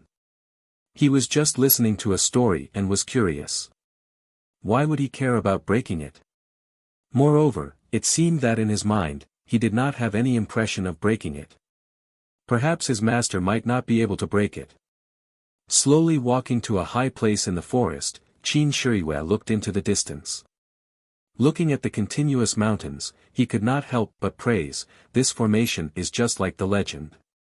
The illusion inside is so real.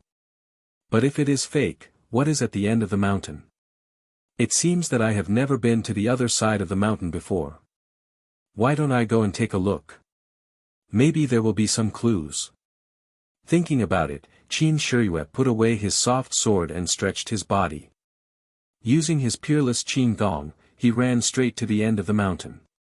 Qin Shiyue studied under the Garuda heavenly king of the dragon god sect. What was this Garuda? The Garuda recorded in the Dharma Sutra was a kind of big bird. Its wings had all kinds of solemn colors.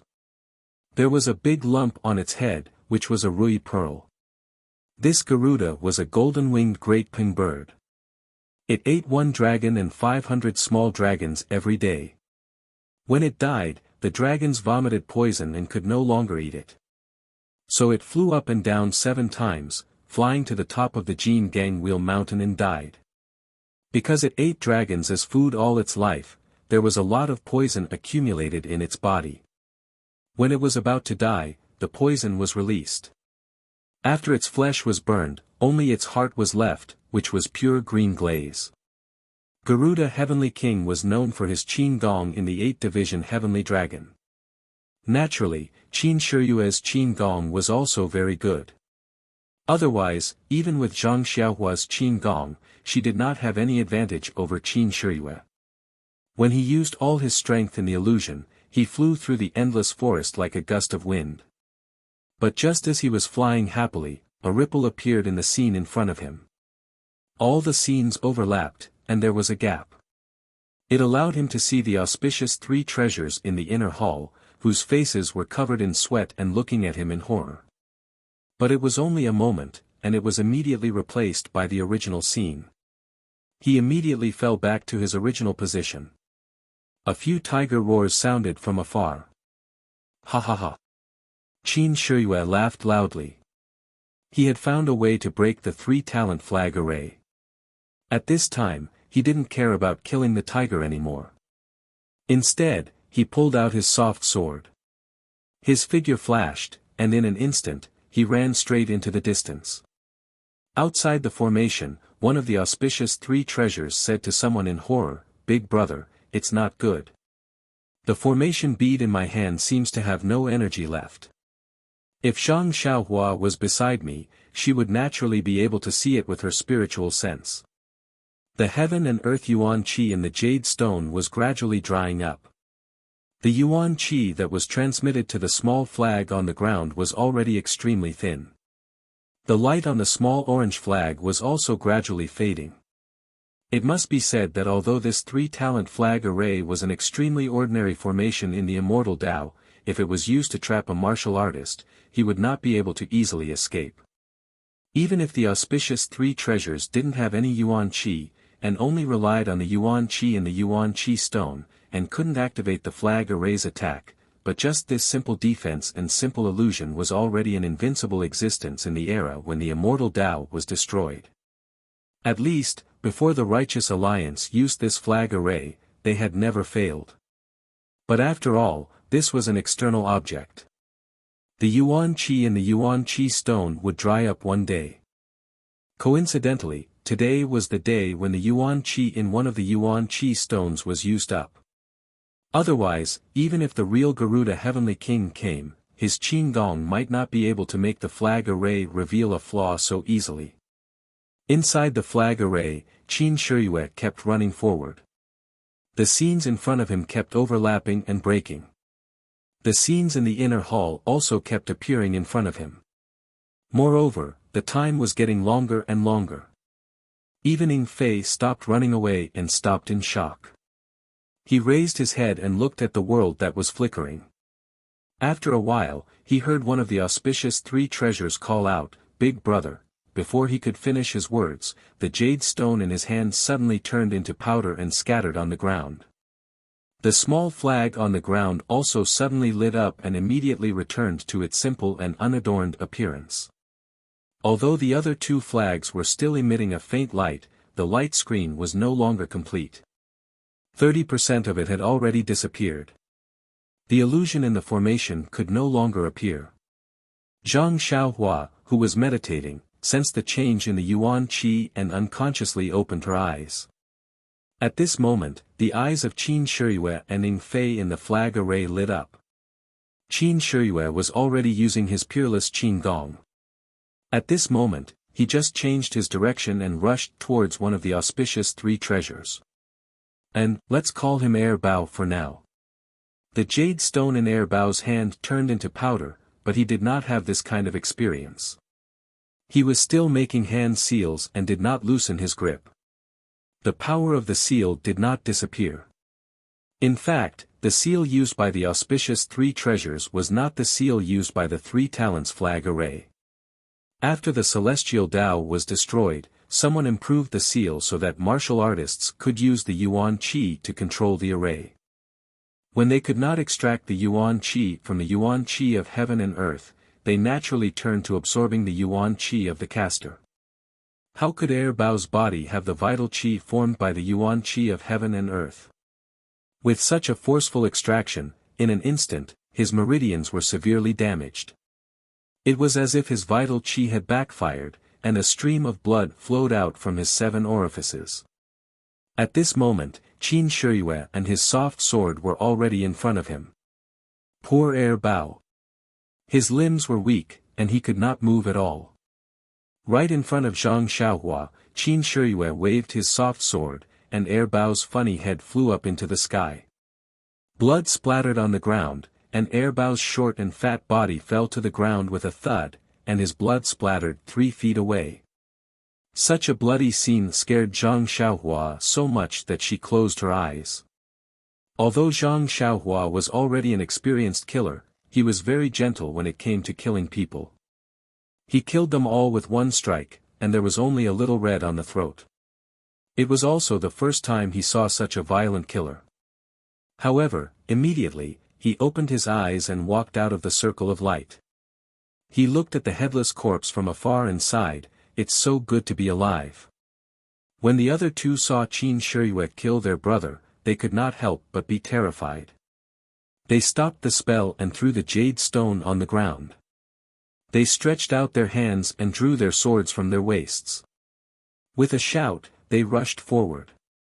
Although the auspicious three treasures without the flag gate formation were powerful, they were not what Qin Shiyue and Ing Fei were afraid of. The two of them each found one and instantly fought with each other. Originally, the auspicious three treasures were quite famous in the Jianghu. Their martial arts were not much worse than Qin Shiyue's. At least, they were better than Ing Fei. Ing Fei originally braced himself to fight, but after this fight, Ing Fei was happy. He did not know how many treasures the person in front of him had, but his inner strength was almost the same as his. The strength of the sword was also not very strong. Although Ing Fei did not understand, at least his life was saved. As long as he delayed this treasure, he could naturally escape after Qin Shiyue killed that treasure. Poor auspicious three treasures. The martial arts of the three of them were not much worse than Qin Shiyue's. When the three of them joined forces, they were stronger than Qin Shiyue, Ying Fei and Zhang Xiaohua. However, they were afraid that something would happen to their brother. Since they could kill the enemy without any effort, why should they kill each other? Therefore, they took out their trump card and used the most powerful formation to trap them to death. However, this formation, which had been tested every time, was at the point of exhaustion. That was why there was a mistake and they lost one of their brothers. And they were in charge of the formation. Although they only guided the primordial chi from the primordial stone to the small flag, this also consumed their own inner strength. Therefore, the consumption of the auspicious three treasures' inner strength was much more than that of Qin Shiyue and Ying Fei. Sometimes, thinking about it, it was not necessarily good to hide one's strength. However, it was also not good to reveal one's trump card all of a sudden. Qin Shiyue's martial arts cultivation was higher than Ying Fei's. Naturally, she immediately figured out the bottom line of these three treasures. After more than 10 moves, Qin Shiyue found an opportunity. She also waved her soft sword. This treasure's big head also flew into the sky. His death was actually the same as the previous one. Zhang Xiaohua watched from afar. She curled the corner of her mouth and secretly said, "Barbaric." At this time, 2 of the auspicious 3 treasures were dead. The remaining one was also desperate. He desperately pestered Ying Fei to perish together with him. Ying Fei knew what he was thinking. He wanted to drag one of them down with him before he died. How could he let him do as he wished? He only thought that he was wandering around and didn't really hit him. Seeing this, Qin Shiyue jumped up and wanted to fly out of the inner hall. Her figure swept past the back of the last treasure. She didn't even look at it. She just waved her soft sword. Another burst of blood rushed into the air. The smile on Qin Shiyue's face became wider. She instantly rushed out of the inner hall. Now in the inner hall of Ma Mansion, 3 heads rolled down. 3 headless corpses were scattered. Blood was scattered all over the marble floor. The smell of blood was overwhelming. Seeing that his lord rushed out, Ying Fei also wanted to catch up. Just as he raised his foot, he stopped. He looked at Zhang Xiaohua in the distance and walked to the place where the small flags were inserted. He used his internal force to pull out the 3 small flags one by one and put them in his arms. Then, he picked up the remaining 2 jades from the pool of blood on the ground and slowly walked out of the inner hall. Zhang Xiaohua really didn't want to be with them, but this inner hall was no longer a place for people to stay. As long as he was far away from the corpses, he walked to the door. When he passed by the chair where Qin Shiyue sat just now, there were still a few old jades on the table next to it. Zhang Xiaohua didn't dislike them. He casually took them and put them in his arms. Then, he stepped on the blood and walked out of the inner hall. Outside, the sun was shining. It was the auspicious time for Ma Rulong's birthday. But Zhang Xiaohua's heart was cold. These few moments in the inner hall were like a lifetime ago. The danger in Jianghu was obvious. If Qin Shiyue and Ying Fei couldn't rush out of the flag gate formation, would her life be left here? Jianghu didn't believe in tears. Jianghu also didn't believe in hypotheses. No one could say for sure what didn't happen. Maybe Ma Rulong would let him go because he was innocent. Maybe Qiu Shidao was afraid that he would leak the news and kill him. These were all hypotheses. No one knew. However, when Zhang Xiaohua stepped into the hall, she knew what cruelty was.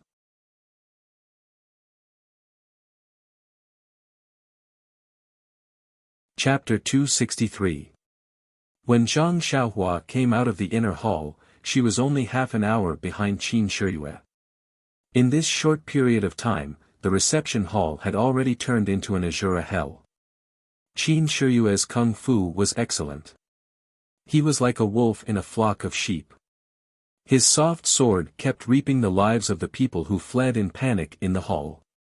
When Zhang Xiaohua walked into the hall, she could not help but be shocked and angry. She was shocked because Qin Shiyue's killing intent was very strong. He only used one way to kill people like Zhang Xiaohua. Zhang Xiaohua killed people with a gentle sword, leaving a red mark on her throat. Qin Shiyue also used one sword, but this sword cut off people's heads. Weapons like swords were usually unsheathed at the tip and used to stab the enemy. Although the two sides of swords were also unsheathed, swords were not padeos. They were rarely used to cut people. Seeing that Qin Shiyue was very skillful in cutting people's heads with his soft sword, presumably the soft sword was also specially treated. What made Zhang Xiaohua angry was that Qin Shiyue did not really kill innocent people there. Instead, Ma Rulong and Qiu Shidao knew that their lightness skill was not as good as Qin Shiyue's, so they just went to the place where there were many people in the hall, hoping that the guests who came to celebrate the birthday could block for them for a while. Among these guests, those who were smart and had good kung fu had already stayed far away, leaving only those who had not figured out the situation, or those who had low kung fu, or even no kung fu. They were in a mess, blocking in front of Qin Shiyue, forcing Qin Shiyue to kill heavily. On the other side of the hall, there was also a group of people who were holding swords and other weapons and were together with Ying Fei. They must be the servants of Ma Mansion or Ma Rulong's friends. They saw that Qin Shiyue's kung fu was excellent, so they did not dare to come close, so they had to find Ying Fei, a soft persimmon. Although Ying Fei was not as good as Qin Shiyue, his kung fu was also first class. Under the siege of the crowd, he did not fall behind and even took the opportunity to injure a few people. Zhang Xiaohua could not bear to see the hall full of blood. She thought to herself, Qin Shiyue can just use her qin gong to go over. Presumably, these guests may not be able to withstand it. Why do you have to kill so many people? Just as she was thinking, a lean merchant who had just run past Qin Shiyue suddenly took out a dagger from his bosom and stabbed it into Qin Shiyue's back. Zhang Xiaohua was shocked. This merchant's acting was too good. When she looked at him just now, that person also had a face full of panic and seemed to be running in all directions. How did he become a member of the Ma Manor? Seeing that the dagger was about to stab into Qin Shiyue's back, Zhang Xiaohua was actually looking forward to it. However, Qin Shiyue seemed to have a pair of eyes on the back of her head. She raised her left foot and kicked the man's wrist. Then she swung her soft sword back and the man's head was separated from his body in an instant. Then, Qin Shiyue rushed forward without looking at him and chased after Ma Rulong. At this time, Zhang Xiaohua suddenly understood why Qin Shiyue did not use her qin gong to pass over the crowd. If Qin Shiyue encountered such a sneak attack in midair, she would inevitably be in a passive position because she could not use her body to support herself. If it was a sneak attack by one person, she might be able to avoid it. If it was 2 or 3 people, she would probably be injured. She was still inexperienced. When Zhang Xiaohua walked into the hall, he was immediately seen by the servants of the Ma Manor. However, Zhang Xiaohua was obviously a manservant and was also young. Even though several people were eager to try to take over from Ying Fei, they saw that Zhang Xiaohua just stood at the door and did not move forward. They thought that he did not know martial arts, so they concentrated on killing Ying Fei. On the other side of the hall was a corridor. When Ma Rulong and Qiu Shidao arrived at the corridor, they looked back and disappeared in a flash. Qin Shiyue was furious. At this time, she did not care whether the people in front of her were the servants of the Ma Manor or innocent merchants. She just took her soft sword and slashed randomly. When the people in front of her were a little sparse, she immediately used her peerless qin gong and rushed toward the corridor. However, just as his figure entered the corridor, a glittering cold light quickly shot toward Qin Shiyue's throat. Qin Shiyue's momentum was very fast, and the cold light was also very fast. The timing was extremely good. By the time Qin Shiyue saw it, it was already right in front of his eyes. Faster than words could say, Qin Shiyue took a deep breath and reversed the flow of his internal energy. While his figure was still in midair, he forcefully moved to the side by an inch. His body also twisted in a direction. The cold light pierced past Qin Shiyue's throat. It was a long sword flickering with cold light. The one holding the sword was Qiu Shidao, who had just escaped into the corridor. Qiu Shidao had guessed Qin Shiyue's thoughts. He knew that Qin Shiyue thought that he had escaped in a panic, so he deliberately hid himself here, hoping to hit him. Unfortunately, the timing and angle were excellent. Qin Shiyue relied on his excellent Qin Gong to avoid the killing blow. When Qiu Shidao saw that his sneak attack failed, he immediately changed his move. With a flick of his wrist, the sword cut toward Qin Shiyue's throat horizontally. This was the move that Qin Shiyue was good at. Qin Shiyue's back was also covered with cold sweat because he just avoided the sneak attack. He was more vigilant in his heart. This sudden change of move was not in his heart. He slightly turned an iron plate bridge and avoided the sword. His body bent down and his left foot kicked toward Qiu Shidao. When Qiu Shidao saw that his killing move had failed one after another, he secretly felt that it was a pity. When he saw Qin Shiyue raise his foot to kick, he also jumped up and slightly dodged. Then, he stabbed his sword toward Qin Shiyue's place. Qin Shiyue raised his sword to meet the attack. The two of them fought. Although Qiu Shidao was from a famous sect, he was still young and lacked fighting experience. The two of them fought for a short time before Qiu Shidao couldn't resist anymore.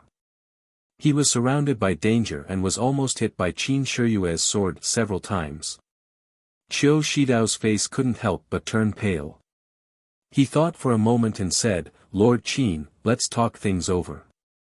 I know that you came to the Ma family today to find some ancient jade artifacts. Ma Rulong has already collected some. However, in order to show his sincerity to our righteous Dao Union, he has already given these jade artifacts to me. I haven't had the time to send them back. If you stop fighting now, I will tell you where these jade artifacts are stored so that you can go back and give an explanation. What do you think?" When Qin Shiyue heard this, he seemed to be moved. He slightly relaxed his attack and asked in a low voice, "If you give me the jade artifacts, how will you explain it to the sect? Moreover, I killed the auspicious 3 treasures. Don't you plan to take revenge?" Qiu Shidao said, "I haven't had the time to return these jade artifacts. The sect doesn't know. The auspicious 3 treasures were originally sent to monitor me. They were not sent by my master. They also know about the jade artifacts. Isn't it good that you killed them? I can't even protect my own life. How can I have the heart to take revenge for them?" When Qin Shiyue heard this, he nodded. The software in his hand stopped. He opened his mouth and wanted to speak. When Qiu Shidao saw this, he was very happy. He also put away his sword. When he saw Qin Shiyue open his mouth, he knew that he wanted to know where the jade artifacts were hidden. He smiled and said, "Lord Qin." However, when the words, "Lord Qin," just came out of his mouth, the software in Qin Shiyue's hand suddenly wrapped around Qiu Shidao's neck like a poisonous snake. Qiu Shidao's face immediately turned pale. He trembled and said, "Lord Qin, didn't we agree just now? Why are you going back on your words?" Qin Shiyue smiled and said, "When did I promise you? I just asked you a question." Qiu Shidao was shocked and said, "You can't kill me. If you kill me, no one will know the whereabouts of the jade artifacts. Also, whether I am Nan Fengyun or not, if you kill me, my master will definitely kill you. Why don't you put down your sword and we go our separate ways? What do you think?" Qin Shiyue seemed to have heard a big joke. He grinned and said, "What kind of place is Xinji town? How can there be good jade artifacts? I can't even see it, let alone our sect leader. If you want to threaten me with this jade artifact, you are really wrong. Also, your master, Nan Fengyun, do you think he can catch up with me? Qiu Shidao's face was pale. He shouted, Lord Qin, everything can be discussed. I also know a big secret of Xinji town. I can also tell you anything about the Righteous Alliance. By the way, my family is rich. I can give you a lot of silver. However, before he could finish, Qin Shiyue's eyes flashed with cold light. He smiled and exerted some strength in his hand. Qiu Shidao's handsome head flew up to the sky. His eyes that were gradually losing their light were still flashing with an inconceivable expression. He died with his eyes wide open. Looking at Qiu Shidao's body that was gradually softening, Qin Shiyue smiled and said, What does the secret of Xinji town have to do with me? Do you know more about the Righteous Alliance than I do? Silver, what use do I have for it? As he said, he raised his head and looked at the far end of the corridor where Ma Rulong had just disappeared. In fact, when Qiu Shidao appeared to sneak attack, Ma Rulong no longer cared about his own body and rushed to the end of the corridor. Although Qin Shiyue knew that he wanted to escape, he didn't care about him. After killing Qiu Shidao, with Qin Shiyue's Qin Gong, he could catch several Ma Rulong back. However, when Qin Shiyue rushed to the end of the corridor, there was also an exquisite small courtyard. There was a stone path in the middle that led to the backyard and the garden. Qin Shiyue flew to a high place and looked carefully, but he didn't find any trace of Ma Rulong. Qin Shiyue frowned and thought to himself, this old fox ran away quickly. Then, Qin Shiyue didn't search carefully and turned back to the hall. At this time, in the hall, except for the servants of the Ma family who were still desperately besieging Yingfei, the other guests had disappeared except for those who were lying on the ground and couldn't move. Qin Shiyue looked at Zhang Xiaohua who was standing quietly by the door and didn't say anything. He walked steadily to Yingfei. There were already a few brave servants who had abandoned Yingfei and chopped at his head with their padao. However, how could they withstand a single move from Qin Shiyue? In just a few moves, their heads were chopped off by Qin Shiyue. When the remaining servants saw that the situation was not good, they hurriedly scattered and fled for their lives. How could Yingfei let them go? He chased and killed a few of them. Qin Shiyue was even more straightforward. She chased after them and beheaded them. Unexpectedly, many of them were killed by the two of them. Only a few people safely escaped the hall.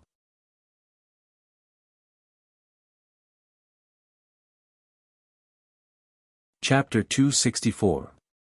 Qin Shiyue looked around at the tragedy in the hall and was very satisfied. Only then did she use her qinggong to rush out of the hall. When she passed by Zhang Xiaohua, she whispered, "Follow us." Zhang Xiaohua glanced at her and didn't answer. She used her qinggong and followed behind them unhurriedly. After leaving the hall, Qin Shiyue looked around and then flew to the other side of the hall. There was a round moon gate on this side. There was a small path leading inside. Presumably, it was the inner residence. Not long after the three of them entered, they saw several servants and maids running away in panic. When they saw Qin Shiyue, they were so scared that their faces turned ashen. Qin Shiyue didn't hesitate and shouted, "Stop, or I will kill all of you." In an instant, everyone stood in place and trembled. They didn't dare to move. Qin Shiyue walked to the nearest servant and asked, "Ma Rulong just ran away. Do you know where he ran to?" That servant was like a sieve. His teeth were chattering. How could he say it? When Qin Shiyue saw this, she reached out with lightning speed and grabbed his throat. With a little force, a "kacha" sound was heard. A stream of blood flowed out of the servant's mouth and he fell to the ground. Then, Qin Shiyue walked to a servant a little further away. When the servant saw Qin Shiyue walk over, his face turned pale. Before he got close, he smelled a foul smell. The servant was so scared that he lost control of his bladder. Qin Shiyue frowned and turned to another servant. The servant who lost control of his bladder had a burst of joy on his face. Just as he put on a smile, a cold light flashed and the servant's head flew to the sky. The smile was frozen on his face forever. Seeing Qin Shiyue's action, Zhang Xiaohua couldn't help but frown. She didn't agree, but she was also someone else's dish. How could she have the right to speak? Seeing the murderous demon king rushing towards him, the servant's hands and feet trembled uncontrollably and his face turned scarlet. Qin Shiyue was very satisfied with her deterrence and said while walking, "Do you know? If you know, then tell me. If you don't, then everyone in this courtyard will die." The servant opened his mouth, but no words came out. His eyes turned white and bulged out like a goldfish. He could only exhale, but no matter how hard he tried, he couldn't inhale. The servant grabbed his throat and twitched weakly. Then, he softly fell to the ground. He was scared to death by Qin Shiyue. Qin Shiyue didn't have any expression on her face. She looked around and walked towards a servant girl. At this time, a servant girl in the small pavilion next to them trembled and said, "Sir, I roughly know where Master Ma went. However, if I bring you there, will you spare us? We are just servants of the Ma mansion." When Qin Shiyue heard this, she was slightly surprised. She looked at this thin and ordinary-looking girl and smiled. "Of course." The girl trembled as she walked out and said, "Sir, I'll take you there. Can you let them go? They really don't know anything." Looking at this brave girl, Qin Shiyue waved her hand and said, "Take me there." The girl looked at the servants and servant girls around her who were already ashen-faced. She gritted her teeth and walked towards the inner residence. Qin Shiyue said in surprise, "Girl." Ma Rulong ran out from the corridor on the other side of the hall. The girl shook her teeth and forced a smile. She said, "I know. Sir, there is a path from here. If we go through the front hall, it will be a long detour." Qin Shiyue said, "Oh." She didn't say anything else. She knew this girl must know. Sure enough, after walking for a while, they came to another pond. At the end of the pond was a winding corridor. The girl pointed at a rockery in the pond and said, "Sir, it's that rockery." One night, this servant woke up at night and saw Master Ma come out from there by the moonlight. Qin Shiyue looked at the rockery and then looked at the girl. She smiled and said, "Are you sure?" The girl said, "I'm sure. Although it's night, the moonlight is very bright. If I can't even recognize my own master, how can I?" Qin Shiyue signaled to Ying Fei. Ying Fei used her lightness skill and flew over the pond. She directly flew to the rockery to check. Qin Shiyue looked at the girl and said with a smile, "You're not afraid of me?" The girl said, "I'm afraid." "Then why did you bring us here? If I didn't bring you here, wouldn't we all be killed by you?" Qin Shiyue nodded and said, "Aren't you afraid that I'll go back on my word?" The girl's face instantly turned pale. She bit her lips and didn't dare to speak. At this time, Ying Fei shouted from the rockery, "Sir, there is a mechanism here." Qin Shiyue rolled her eyes and said, "Okay, you can go." The girl didn't move. Qin Shiyue frowned and said, "I told you to go. Why don't you go?" The girl said, "Sir, you go first. I'll go after you." Qin Shiyue laughed, turned around, and then waved her hand. When the girl saw Qin Shiyue waving her hand, she was so scared that she closed her eyes. Zhang Xiaohua's heart also thumped. Unexpectedly, Qin Shiyue waved her hand and shouted, "Ren Xiaoyao, come with me." Zhang Xiaohua sighed and jumped in front. There was some joy in her voice. Qin Shiyue didn't understand. She turned her head and looked at Zhang Xiaohua in surprise. She muttered, "Looking at your mood, it's quite good." The two of them used their lightness skill. When they reached the rockery, the girl turned around and ran away. Qin Shiyue looked back and twirled her short beard with 2 fingers. She was thinking. Under the rockery, there was a dark cave entrance. There were stairs leading down. Ying Fei was a little hesitant and said, "Sir, is this a trap?" Qin Shiyue smiled and said, "Even if it's a trap, you don't dare to enter it." Ying Fei smiled apologetically and said, "Following sir, I dare to climb a mountain of swords and go into a sea of fire." Qin Shiyue said, "Don't flatter me. Lead the way." Ying Fei looked at Zhang Xiaohua and said, "Sir, I think it's better to let this boy lead the way. Go down quickly." "What are you talking about? If he can lead the way, why would I bring them so far?" "Yes, yes." Ying Fei didn't dare to refute. He led the way down the stairs. The secret passage under the rockery was narrow and short. Not only Qin Shiyue and Ying Fei, but even Zhang Xiaohua had to bend down. Moreover, the secret passage was dark and damp. From time to time, there would be water dripping down. They must be walking under the pond. Ying Fei was in front. He held a torch in one hand and a sword in the other. He was very careful. After a long time, the secret passage gradually became wider and drier.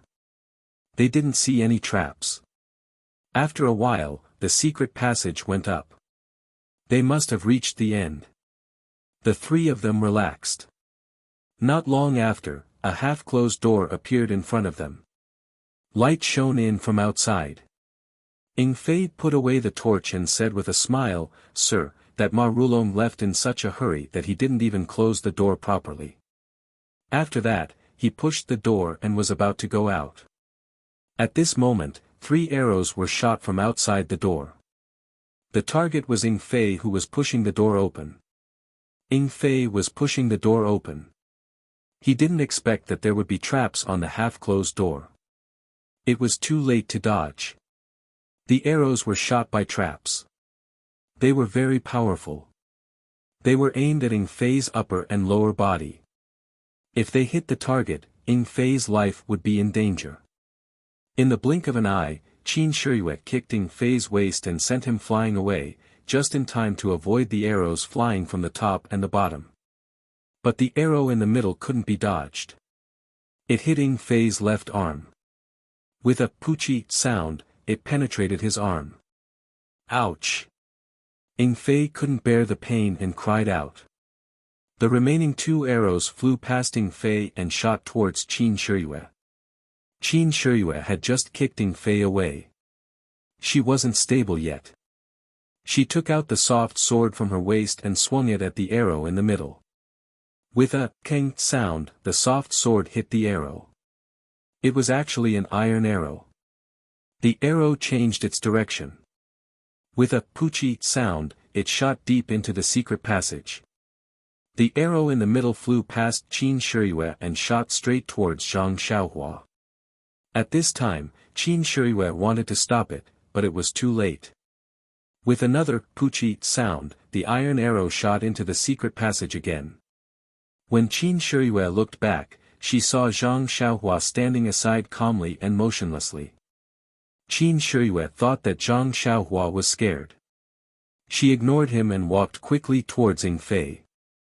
In fact, he didn't know that when he stepped into the secret passage, Zhang Xiaohua had released his divine sense. Although it was dark, he knew what was going on in front of him. Even at the moment when the iron arrow was shot, Zhang Xiaohua already knew that the iron arrow in the dark was a great threat to Qin Shiyue and Ying Fei. But after all, it was flying in the range of Zhang Xiaohua's divine sense. At this time, the beauty of divine sense was revealed. Zhang Xiaohua had already known the trajectory of the iron arrow. When the third iron arrow was close to him, he slightly used ethereal steps and let the iron arrow shoot past his leg. His performance was as steady as Mount Tai, which scared Qin Shiyue. On the other side, Ying Fei was already sitting on the ground in pain. Qin Shiyue looked at his arm. The place where the iron arrow went through was already bleeding. The arrow was poisonous. Qin Shiyue frowned and kicked the door open.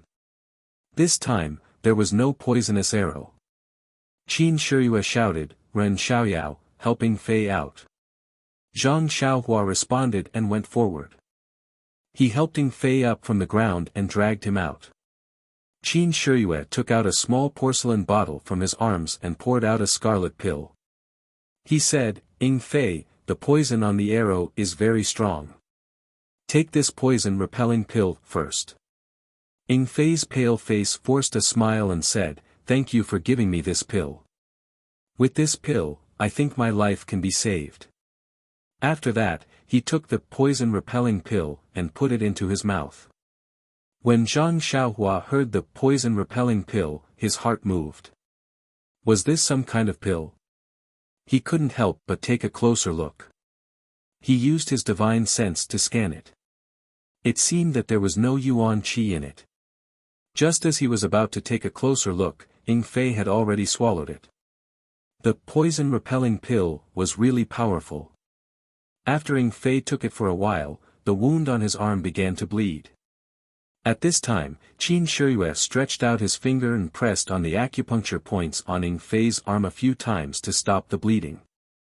Ying Fei said with difficulty, Master, we have been delayed for a long time. I think old Ma has already gone far away. What do you think? Please vote for me. Thank you.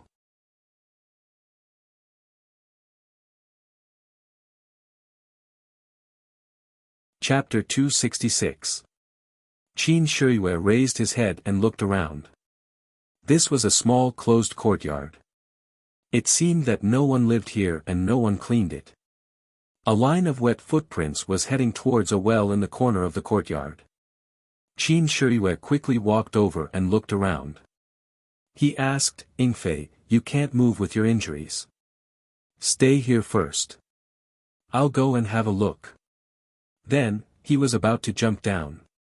He looked back at Zhang Xiaohua and said, Boy, come with me. Zhang Xiaohua had no choice but to go to the well. He looked down and found that it was a dry well. Qin Shiyue warned Zhang Xiaohua, Ren Xiaoyao, don't have any bad ideas. Your martial arts are not worth mentioning in front of me. I can cut off your head at any time. Zhang Xiaohua nodded. Qin Shiyue pulled out his soft sword and jumped down the dry well. When he dodged, Zhang Xiaohua also jumped down. There was a secret passage at the bottom of the well, but this secret passage was obviously more spacious than the previous one. It was also clean. Qin Shiyue walked in front with a fire and a soft sword. Zhang Xiaohua followed him closely. He had already released his spiritual awareness and scanned from a distance. However, this secret passage was the same as the previous one. There was no mechanism at all. After walking for a long time, Zhang Xiaohua was a little impatient. This secret passage seemed to have no end. Just as he was thinking, his spiritual awareness suddenly felt the exit. When he looked up, there was finally light in front of him. The exit of this secret passage was not blocked by a door. Zhang Xiaohua scanned it with his spiritual awareness and found nothing unusual. Qin Shiyue carefully observed for a long time before he walked out. The exit of the secret passage was at the foot of a small mountain. The exit was blocked by waist-high grass. It was impossible to find it without looking carefully. In front of the exit was a dense forest. In the distance of the dense forest was also a mountain. Qin Shiyue first looked carefully in front of the exit, then closed his eyes and frowned. He did not know what to do. Suddenly, his brows relaxed and he said to Zhang Xiaohua, Follow me. If you can follow me, I won't seal your acupoints at night. Zhang Xiaohua's face lit up, and she quickly nodded. The taste of being tortured to extort a confession was really not good. When Qin Shiyue saw this, she didn't say anything. She used her qin gong to jump up a big tree. Then, she started to chase in the direction of the big mountain. Zhang Xiaohua also quickly flashed to catch up with her. Her left hand also quietly took out a small primeval stone from her bosom. She walked while absorbing it to replenish her real qi. That Qin Shiyue's qin gong was really high.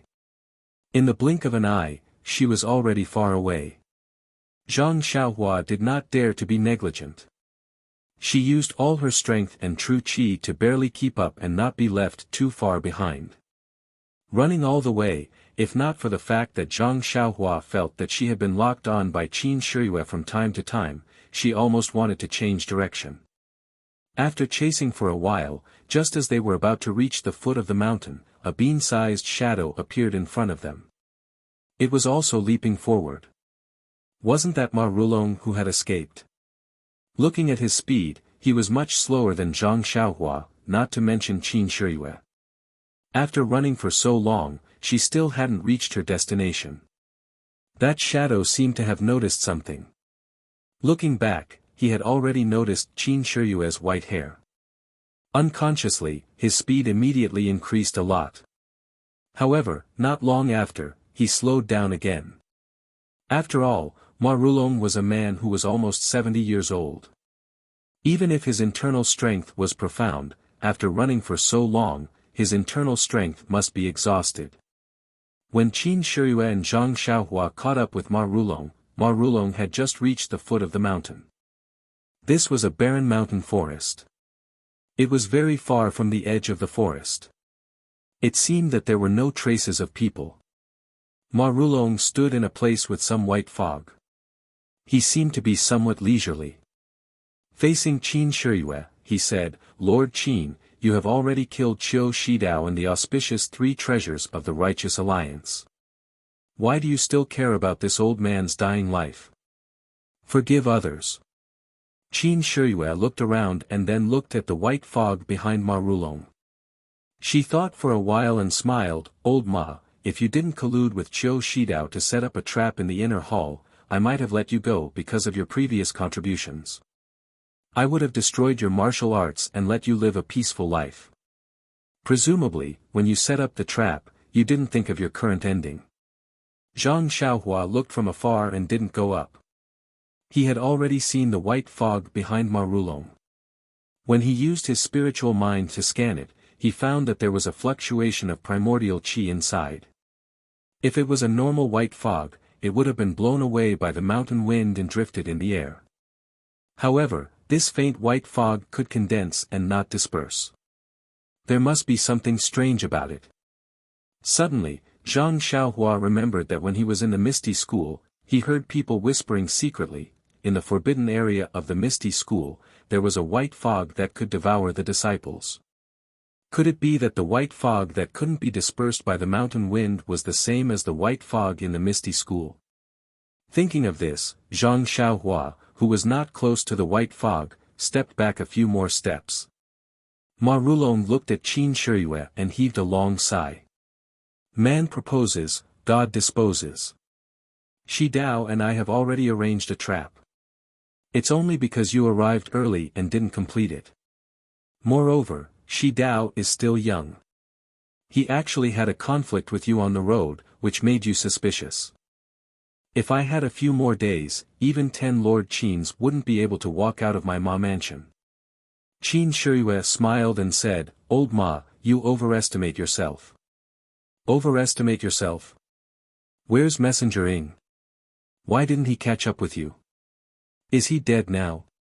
Ha ha ha, that poisonous arrow was originally given to you, but now Messenger Ing is enjoying it. It's just a poisonous arrow. It's not a problem for me. The winner is the king and the loser is the bandit. I don't want to say anything more. If it weren't for the problem of the 3 auspicious treasures, Lord Qin, you would probably still be trapped in the inner hall. When your internal force is exhausted, I will stab you with my sword. Can you dodge it? Qin Shiyue looked at Ma Rulong with a smile and didn't say anything. You know you can't dodge it, right? Maybe that's why you keep chasing me and want to take my life. Qin Shiyue shook her head and asked, "The demonic sect treated you well. Why did you betray the demonic sect and join the Righteous Alliance?" Alas! Ma Rulong smiled bitterly and said, "Treated me well. It's not just well. It's too mean. What kind of family is the Ma family? Although it's declining now, it won't be bullied by the demonic sect. Even Ing Fei, that kind of person, dares to show off in front of the Ma family. He is still considered good. The previous messengers all treated the Ma family as lambs to be slaughtered. Moreover, I, Ma Rulong, am old. It's fine if I work for the demonic sect, but why do my descendants need to be oppressed by you? My descendants also need to be famous in Jianghu. They also need to be righteous. Qin Shiyue frowned and said, being righteous and righteous doesn't conflict with working for the demonic sect. You don't understand, Lord Qin.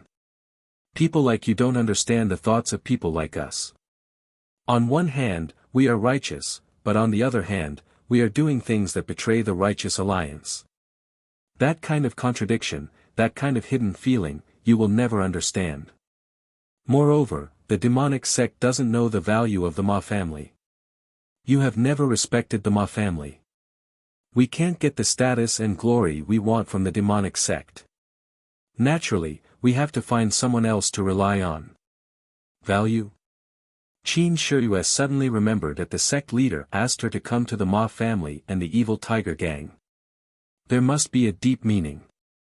You don't know, right? Even someone like Lord Qin doesn't know. Others won't respect the Ma family. Well, the sect leader specifically asked me to come to the Ma family. Qin Shiyue explained. Of course, the sect leader knows.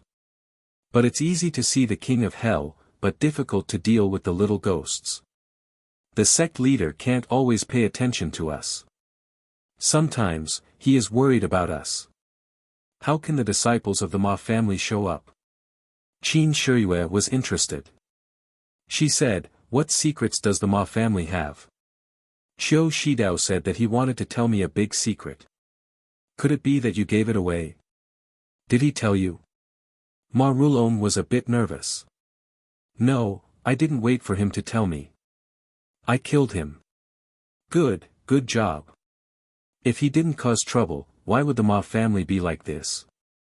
He's your grandson-in-law. You, Sai, don't mention it. What grandson-in-law? It's just my granddaughter's wishful thinking. After marrying him, did he even look at my obedient granddaughter? However, she got what she wanted. This is her life. She can't blame anyone else. Then why? Qin Shiyue's gossipy soul was awakened. She asked again and again. Zhang Xiaohua, who was listening at the side, was also surprised. Why? Why should this old man tell you? Qin Shiyue was slightly surprised. They had been talking for a long time. Why did he stop at the most important part and wait for the next chapter? How boring. Looking at Qin Shiyue, Ma Rulong smiled and said, Lord Qin, this old man wants to negotiate with you. What do you think? Qiu Shidao negotiated with me, so I killed him. What do you have that's worth me not attacking? What secrets can he have? It's just the things I gave him. He thought that he hid it very well. In fact, it's not just me. Even the righteous Tao Alliance knows about it. Qin Shiyue pondered for a moment and said, tell me your conditions first. Ma Rulong was overjoyed. He said, this old man won't ask you to spare my life. I just want you to promise not to kill the Ma family disciples. It's that simple. If I go back on my word and go back to kill, won't you lose money? Who doesn't know that Lord Qin's words carry enormous weight? I'm not worried about this. Qin Shiyue thought for a moment and said, okay, I promise you. Tell me. Ma Rulong nodded and said, actually, from the beginning, my granddaughter was attracted to Qiu Shidao and wanted to marry him. But Qiu Shidao didn't want to marry my granddaughter at all. He even rejected the marriage proposal. If it wasn't for the fact that my dowry was so good that Zhang San of the Righteous Tao Alliance was moved and couldn't refuse, how could their alliance leader come out and force him to submit so obediently? Things. Even Zhang San was moved.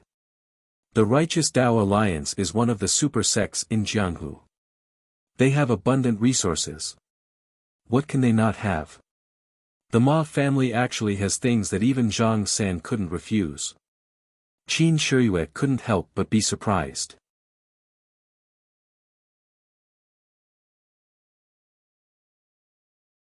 Chapter 267. Ma Rulong looked at Qin Shiyue's surprise with satisfaction and said slowly, "You didn't expect it, right? Lord Qin, the Righteous Alliance actually covets my little Ma family's things. Even though they sent so many precious medicinal ingredients today, it's just to further improve our relationship and hope that I can return the favor. Guess what the Righteous Alliance wants?" Qin Shiyue shook his head. Ma Rulong looked up at the changing clouds in the sky and said, "White clouds change like dogs, the stars change. Life is so short, but the world changes so strangely. Oh right, Lord Qin, what do you think of the three-talent flag formation that the three auspicious treasures used in the inner hall? I heard you call out its name, so you must know its origin.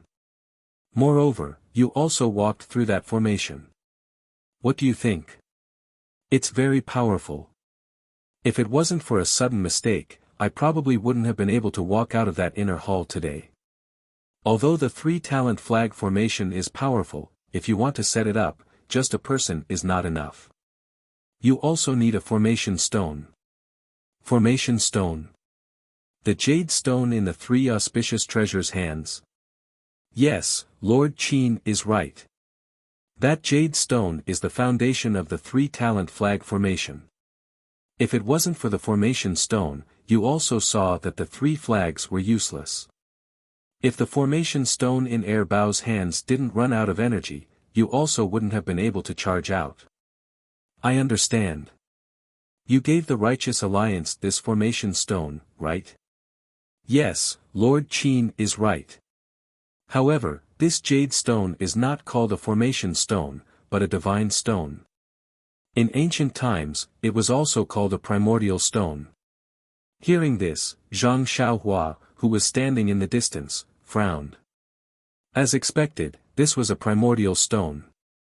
So that's how it is. Qin Shiyue suddenly understood. However, he was puzzled. Although the divine stone was useful, if there was no formation, what was the use of it?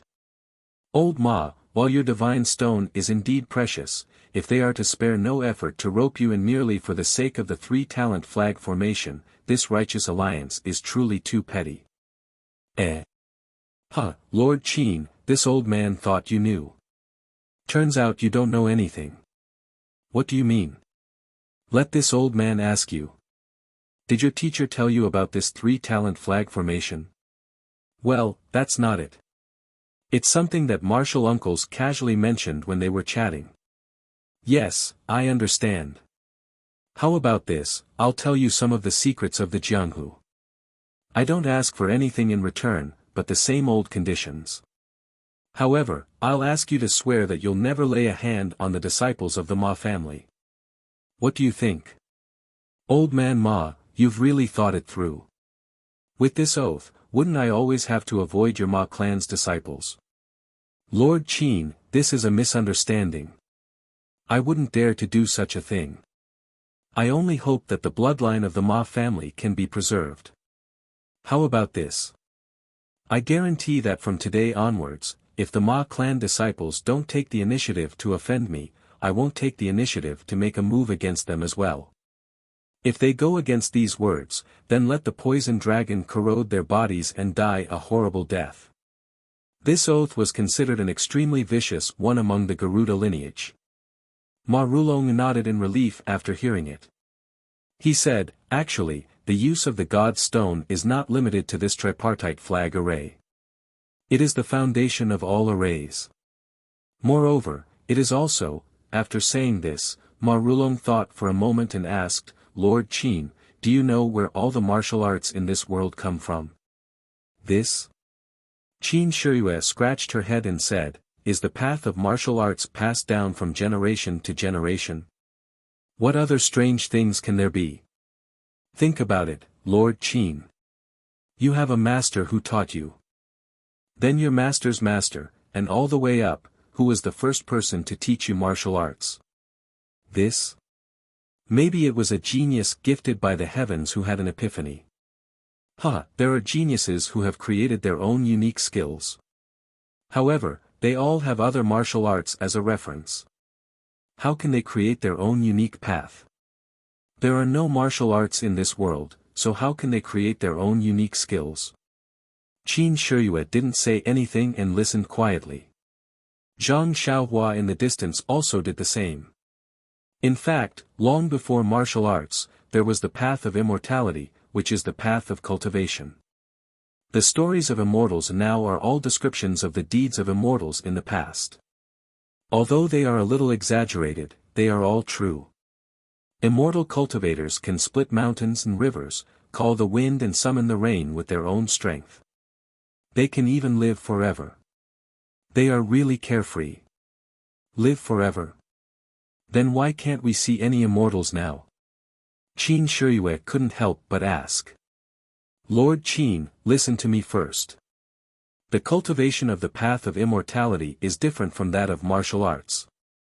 They pay attention to refining the qi of heaven and earth. The God's stone, which used to be the primordial stone, is the foundation of their cultivation. It is even the silver they use. Then, Ma Rulong, like an elder teaching a professor, talked about the rise and fall of the path of immortality, the changes before and after the immortal cultivation, and the evolution of Jianghu. Not only was Qin Shiyue intoxicated, but Zhang Xiaohua was also shocked. The path of immortality this old man was talking about, wasn't it her? No wonder the Carefree Heart Sutra that she cultivated was different from the internal strength cultivation method that her second brother had told her. Even the formation of internal strength was different. It turned out that it was a different cultivation method. Ma Rulong continued, Lord Qin, don't think that the Heavenly Tao Union is a super sect in Jianghu. After all, it is not an ancient sect. Their foundation is not comparable to the incense cult, the Dalan Temple, or the Misty School. Our Ma family was only a small branch of an immortal cultivation sect in ancient times. Even so, the righteous Tao Union can't be compared to us. If not for this, how could I have attracted their hearts by taking out a few god stones? Looking at Qin Shiyue's dumbfounded expression, Ma Rulong's mouth was filled with ridicule as he said, Lord Sakra of the divine sect must know these secrets and have some understanding of our Ma family. That's why he favored us so much. However, you ordinary people have repeatedly bullied our Ma family and forced us to have no way out. I can't stand it. Qin Shiyue smiled helplessly and said, Old Ma, what's the use of saying this now? Ma Rulong nodded and said, Yes, there's no turning back. It's useless to say more. In fact, the qi of heaven and earth has always been very thin after the immortal Tao was destroyed for thousands of years. However, in recent years, there have been signs of an increase. Do you know why Lord Sakra asked you to collect ancient jade articles? Qin Shiyue shook her head again and said angrily in her heart, This old man always keeps me in suspense. If you want to say it, just say it. Why do you keep asking me? I've been shaking my head more than I did in a year. My neck is sore. The immortal Tao's cultivation methods, formations, alchemy, refining weapons, and talismans are all recorded in a kind of jade article. They are called jade slips and can only be read by the immortal Tao's divine sense. There must be a lot of these in your divine sect. However, there are even more in Jianghu.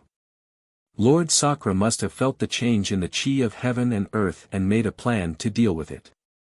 Oh right, there's another possibility. It's a magic weapon of the immortal Tao. Magic weapon?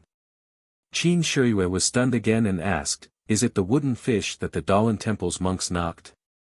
Ma Rulong shook his head and said, The wooden fish is just a name borrowed by the bald man of the Dalan Temple. The immortal Tao's magic weapon is the same as our martial Tao's weapon.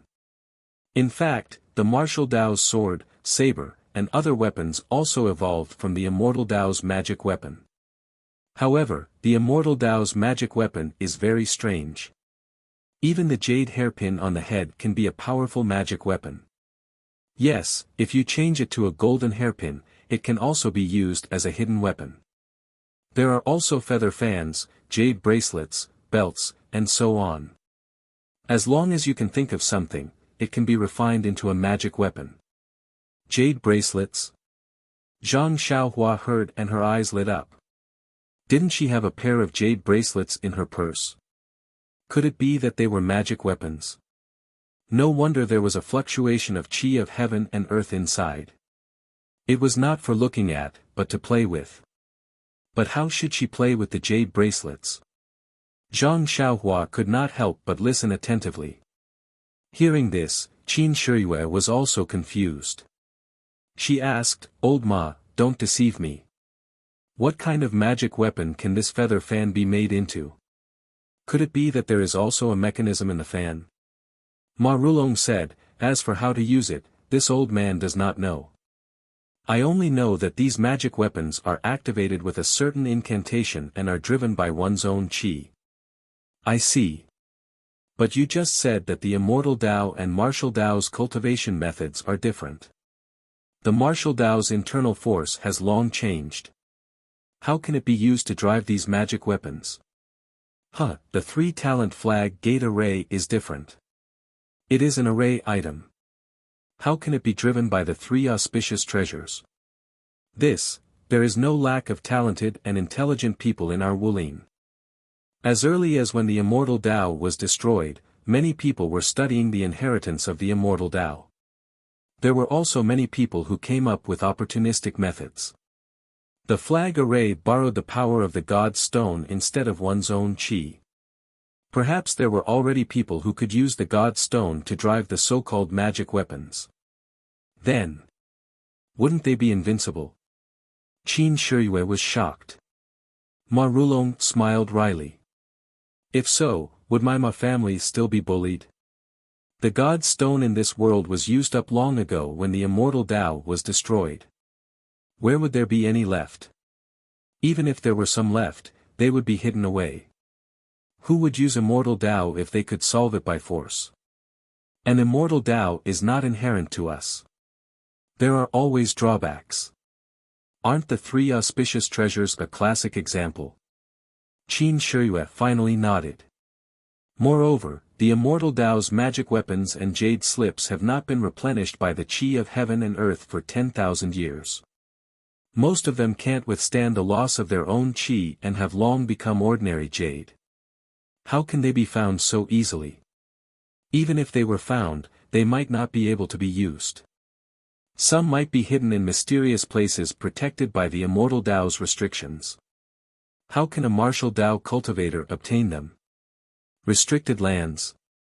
Is it a forbidden area? Lord Qin, you are mistaken. Restricted lands are places that others are not allowed to enter. They are different from places protected by restrictions. Simply put, the immortal Tao's restrictions are powerful formations. Presumably, the divine sect also has its own restricted lands. Perhaps they are protected by restrictions. Old Ma, you just said that the qi of heaven and earth has increased. How can a martial Tao cultivator like you sense the qi of heaven and earth?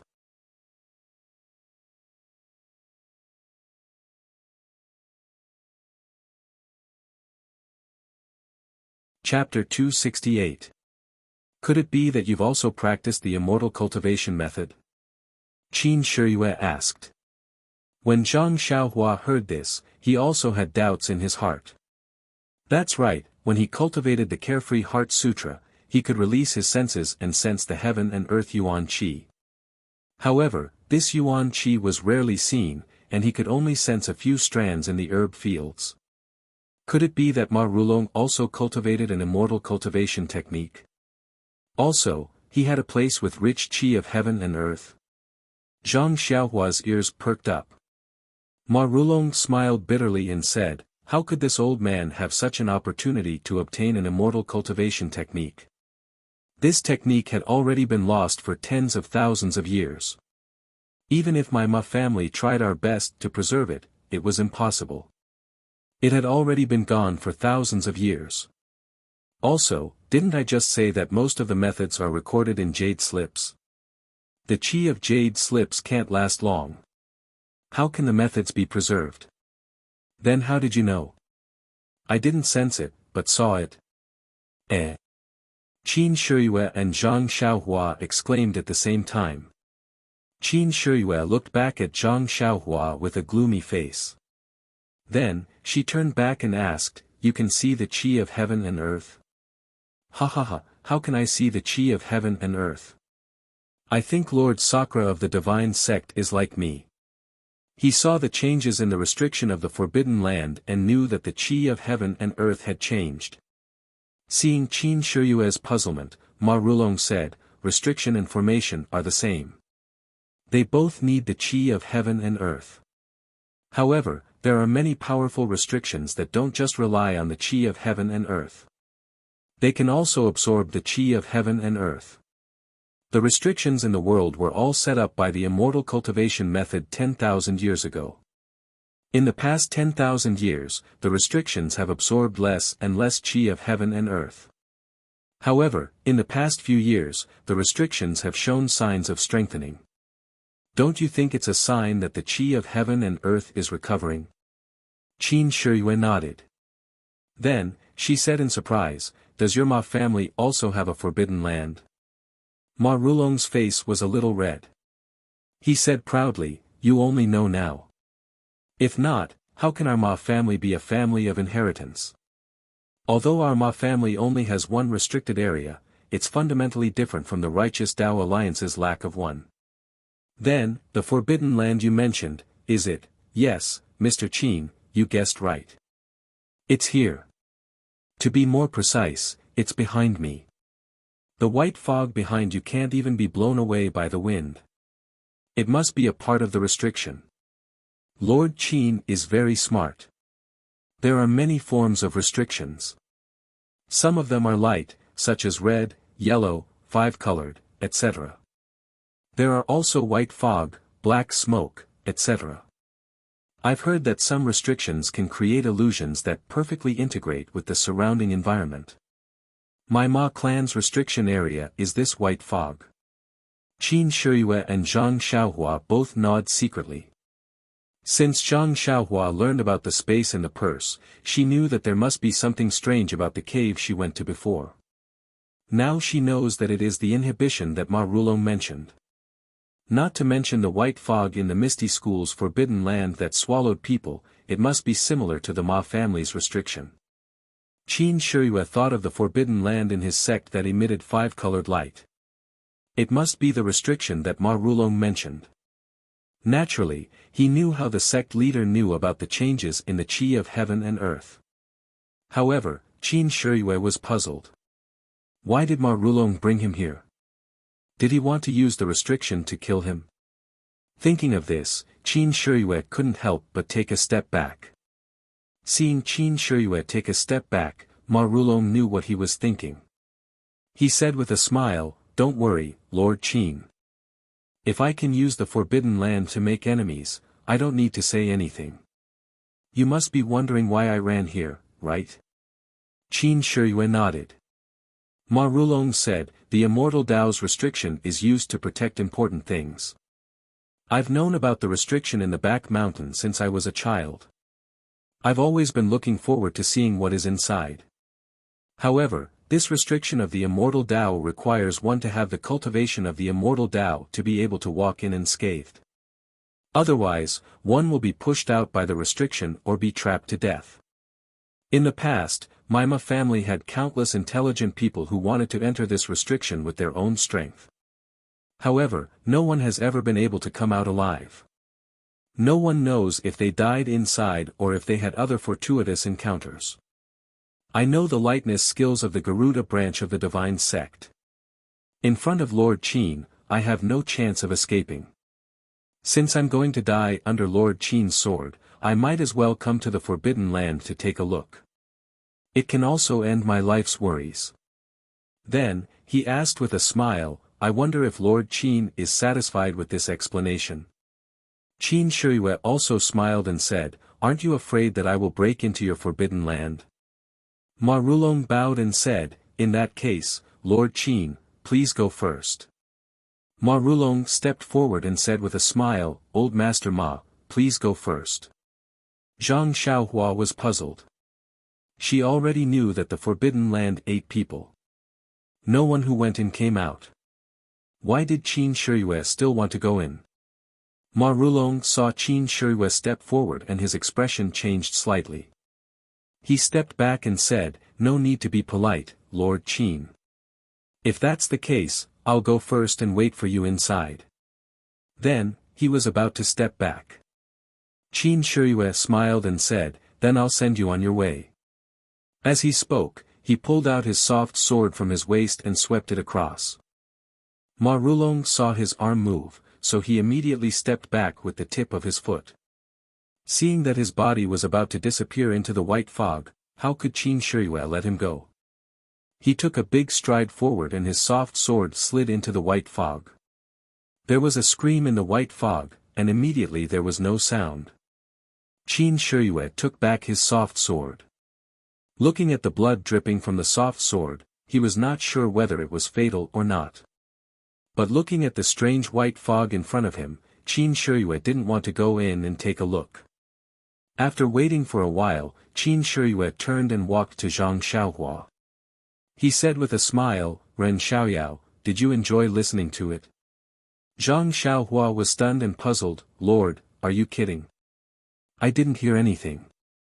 My ears have been inflamed for the past 2 days and I can't hear anything. I was thinking of asking you to find a doctor to take a look. Just in time, when we arrive at Xinji town later, I hope you will be kind enough to let me see a doctor." Qin Shiyue curled his lips and said, "Don't make trouble for me. I don't intend to kill you. You know it yourself. We still need to find the cauldron from you. After listening to what you said just now, you know the importance of the cauldron. It's something that the leader of the divine sect must get. You'd better tell us who took it." Zhang Xiaohua secretly said in his heart, "Nonsense, if I didn't listen to what you said today, I would have thought that the big cauldron was an incense burner. Now that I know it's an immortal object, how can I return it to you? Not to mention that I have use for myself. Even if I don't have use for it, if I give it to you, won't you immediately kill me?" Zhang Xiaohua said with an innocent face, "Lord Qin, I really don't have this thing. How do you want me to tell others?" Qin Shiyue heard this and his smile became wider. He reached out his hand to touch the cauldron, but after thinking about it, he said, "These few days, you've also eaten the torture of my divine sect. I didn't expect you to be able to persist. If it's an ordinary person, he would have already been tortured to madness. You're still quite happy. However, since I've already promised you that I won't touch your acupoints, I naturally won't touch them. Anyway, your fate has already been handed over to Lord Sakura. I just need to take you back. Did you hear what I said today? Who took the cauldron behind you? I don't know." After that, he looked at the sky and said, "Put away your selfish thoughts and obediently follow me back to the divine sect. Listen to the hierarch's arrangement. Let's go." After that, he used his lightness skill and flew back. Zhang Xiaohua didn't dare to slack off and also followed closely behind. On the way back, Qin Shiyue didn't use his full strength. Zhang Xiaohua also followed behind easily. Even so, Qin Shiyue was still puzzled. Where did this guy come from? His foundation in lightness skill was actually so solid. After returning to the cave in the secret passage, Qin Shiyue looked around and had no choice but to plunge in. When the two came out of the dry well, they saw Ing Fei sitting on the ground with a sword in his hand.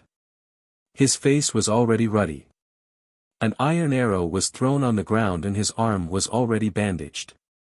Seeing Qin Shiyue coming out of the dry well, his expression was obviously relaxed.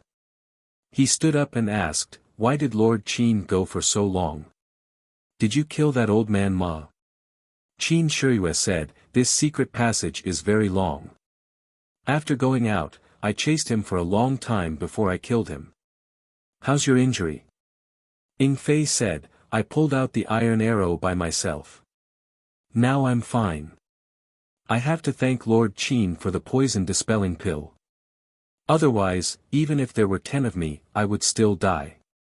Qin Shiyue thought for a moment and said, "You bandaged yourself carelessly. After a while, when we go to town, it's better to find a doctor to bandage it again." Ing Fei said with a smile, "Thank you, Lord Qin." Qin Shiyue asked, "Can you still use lightness skill?" Ing Fei said, "It should be fine." "Well, the two of you come with me." After speaking, Qin Shiyue jumped on the roof. After roughly looking at the direction, he jumped toward the Ma residence. Qin Shiyue didn't want to go through that damp and low secret passage again.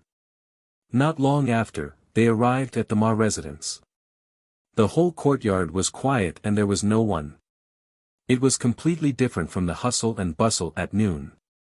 Qin Shiyue took the two of them to the roof of the Ma residence for a while. They didn't see a single person. Instead, they saw the 3 horses that they rode. Qin Shiyue thought for a moment and said, "Let's go. Let's go to town first and check your injury." After speaking, he led the horse and walked out of the gate of the Ma residence. Zhang Xiaohua looked at Qin Shiyue's back in surprise. She opened her mouth and wanted to ask him why he didn't look for the relics of immortality in the Ma residence. But she thought about it again. Ma Rulong had already prepared for this. Today, he didn't even see half of his nephews. They must have taken advantage of the chaos to run away. How could those precious things still be hidden in the Ma residence? Presumably, Qin Shiyue also thought this through, so he left without hesitation. The 3 of them rode on the horse and went through the main road.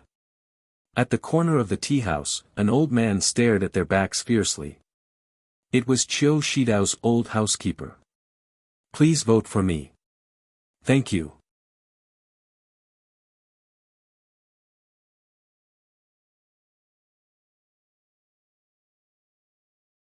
Chapter 269. The sun was setting in the west, and a round scarlet sun was hanging in the clear sky of the West Mountain. On a secluded path in the wilderness, 3 horses were trotting slowly. The red sun in the west cast a long shadow on them. They were Qin Shiyue, Ing Fei and Zhang Xiaohua. It had been a few days since the massacre in Xinji town. Ing Fei's injury had already recovered. The poisonous arrow pierced through his left arm, but it didn't hurt the bone. The arrow poison was cleaned up in time, but it was thoroughly cleaned by the town's doctor. The medicine used was also from the Dragon God sect. How could there be no improvement? Zhang Xiaohua was still weak, and he followed the 2 people absent-mindedly. In these days, he had completely abandoned the idea of using lightness skill to escape. Qin Shiyue's decisiveness in killing left a deep impression on him. Before he had full confidence, he would not repeatedly challenge Qin Shiyue's bottom line. Although Qin Shiyue had said that he would take him back to the sect leader in one piece, who knew if he would change his mind? It was better to just practice martial arts. Since Zhang Xiaohua knew the reason for the disappearance of immortality and the rise of martial arts in the Ma family, and also knew the difference between immortality and martial arts, he knew that he was lucky. He accidentally walked on the road of immortality, which no one had walked on for thousands of years. Moreover, after seeing the power of immortality's tactical formation, he was more confident in himself. As long as he had time, he would comprehend the earth-escaping skill. He believed that as long as he could learn the earth-escaping skill, he would be able to escape from Qin Shiyue's evil hands. Zhang Xiaohua also knew that the tripod furnace he took from Shitsui Mountain should be the furnace used for immortality's alchemy. It was something that the sect leader of the Dragon God sect wanted. As for how to use the furnace, he really didn't have time to look at it. Not to mention that there was a lot of content in the elementary alchemy technique, and now he didn't have time to comprehend it. If he took out the furnace, he might alarm Qin Shiyue. It was better to avoid trouble. Why should he be anxious now? Moreover, he felt that it was incredible that using elixirs could improve his power. How could a small elixir improve his cultivation so much? Could it double the qi of heaven and earth in his body? That was simply impossible. She remembered that there was something called the chi-generating pill in the money pouch. It seemed to have been thrown away without any regard. Presumably, it wasn't anything good. Zhang Xiaohua also lacked interest in the idea of trying it out herself. Also, after seeing the power of the immortal Tao formation, Zhang Xiaohua really wanted to make some kind of formation to trap Qin Shiyue and Ning Fei. However, she didn't have any formation flags or incantations. She only had a shallow Jin Qi and a huge primordial stone. It was impossible to make it a reality, so she just threw it aside. From the beginning to the end, Ma Rulong didn't mention how to fight in Taoism. He only said that there was the power to summon wind and rain and move mountains and seas. His words made Zhang Xiaohua's blood boil, but she only painted a pie for him.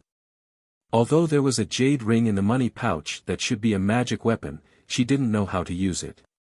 Even if she knew how to use it, could the jade ring still be used after 10,000 years? Everything was unknown. Zhang Xiaohua looked blankly at the red sun in the distance that was about to set behind the mountain. It was about to be engulfed by darkness. Everything in this world was about to fall into darkness. She couldn't see the road ahead clearly. What about her own road? There hadn't been the immortal Tao for 10,000 years. She actually received the inheritance of the immortal Tao and cultivated the immortal Tao cultivation method. There was no one to guide her, no reference, and no one to point out her own way. Everything had to rely on her own strength. Loneliness, powerlessness, and other negative emotions constantly grew in her heart. However, just as Zhang Xiaohua was dispirited, the setting sun finally fell below the cliff. Even when its last ray of sunlight left the world, it was still so brilliant and glorious. The last ray of sunlight reflected in the lonely youth's eyes seemed to soar and ignite the youth's fighting spirit. There are so many living things in the world, but only I have such a situation. Why do I see the immortal Tao as a bumpy road? Since the revival of the immortal Tao chose me, why should I hide? I will do my best, and there will be a new me. Thinking about this, the scenery at the side of the mountain didn't feel dark. She also didn't feel uncomfortable in this captive situation. Zhang Xiaohua understood something in her heart and her cultivation improved again. Since the last time she suffered from qi deviation, Zhang Xiaohua carefully comprehended the Worry-Free Heart Sutra from beginning to end. At the end of the Heart Sutra, it mentioned the cultivation of the state of mind. However, the cultivation of the state of mind shouldn't be a bottleneck in the qi refining stage. It was strange that she encountered it again and again. Moreover, she also knew that every time she encountered an enlightenment in her heart, her cultivation of the state of mind would improve by another level. As long as she had primeval stones in her hands, her cultivation would naturally be able to keep up. She wouldn't have to worry about the risk of qi deviation again. This was a good thing. Zhang Xiaohua unconsciously revealed a smile. At this time, in the distance, the sound of horse hooves gradually faded away. It was very abrupt. Zhang Xiaohua frowned. Her divine sense spread out like a net, but there didn't seem to be anything abnormal in the surroundings.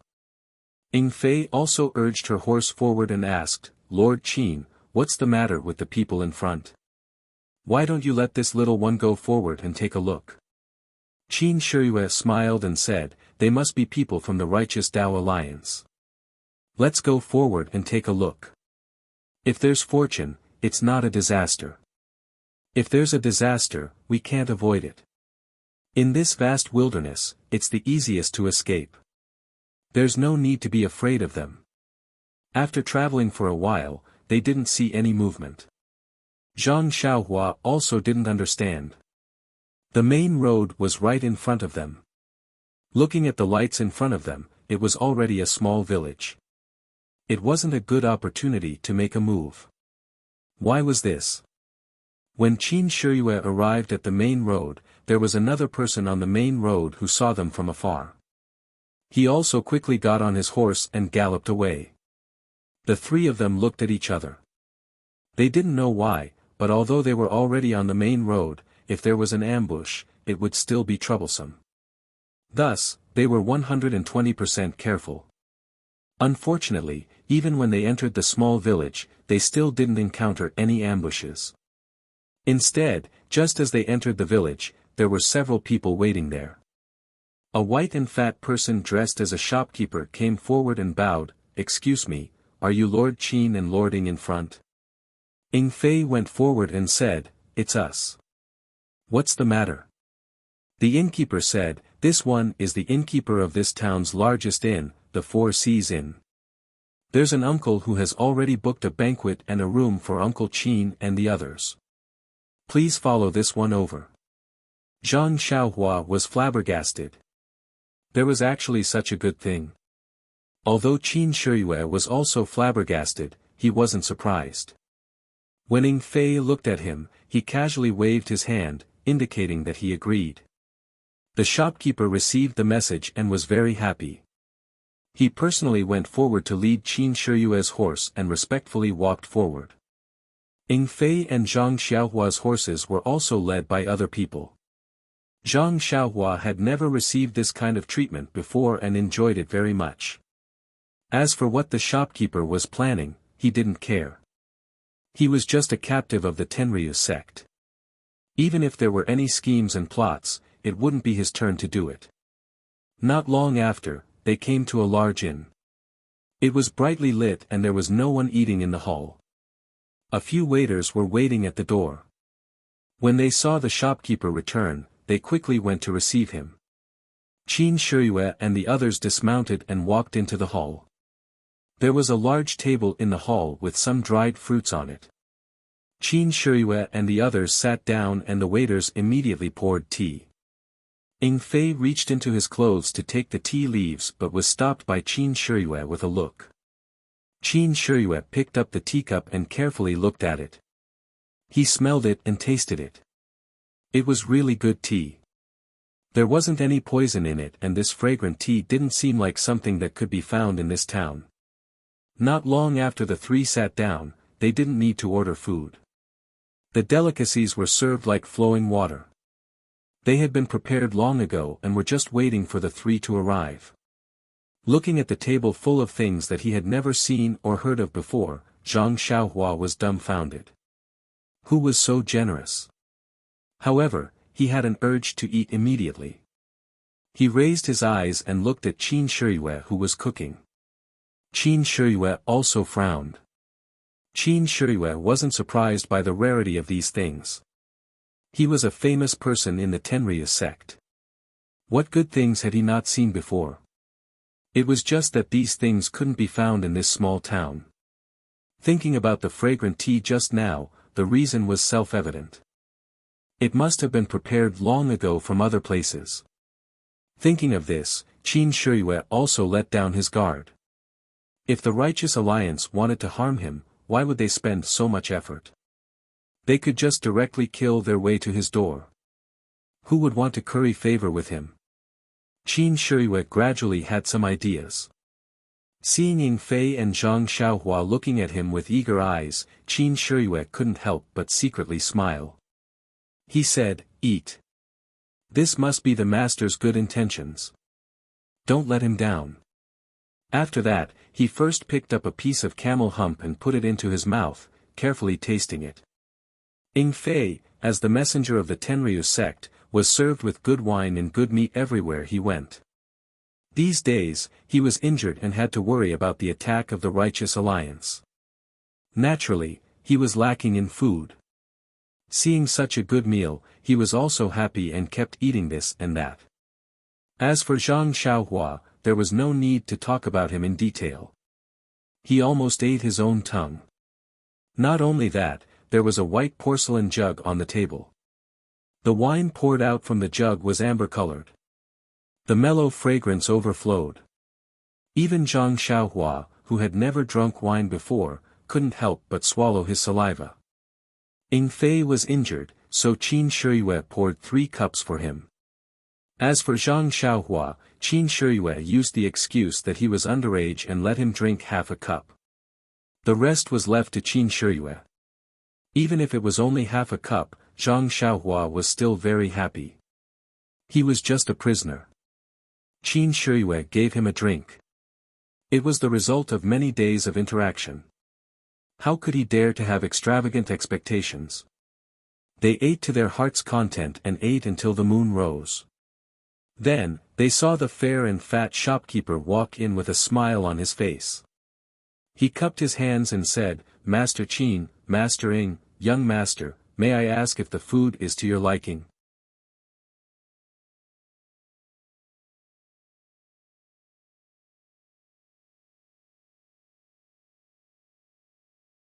Chapter 270. Qin Shiyue said, "Very good. Shopkeeper, sorry to trouble you. I didn't expect that although your inn doesn't look good on the surface, the food inside is superb. You really can't judge a book by its cover." The shopkeeper's face was a little red. He cupped his hands and said, "Sir, you misunderstood. How can my small inn be so generous? This was all arranged by a previous master. Even the chef was brought by him. My inn hasn't even processed this kind of food." "Oh. Where's the person you mentioned? Why don't you come in and see me?" The shopkeeper smiled apologetically and said, "That master has already left before you three came to the town. He just told me to serve you well." "How does the person you mentioned look like? How is he dressed? Can you leave your name?" "Sir Qin, please forgive me. That master specially told me not to say much. I just said that he was an old friend of yours. I don't know his name." "Oh, so it's like this. Well, I won't make things difficult for you. We've already eaten and drunk enough. Let's arrange for a rest early." "Yes, sir. My inn has been emptied. Today, I specially received 3 masters. Please follow me." After that, he took the 3 people to a quiet courtyard at the back. He smiled apologetically and said, "There are 3 guest rooms in this courtyard. Please take a rest. I'll wait here. If you have any requests, just call me." Qin Shiyue nodded. She looked at the small courtyard and went straight to the room in the middle. Ing Fei glanced at Zhang Xiaohua and also chose a room. These 2 people were a little worried during the day. They were afraid that Zhang Xiaohua would run away. At night, they were completely relieved. They knew that even if he ran away, he wouldn't run far. Zhang Xiaohua smiled bitterly. Looking at the shopkeeper standing respectfully at the door of the courtyard, she thought, let the shopkeeper personally guard the door. It must be a lot of money. Then, she went to the last room. Zhang Xiaohua carefully closed the door and sat cross-legged on the bed. He had been with Qin Shiyue and the others for the past few days. Other than absorbing the yuan qi from the yuan stones and meditating on the earth escape technique, he didn't have time to practice the fist of the North Star and the sword moves with his left hand. Today, he was finally alone in a room. He didn't plan to practice the fist and sword moves. Although the fist of the North Star was something he had created, seeing how much importance Peng attached to it, it must have something to do with the immortal Tao. He didn't want to cause trouble for himself. If Qin Shiyue saw this, he would definitely be in trouble. He had been meditating on the earth escape technique for the past few days, but he didn't dare to try it out rashly. Qin Shiyue had also seen the auspicious 3 treasures of the 3-talent flag formation. Zhang Xiaohua first closed her eyes and meditated for a while to practice the Worry-Free Heart Sutra. Then, she recalled the incantation of the earth escape technique. Combining the incantation she had comprehended these days, she used her hands to make the incantation. There were many incantations for the earth escape technique, there were actually 9 of them. Each of them was different and needed to be continuous. Zhang Xiaohua, who was new to the incantation, didn't know how to start. Thinking about the incantation she saw in Ma Rulong's mansion, Zhang Xiaohua decided to ignore the incantation for now. First, she understood the first incantation. In fact, the incantation was the same as the breathing technique of the Heart Sutra. They were both particular about the rhythm, where the incantation should be, and where the jinqi should be. If there was a master to teach, one only needed to point out the secret. Zhang Xiaohua naturally didn't have such good fortune. She could only fumble around on her own. Naturally, it was extremely difficult to get started. However, this also had its advantages. After all, she had fumbled around on her own. She was clear about all the pros and cons. As long as she got started, it would be easy to practice all kinds of incantations in the future. It wouldn't be like learning from predecessors. When practicing other incantations, one still had to rely on a master's guidance. If she practiced it on her own, it would be even more difficult. As expected, although Zhang Xiaohua had already felt that she had comprehended quite well these days and only lacked the final practice, when she really started, alas, it was simply too horrible to look at. No matter how her fingers moved, she couldn't reach the realm described in the incantation. And no matter what, the jinqi in her body couldn't coordinate with the changes in her hand gestures. If it was an ordinary person, perhaps they would be impetuous and have the thought of relaxing. But Zhang Xiaohua was different. This fellow's intelligence might not be high, and his talent might not be good, but there was one advantage. Once he had identified a direction, he would dive in until he found a result. No matter if it was success or failure, he would have no regrets. Moreover, Zhang Xiaohua already had this kind of experience when practicing the Carefree Heart Sutra. There was no such thing as a failure in one go. Success only came once in a million times. Therefore, he wasn't impatient. He just continued to gesture until his fingers were sore. Only then did he take a short break to absorb some of the jinqi. Actually, in the Ma residence, Ma Rulong had already said that the qi of heaven and earth was showing signs of recovery. But from what Zhang Xiaohua's divine sense could see, there weren't many more strands of jinqi in this world. If he only relied on the jinqi of heaven and earth normally, this Carefree Heart Sutra definitely wouldn't improve even an inch. His cultivation still relied on that jinqi of heaven and earth. Speaking of this tiny jinqi, it was rather miraculous. Zhang Xiaohua had been absorbing with all his might for so long, but the jinqi in the jinqi didn't seem to show any signs of decreasing. Just thinking about it made Zhang Xiaohua grin. If it was the Carefree Heart Sutra, it would be completely absorbed in a few times. Although the jinqi in his money pouch was huge, it wouldn't be used for long. But now, this tiny jinqi had taken him so long. He wouldn't have to worry about his cultivation in the future. Of course, Zhang Xiaohua attributed this phenomenon to the fact that he had just entered the qi refinement realm, so the amount of jinqi he absorbed was still small. When he reached more than 10 layers in the future, it probably wouldn't be enough. But didn't O Peng, Ma Rulong, and that whatever Sakra say that the qi of heaven and earth was increasing? Perhaps at that time, he wouldn't need to use the jinqi anymore. After Zhang Xiaohua finished absorbing, he began to try again. He didn't know how many times he tried, but Zhang Xiaohua felt a little mischievous in his heart. There was a bit less anticipation in his heart, and he returned to his usual tranquil state of mind. Perhaps it was this kind of state of mind that had no desires or desires. During a certain practice, he suddenly felt that the jinqi he was forming in his hand had a great attractive force, attracting the jinqi that just happened to reach a certain point. This attractive force was so great that Zhang Xiaohua couldn't resist it. In an instant, all the jinqi in his body was sucked dry, and directly poured into the jinqi in his hand.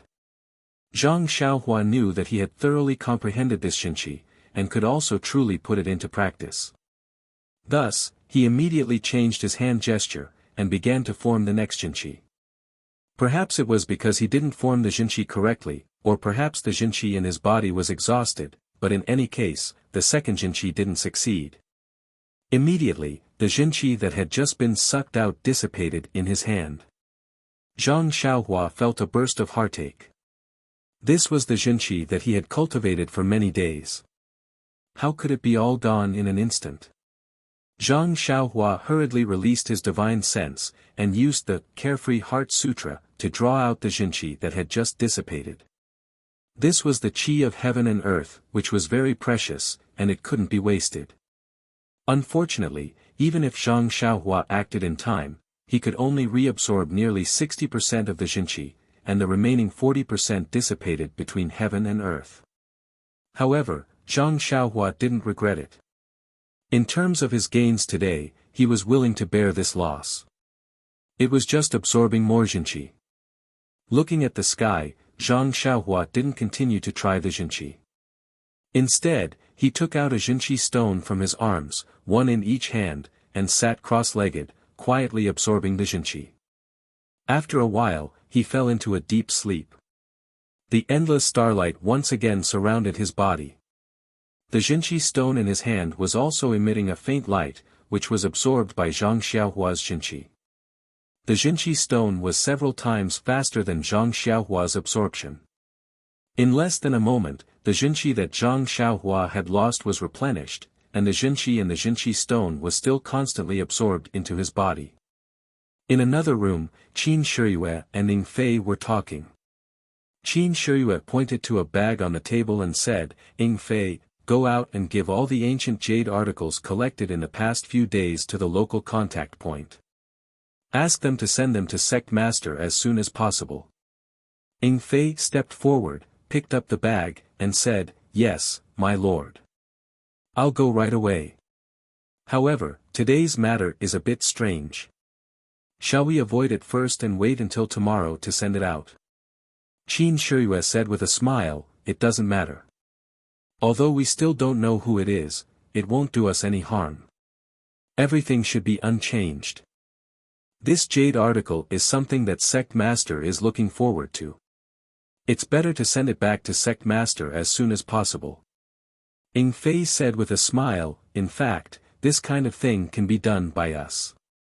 Why bother you, my lord?" Qin Shiyue said, "Ning Fei, you still don't understand the importance of this task. If it wasn't necessary, do you think Sect Master would send me out? If it weren't for me, could you have escaped from Ma Rulong in Xinji town?" Ning Fei immediately smiled apologetically and said, "Yes, I was careless. I'll do it now."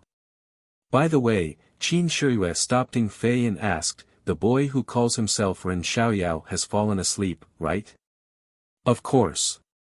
I don't know what kind of reincarnation this guy is. When it's time, he will sleep like a log and won't wake up. If he wakes up now, even God will laugh at him. During this time, did you feel that someone was following you?" "No, my lord. It's strange. We have caught Ren Xiaoyao in our hands. Why isn't the force behind him in a hurry to hide? Is it really as he said, that he has nothing to do with this cauldron?" "That might not be the case, sir. Perhaps he's just a pawn who knows little about their organization. Even if we caught him, they had enough confidence that we wouldn't be able to find anything on them. That's why they've been abandoned. Well, there is this possibility. But, no matter what, we have to bring this burden back to the sect. Whether he has nothing to do with this matter or is just a pawn, let Sect Master decide. Anyway, Sect Master will definitely blame us if we don't bring back the cauldron. I only hope that the other things we bring back can move Sect Master's heart."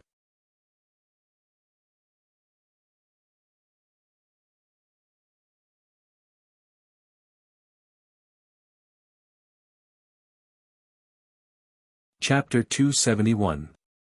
The next morning, the three of them got up and ate a sumptuous breakfast before getting up and continuing their journey.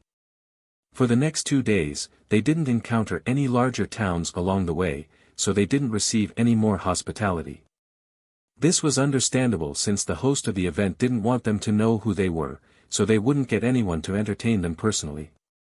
They could only rely on the local inns or restaurants. If there wasn't even a slightly larger town, they wouldn't be able to do anything about it either. What Zhang Xiaohua did not understand was what was going on with the Righteous Alliance. The auspicious three treasures were killed, Qiu Shidao was killed, and the Ma family was also massacred. Presumably, this news had already spread throughout the entire Jianghu. The Righteous Alliance's face was shattered by Qin Shiyue, so why didn't they think of getting back their face? If the Righteous Alliance could send a more powerful opponent to kill or injure Qin Shiyue, then wouldn't he be able to fish in troubled waters? Ever since that night when he successfully practiced the Earth Escape technique in an inn in the Four Seas, the fire of escape in his heart was ignited again. However, there were as many as 9 Earth Escape techniques, and he had only just learned one. Moreover, just the first one had already drained all of his true qi. He didn't know if the later ones would also require the same amount of true qi. If that was the case, then he would have to cultivate 9 more true qi before he could use them. But if he waited until he cultivated enough Shin qi, then he would have already been skinned alive by the Dragon God sect leader. That would be too late. In fact, it was not only Zhang Xiaohua who did not understand, Qin Shiyue and Ning Fei also did not understand. Ever since they killed the auspicious 3 treasures, they were constantly on guard against the Righteous Alliance's counterattack. But these few days were very ordinary, other than that very abrupt reception, everything else was dull and boring. If the Righteous Alliance was very confident that they could take down the auspicious 3 treasures and did not leave a backup plan at that time, of course they would believe it. Even he himself felt a lingering fear for being able to escape from the 3 treasures flag formation. But this news had already been spread out for several days. Even if the Righteous Alliance's reaction was slow, their people should have already arrived. However, they had not encountered them yet. Could it be that they were going to make a big move? Thinking of this, Qin Shiyue felt a little uneasy. However, she had already sent the news back to the sect. Her master and the sect leader had no reason to ignore it. She had to go. Ning Fei rode his horse forward and said with a smile, "My lord, there is another town in front of us. I don't know if there will be any hospitality for us. I haven't been eating or drinking well these past few days. My mouth has been bland." Qin Shiyue smiled and said, "Maybe. How far are we from the town?" "Milord, about 2 meals worth of time." "All right, let's hurry over and take a look." However, when they saw that the town was right in front of them, and they didn't see anyone who had inquired like last time, the 3 of them couldn't help but feel a little disappointed. However, when they rode into the town, they saw a few people standing by the roadside. One of them was a middle-aged man. When he saw Qin Shiyue's gray hair, he was very happy. He hurried forward and cupped his hands in greeting. "Excuse me, are you Uncle Qin and Uncle Ling?" The 3 of them thought at the same time, "All right, here it comes." Ning Fei stepped forward and said, "It's us. What can I do for you?" "I'm the shopkeeper of the Four Seas restaurant, the largest restaurant in the town. A few days ago, a master ordered a meal in the restaurant for you. I've been waiting here for 2 days. Please follow me and enjoy the meal." The Four Seas restaurant. It seems that the inn we stayed in a few days ago was also called the Four Seas restaurant. "Yes, my lord, my Four Seas restaurant is a chain business. There are branches in various places. They are all inns and restaurants. If you need it, please take care of it." "Well said, well said. Let's go." The shopkeeper and the others personally led the horses and took the 3 of them to a restaurant in the town. The restaurant was located in a lively area of the town. It was business time, but there were few people. Qin Shiyue couldn't help but frown.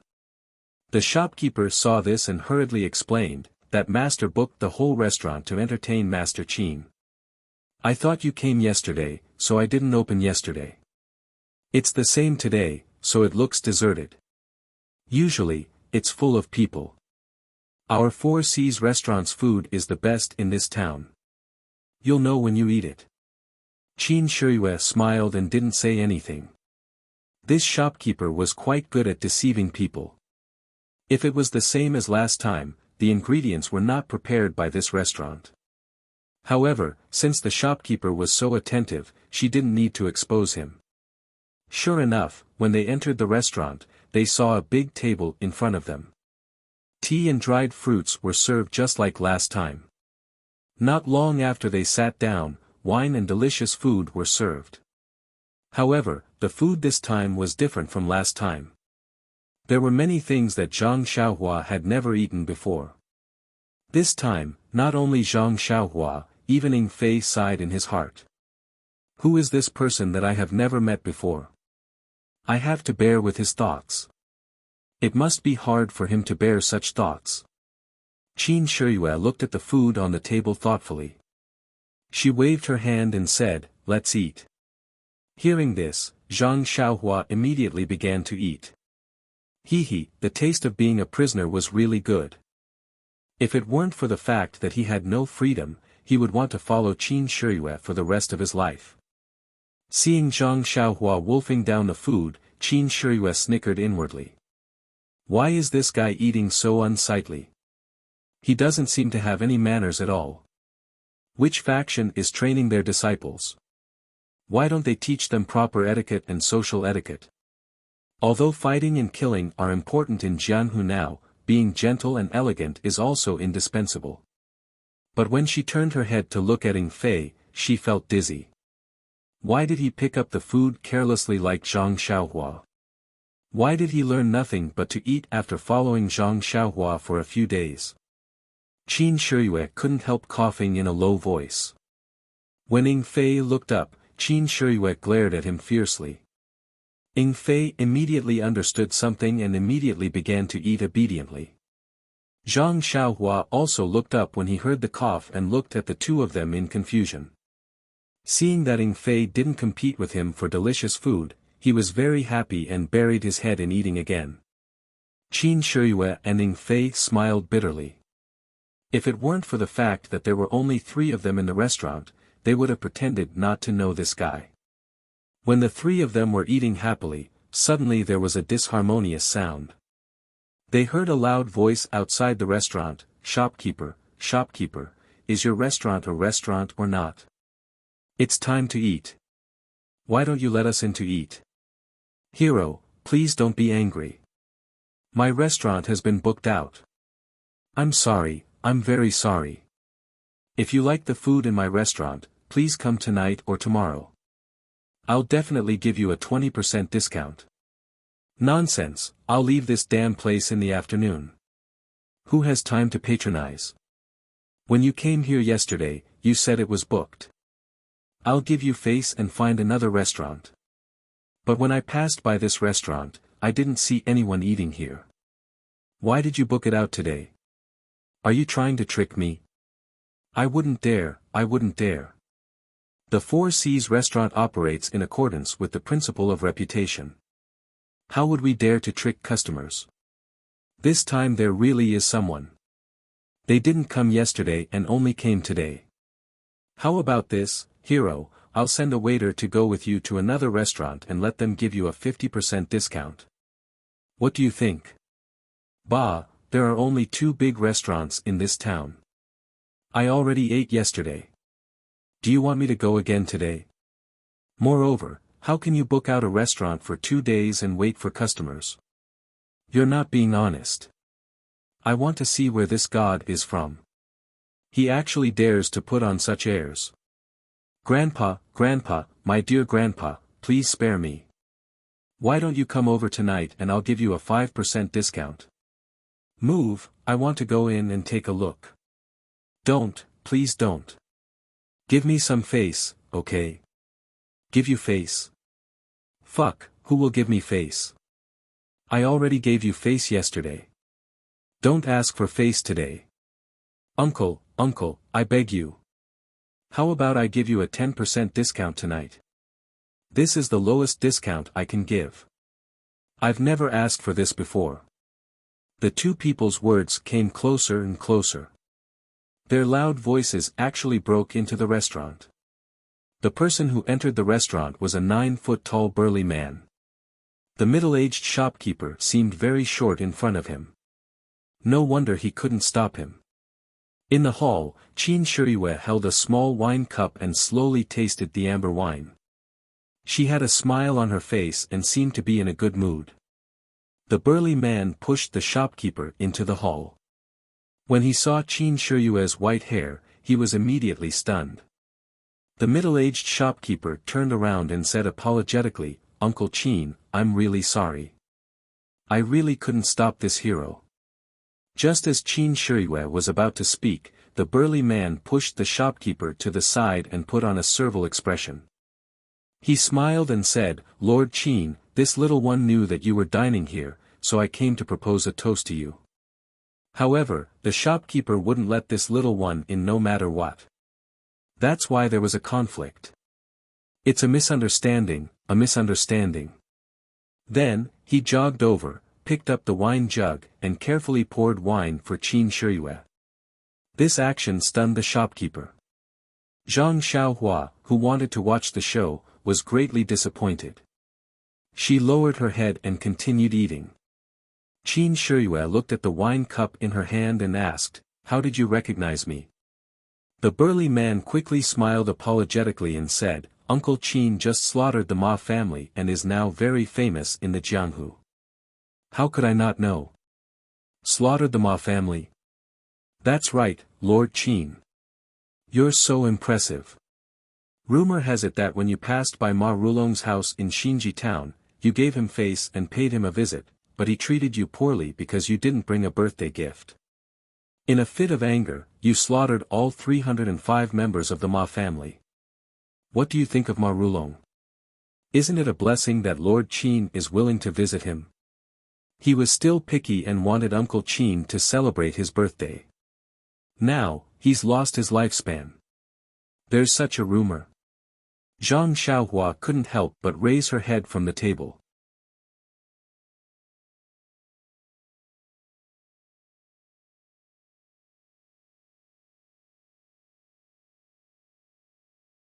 Chapter 272. Zhang Xiaohua had personally witnessed the atrocities in the Ma mansion. If one were to say that Qin Shiyue was vicious and merciless, that was for sure. But if one were to say that he was cruel and killed the innocent, that was absolutely not the case. The rumors in Jianghu were too small and unreliable. What else is there in Jianghu? Nothing, Lord Qin. Your decisiveness makes us very envious. We can't wait to follow you and kill all the people you don't like. Oh, right, the leader of the Righteous Alliance, Zhang San, has made a solemn protest to the Dragon God sect. He asked the Dragon God sect to hand over the murderer and severely punish the murderer. Moreover, he also contacted many small sects in Jianghu and issued a statement urging the sect to take responsibility for the tragedy of the Ma family. What else?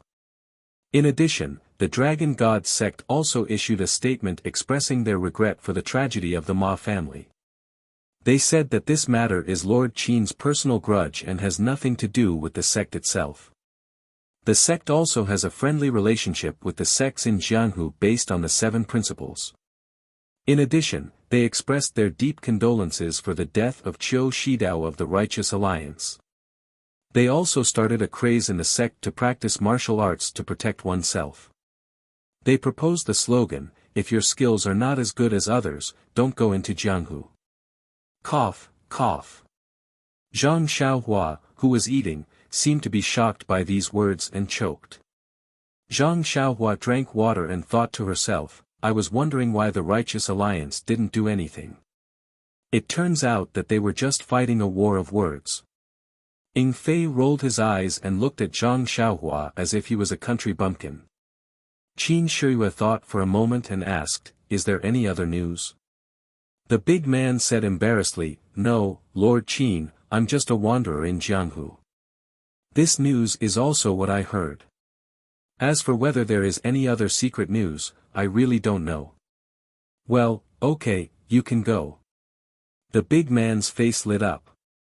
He hurriedly poured a cup of wine for Qin Shiyue, put down the wine pot and was about to leave. Humph. Qin Shiyue snorted coldly and said, "Are you going to leave like this? Don't you want to leave something behind?" "This." The burly man immediately began to sweat profusely. Qin Shiyue smiled and said, "I wanted to kill you for disturbing my meal, but since you've brought me a lot of information, I'll kill you." Before Qin Shiyue could finish speaking, the big man's face lit up with joy. He immediately took out a shiny dagger from his chest. Gritting his teeth, he slashed at his left wrist. But just as the dagger was about to touch his wrist, there was a bang. A wine cup hit the dagger and knocked it away. The big man looked up and saw that it was the wine cup that Qin Shiyue threw. He couldn't help but turn pale. He trembled and said, "Lord Qin, do you really want this little one's life? My life is worthless, please let me go." Qin Shiyue smiled and said, "You're a decisive man. You're willing to give up one hand because you're afraid that I'll change my mind. However, you still have to finish my words. No one will wait for me to change my mind. Don't be in a hurry to make a move before I finish my words. Lord, please speak. This little one is listening." Qin Shiyue picked up another wine cup and poured wine into it. She slowly took a sip and said, "I originally wanted to leave one of your hands behind, but since you poured wine for me, I'll leave one of your fingers behind." "Really?" The big man couldn't believe his ears. This murderous fiend would only leave one of his fingers behind when he collided with her. "You dare to doubt my words?" Qin Shiyue was displeased. I don't dare." The big man no longer hesitated. The dagger went down and immediately cut off the little finger of his left hand. He caught it with his hand and put it in his bosom. He didn't care about the blood dripping from his hand and the cold sweat on his forehead as he cupped his hands and left. The shopkeeper of the Four Seas family watched as the big man who didn't dare to announce his name from beginning to end left. He was very anxious. When he received this smiling, white-haired man, he thought that he was a good-tempered person. However, he didn't expect his temper to be so strange and his actions to be so ruthless. He slaughtered more than 300 people and his expression didn't change at all. As for this man who collided with him, according to his ruthless heart, it was normal for him to want his life. However, just because that man offered him a toast, he only wanted his little finger. Even if that man left his hand behind, he didn't want it. It was really strange. As a result, the shopkeeper immediately raised his attention and paid attention at all times. He was afraid that he would be rude or do something wrong and anger this white-haired fiend. Qin Shiyue was almost done eating. After the big man made a fuss, she lost her appetite. She looked at Zhang Xiaohua who was still eating and said, "I'm almost done eating. It's time to hurry. Let's go." After she finished speaking, she drank the last cup of wine and got up to leave. Zhang Xiaohua gloomily threw down her chopsticks and reluctantly left the table where she had saved a lot of delicacies. The shopkeeper immediately went forward and asked, "Lord Qin, did you eat well?" Very well. You cooked well. If there's a chance, I'll come back to eat here." If it was any other time, the shopkeeper would be very happy and look forward to the customer's reward. However, facing this fiend, how could he dare? He hoped that he would never see him again. He immediately smiled apologetically and said, "No problem, Lord Qin. If there's a chance, you'll come back to patronize this small store." Qin Shiyue looked at his insincere expression and was too lazy to argue. She mounted her horse and casually threw a small ingot of gold to him and rode away. When the shopkeeper saw a shiny yellow object flying towards him, he thought that he had angered this fiend and that a hidden weapon was going to take his life. He was so scared that he almost fainted. When he saw that it was a piece of gold in front of him, he was immediately overjoyed. He hurriedly and carefully picked it up. After wiping the dust off his clothes, he put it in his arms like it was a treasure. Just like this, the three of them traveled for several days. Every time they arrived at a slightly larger town, there would be a mysterious person who would arrange the best food and accommodation. What made Zhang Xiaohua so happy was that she could only hope that this journey would not end. However, Qin Shiyue and Ning Fei still looked normal and carried out their duties as usual. Qin Shiyue and Ning Fei's bags on the backs of their horses were so full that they almost couldn't carry it anymore. When they set off the next day, they were empty again.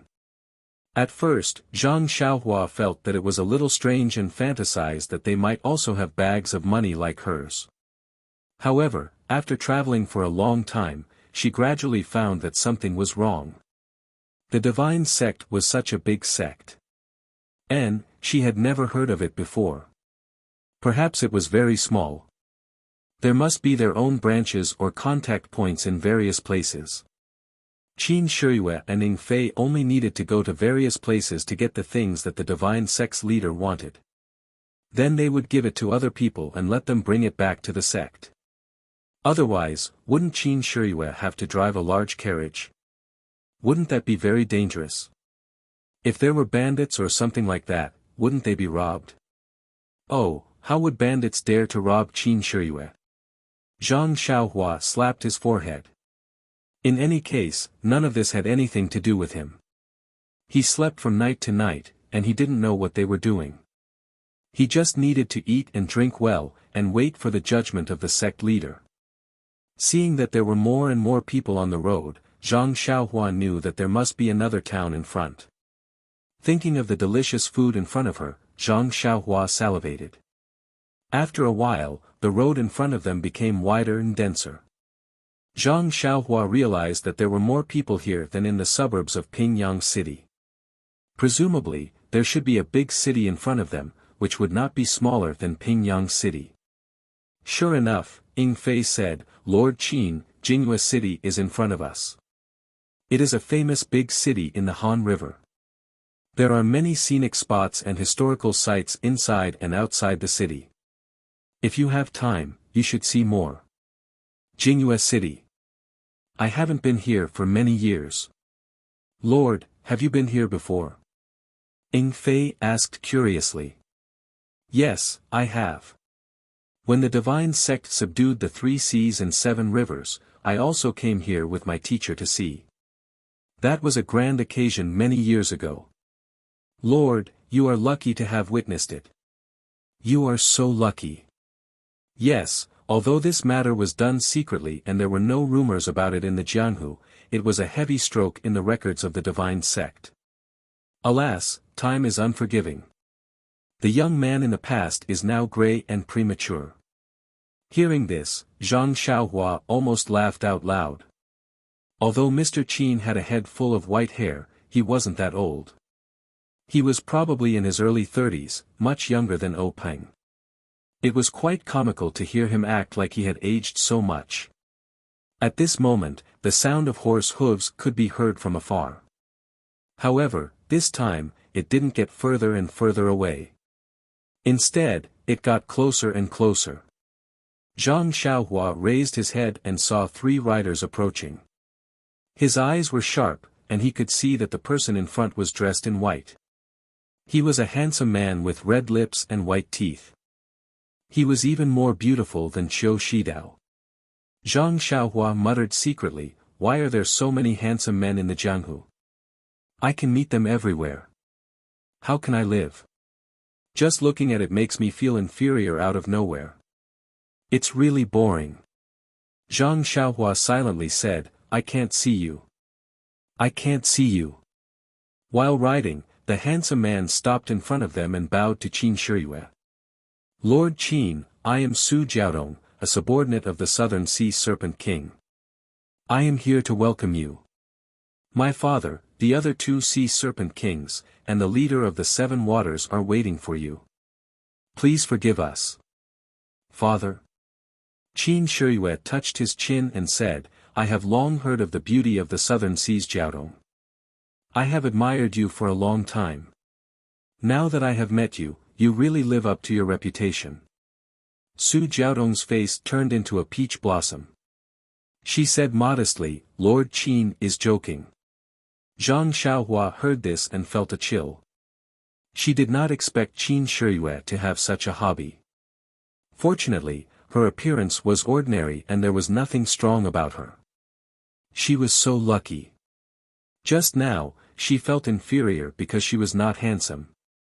Now, she changed her mind. It was good to be immortal.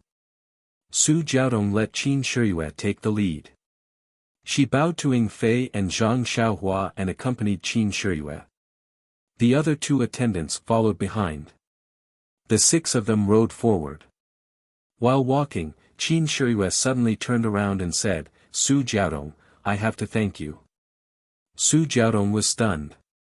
"Please vote for me." "Thank you."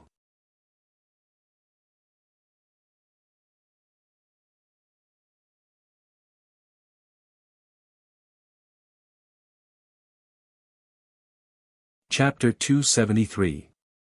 Su Jiaodong immediately came to her senses and smiled. "Lord Qin, you must be joking. My father should be the one to welcome you personally, but you made such a big commotion in Xinji town. If my father goes, I'm afraid that the Righteous Alliance will take advantage of the situation. Even if we don't suffer any losses, we will lose face. If the leader of the Righteous Alliance loses morale, wouldn't your efforts in Xinji town be for naught? Secondly, I know that you have many important matters to attend to along the way and should not be disturbed. Therefore, I was entrusted to go and receive you. And I have never seen you before, so it's not appropriate for me to go forward rashly. That's why I came up with such a plan. Not only can I not delay your journey, but I can also complete my father's task. If there's anything wrong with the arrangement, I will apologize to you." Qin Shiyue laughed and said, "How is it wrong? It's so thoughtful." Ying Fei and this Ren Xiaoyao almost bit their tongues off. "Also, I really like your wine. I've developed a craving for it." Su Jiaodong heard and said happily, "Since you like it, my father still has a lot.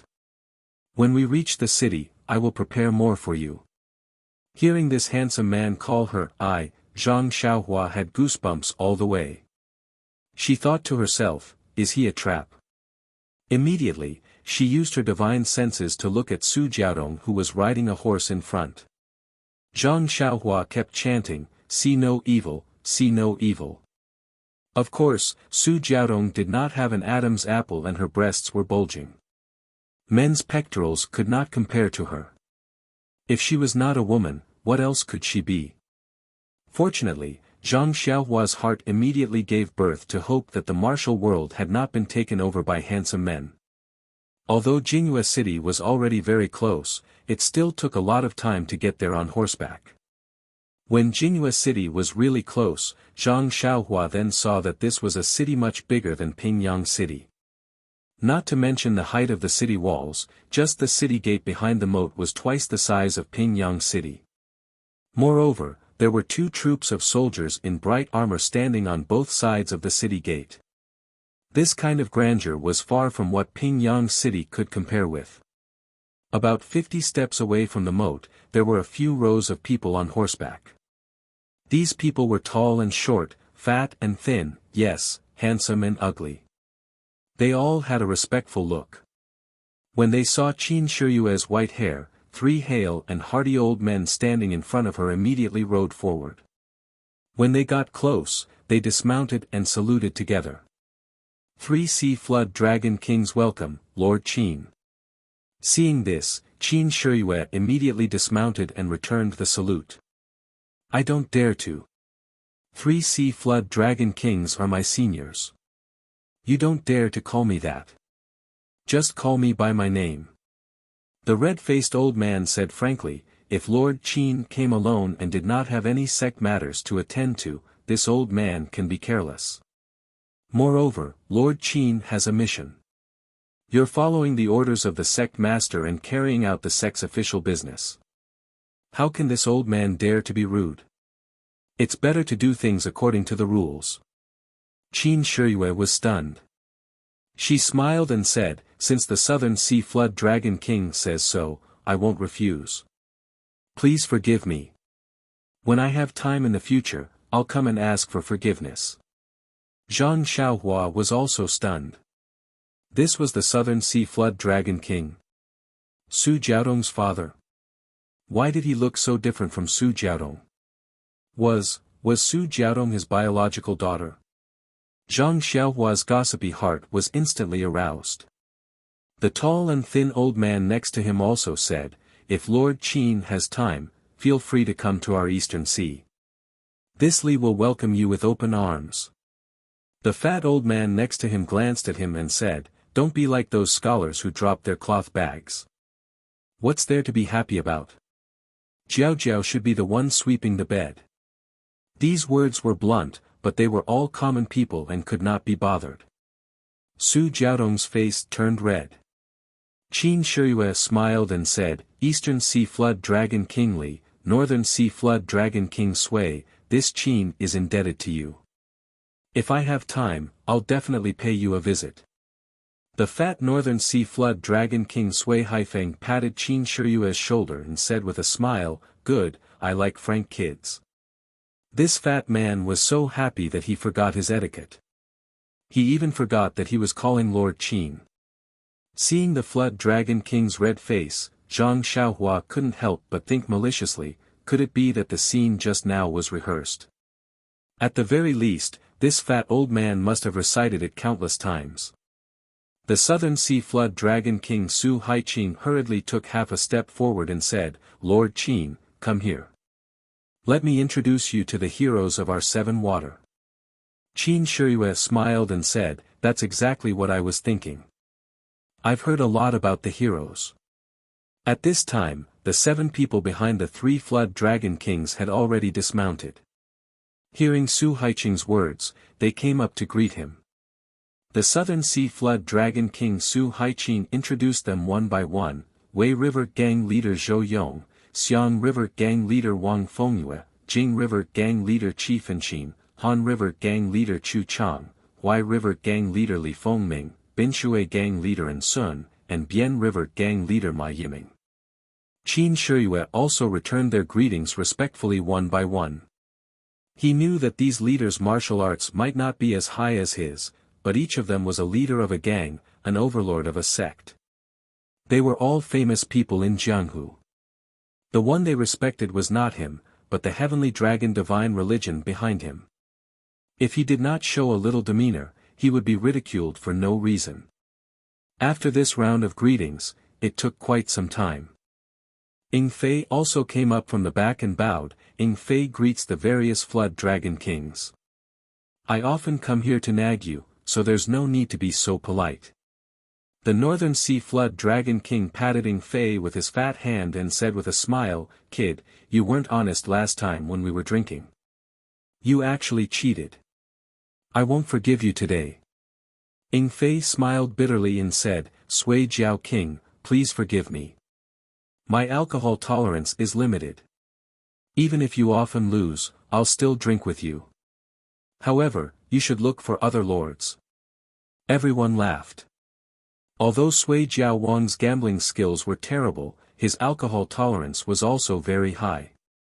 The two Jiao Kings and the Seven Waters gang leader had all suffered at his hands before. Now that they heard Ying Fei mention it, they all felt a little sad. Zhang Xiaohua naturally didn't need to be polite. She was obviously a servant. Therefore, the Flood Dragon Kings of the Three Seas and the Seven Water gang leader clustered around Qin Shiyue and entered Jinghua City first. Su Jiaodong, Ying Fei, and the others followed behind. Strangely, Ying Fei also let Zhang Xiaohua follow by his side. This made Su Jiaodong somewhat puzzled. Was this servant supposed to follow along? When everyone entered the city gate and was about to move forward, they heard the sound of horse hooves behind them. Although the gate of Jinghua City was wide, Qin Shiyue and the others weren't people who walked by the side. When Zhang Xiaohua looked back, she saw a group of soldiers in iron armor. They were riding valiant black horses and were rushing towards the city gate. The one in the lead was a fierce man with an ugly face. He had a tiger's mouth and a lion's nose. His face was full of needle-like beard. He held a sky piercer in his hand. As he ran, he shouted, make way, quickly make way for this lord." The voice and the sound of horse hooves gradually approached. It seemed that they had already arrived at the city gate. The fierce man saw that the group of people in front of him were still walking slowly beside the city gate. He didn't rush to dodge and shouted loudly, "This is an urgent military situation. Unrelated people, make way for this lousy." Hearing that it was an urgent military situation, everyone turned around. Just as they were about to make way, the fierce man saw a face in the crowd. His face lit up and he shouted loudly, "Jiaodong, you finally came to Jinghua City again. Have you thought about the matter I told you last time?" After he finished speaking, he tightened the reins. The black horse instantly stopped in front of Zhang Xiaohua and the others. Su Jiaodong looked at the ugly man who had dismounted from his horse and the soldiers who had arrived and lined up behind him. She suppressed her anger and smiled apologetically, "Commander Murong, where did you come from? What urgent military situation do you have?" The ugly man, Commander Murong, grinned and said, "Where did this military situation come from? This lousy just thought that there were too many people in the underworld, so I casually fooled them." Su Jiaodong said, "Commander Murong, aren't you afraid of the crime of false military situation? Who dares? Give them some guts. See if they dare to talk bad about me. To tell you the truth, the garrison of Jinghua City is my seventh uncle's husband. This is my secret. I don't tell ordinary people. Even if you hear it, you have to keep it from me. We have to keep a low profile and do things in a low profile manner." Zhang Xiaohua almost laughed out loud. This guy's voice was so loud that not only did the people of the 3 seas and 7 waters hear it, but even the unrelated people at the side also showed fear in their eyes and stayed far away. This was still a secret. Presumably, this guy had said this many times and the entire Jinghua City knew about it. Su Jiaodong frowned slightly and said, "Commander Murong, since you want to keep a low profile, then don't enter the city with such fanfare. Getting off the horse and walking in is the way to keep a low profile." "Oh. Jiaodong is right. Boy, quickly get off the horse. Let's walk in." After Commander Murong finished speaking, the soldiers all jumped off their horses. Commander Murong was very satisfied and said with a smile, "Let's go. Let's keep a low profile and enter the city." After he finished speaking, he was about to lead the black horse into the city.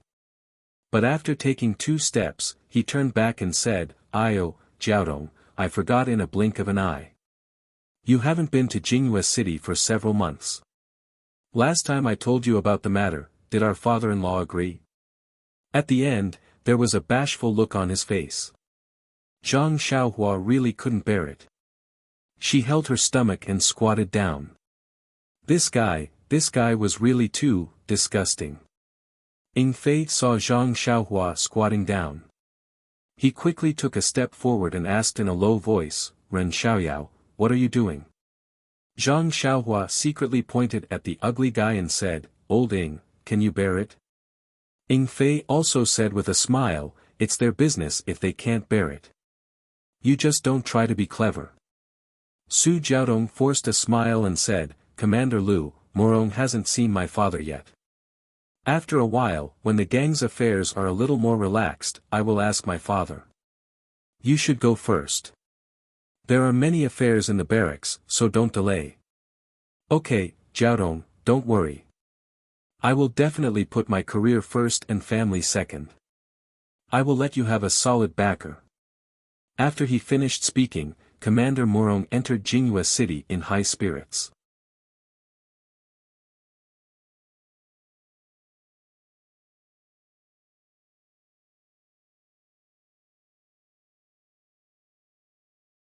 Chapter 274. Looking at Su Jiao and Tong Qinghong's uncertain expressions, Zhang Xiaohua was very curious and really wanted to ask what was going on. However, the people around her all looked like they were avoiding a deep taboo, so how could Zhang Xiaohua, an outsider, say anything? Even the 3 Seas Flood Dragon King was a bit embarrassed. Seeing Qin Shiyue's normal expression and still smiling, he hurriedly said, "Please, Lord Qin. The manor has already set up a banquet to welcome Lord Qin's arrival." Qin Shiyue said with a smile, "Please, 3 Flood Dragon Kings. This Qin really likes the fine wine that Jiaodong brought. We must get drunk in a while. The North Sea Flood Dragon King didn't seem to hear the words, Jiaodong, but the other two Sea Flood Dragon Kings were astonished. They looked at each other and were immediately overjoyed. That South Sea Flood Dragon King even laughed loudly. Don't worry, Lord Qin. If you don't get drunk, this old man will be the first to not let you off. Su Jiaodong wasn't far from them. When she heard this, a blush flashed across her face, but soon after, her worried expression reappeared. The group didn't mount their horses and walked further and further into the city streets. After they walked far away, a person with a gloomy expression on top of the high city wall glared fiercely at their backs. It was unknown what he was thinking. The Flood Dragon King's manor was located in a slightly remote area. The surroundings were very quiet, and there weren't many people around. Looking at the unremarkable manor door, Zhang Xiaohua frowned. Even the gatehouse of the Lotus Escort Agency in Pingyang City was much bigger than this. Could this be the place where these Flood Dragon Kings and gang leaders lived? The Flood Dragon King led Qin Shiyue to the door and explained with a smile, Lord Qin, this is a property that the Three Seas Flood Dragon Palace purchased in Jinghua City. It's very shabby, so please don't laugh at it. Qin Shiyue smiled and didn't comment. Zhang Xiaohua inwardly thought, that's more like it. It really is very shabby. However, after passing through that ordinary door, the Flood Dragon King led everyone through an ordinary courtyard and into a very large hall. Zhang Xiaohua thought that this must be the hall for receiving guests. Who knew that the Flood Dragon King would turn right and directly pass through an arched door? Behind the door was a large garden with a stone path in the middle. Zhang Xiaohua thought, are these people pretending to be cultured? I'm hungry, I should hurry up and eat. However, the Flood Dragon King didn't stop in the garden. After passing through the garden, there was a small side door in front of them.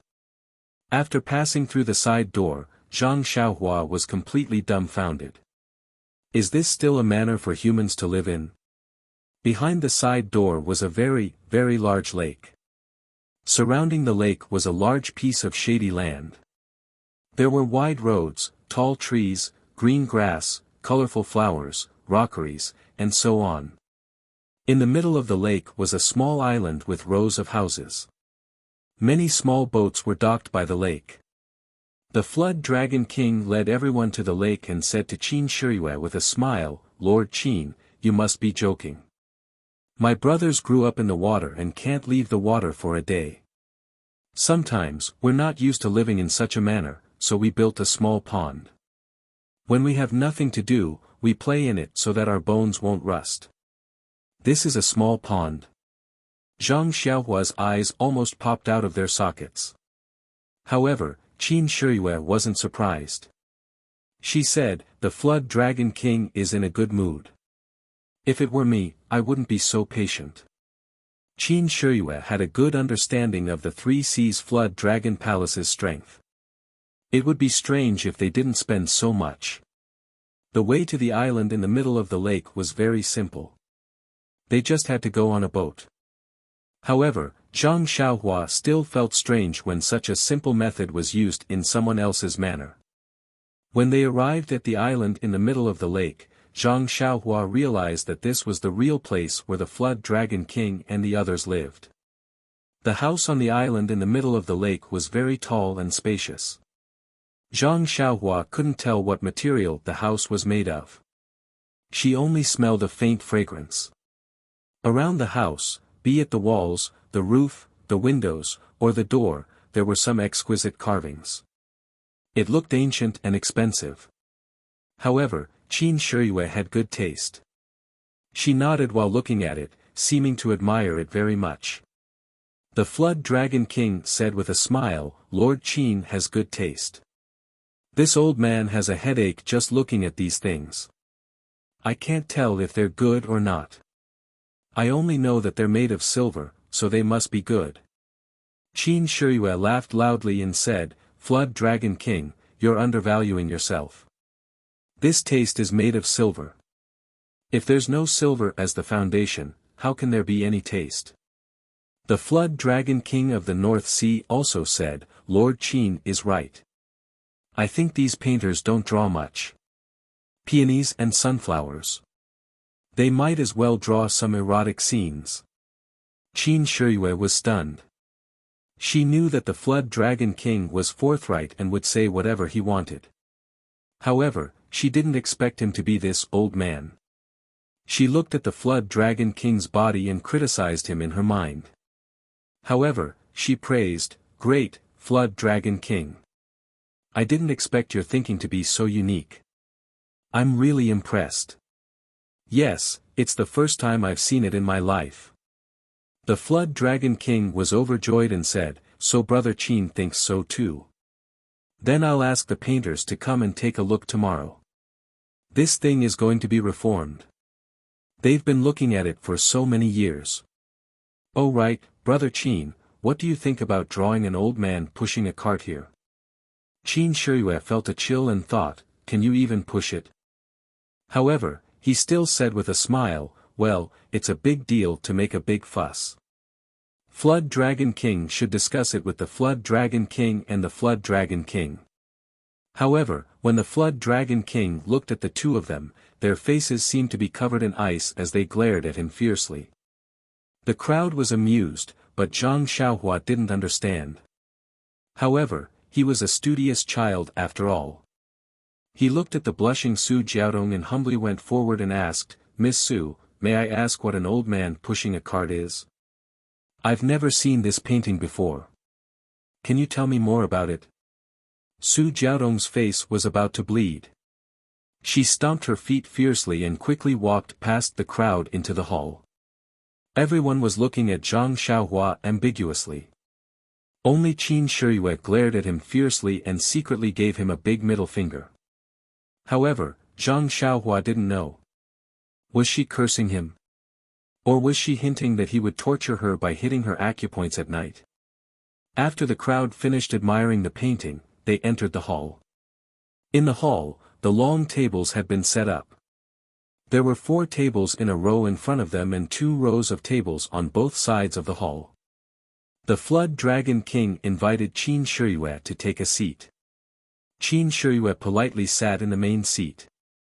The 3 Seas Flood Dragon Kings accompanied the other 3 tables. On the left were Ying Fei and Zhang Xiaohua, accompanied by Su Jiaodong. Su Jiaodong must have known about Zhang Xiaohua's identity and was afraid that he would run away. She didn't dare to let him be far away from Ying Fei, so she had to take a seat as well. On the left were the leaders of 7 waters. They were all there to accompany him. After the guests and the host sat down, the Flood Dragon King cleared his throat and said, Lord Qin, I hope Lord Qin can forgive everyone's recklessness. Qin Shiyue smiled and said, You're too polite, Flood Dragon King. Why do you say that? The Su Jiao King looked at the people in the hall and said, The 3 Seas and 7 waters have received orders from our sect leader and have prepared everything. We are just waiting for Lord Qin and Emissary Ying to come and collect them. However, a few days ago, we heard about what happened to Lord Qin at the Ma family in Xinji town. At that time, I happened to be working between Jingyue City and Xinji town. I know that Lord Qin's martial arts are powerful and he's not afraid of the Righteous Alliance's revenge. However, it's easy to dodge a spear in the open but difficult to defend against a stab in the dark. I was afraid that Lord Qin would be ambushed, so I wanted to go and fetch Lord Qin first. However, my daughter suggested that the Righteous Alliance is quite far from here and by the time they react, they will send experts. Even I and my men won't be a match for them. Why don't I go back to Jingyue City first and gather the brothers of the 3 Seas and 7 waters to go and fetch Lord Qin together? Meanwhile, my daughter will lead a group of brothers to scout ahead for Lord Qin and ensure his safety. Of course, my daughter will only arrange Lord Qin's travel and accommodation and gather information. Fortunately, the Righteous Alliance didn't immediately fall out with us. Qin Shiyue was moved when she heard this. She stood up from her chair and bowed to the people in the hall, saying, Thank you, everyone from the 3 seas and 7 waters. Thank you again. Then, she picked up the wine cup from the table and said, I've stolen the limelight with this first cup. I'd like to propose a toast to all of you. Thank you for your help. Everyone agreed and drank the first cup. After Qin Shiyue sat down, the Flood Dragon King said, in addition, my daughter also said that Lord Qin has to travel to the 3 seas and 7 waters. Why don't we all gather together and hand over everything to Lord Qin so that Lord Qin can return to the hierarch as soon as possible and report to our hierarch? Qin Shiyue stood up again and raised her cup to Su Jiaodong, saying, women are not inferior to men. Miss Jiaodong, I'd like to propose a toast to you. I appreciate your efforts. Su Jiaodong raised her cup and looked at Qin Shiyue with a smile, saying, you're too polite, Lord Qin. Qin Shiyue said gently, if you don't mind, Miss Jiaodong, you can call me Little You. Zhang Xiaohua had goosebumps all over her body when she heard this. Su Jiaodong lowered her head shyly and said, well, Little Lord Qin, if you don't mind, you can also call me A Jiao. Zhang Xiaohua was stunned again. Why did this name sound so familiar? Qin Shiyue smiled brightly and said, okay, A Jiao, come, let's drink this cup. Su Jiaodong raised her cup and drank it in one gulp. Indeed, she was not inferior to men. The two sat down, and Qin Shiyue said with a smile, so, the things for the 3 seas and 7 waters have been prepared. The Flood Dragon King said hesitantly, Lord Qin, the things are indeed prepared, but because our brothers rushed here in a hurry, they didn't bring them with them. They're still sending them here on the waterway. If they're fast, they'll definitely arrive here in 3 days. Qin Shiyue was not surprised when she heard this. She said, this is already very good. I thought I'd have to visit you one by one, but now that all of you are here, it saves me a lot of effort. Come, faction leaders, I'd like to propose a toast to all of you.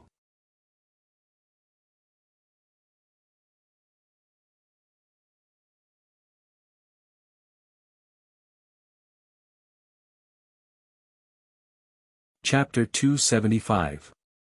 Qin Shiyue was really happy about the arrangement of the Southern Sea Flood Dragon King. Apart from the cauldron of the Shaolin Temple, he also focused on the 3 seas and 7 waters. The area under the control of the 3 seas and 7 waters was quite vast. The things that could be sold would definitely meet the requirements of the hierarch. However, because of the vast area, Qin Shiyue had to go to many places. Fortunately, these places were all waterways, so he was not afraid of hard work. He only needed to waste time. The arrangement of the Flood Dragon King immediately saved him a lot of trouble. He only needed to sit and wait in Jinghua City. He was naturally happy to accept such an easy task. Moreover, no matter how good the martial arts of the 3 Seas Flood Dragon Kings and the 7 Waters gang leader were, there were countless gang members behind them. With them around, at least they could provide detailed information about Jianghu, which was better than him and Ning Fei's ignorance. Of course, with the 3 seas and 7 waters, if the Righteous Alliance wanted to attack him, they would have to think twice. Therefore, Qin Shiyue's toast was really sincere. The 3 Seas Flood Dragon Kings and the 7 Waters gang leader both stood up and raised their cups, saying, Lord Qin, you must be tired. This is what we should do. Please. Everyone laughed and raised their cups to drink. After 3 rounds of wine and 5 dishes, the atmosphere began to warm up. Everyone had only heard of Qin Shiyue. As high-level disciples of the divine sect, they usually cultivated in the sect and rarely participated in Jianghu affairs. If it were not for the special things this time, they might not have been sent out. Which one of these gang leaders was not meticulous? Knowing that this was a rare opportunity, after the basic etiquette, they all took the opportunity to get close to Qin Shiyue. Qin Shiyue was also happy and did not refuse them. They all talked happily.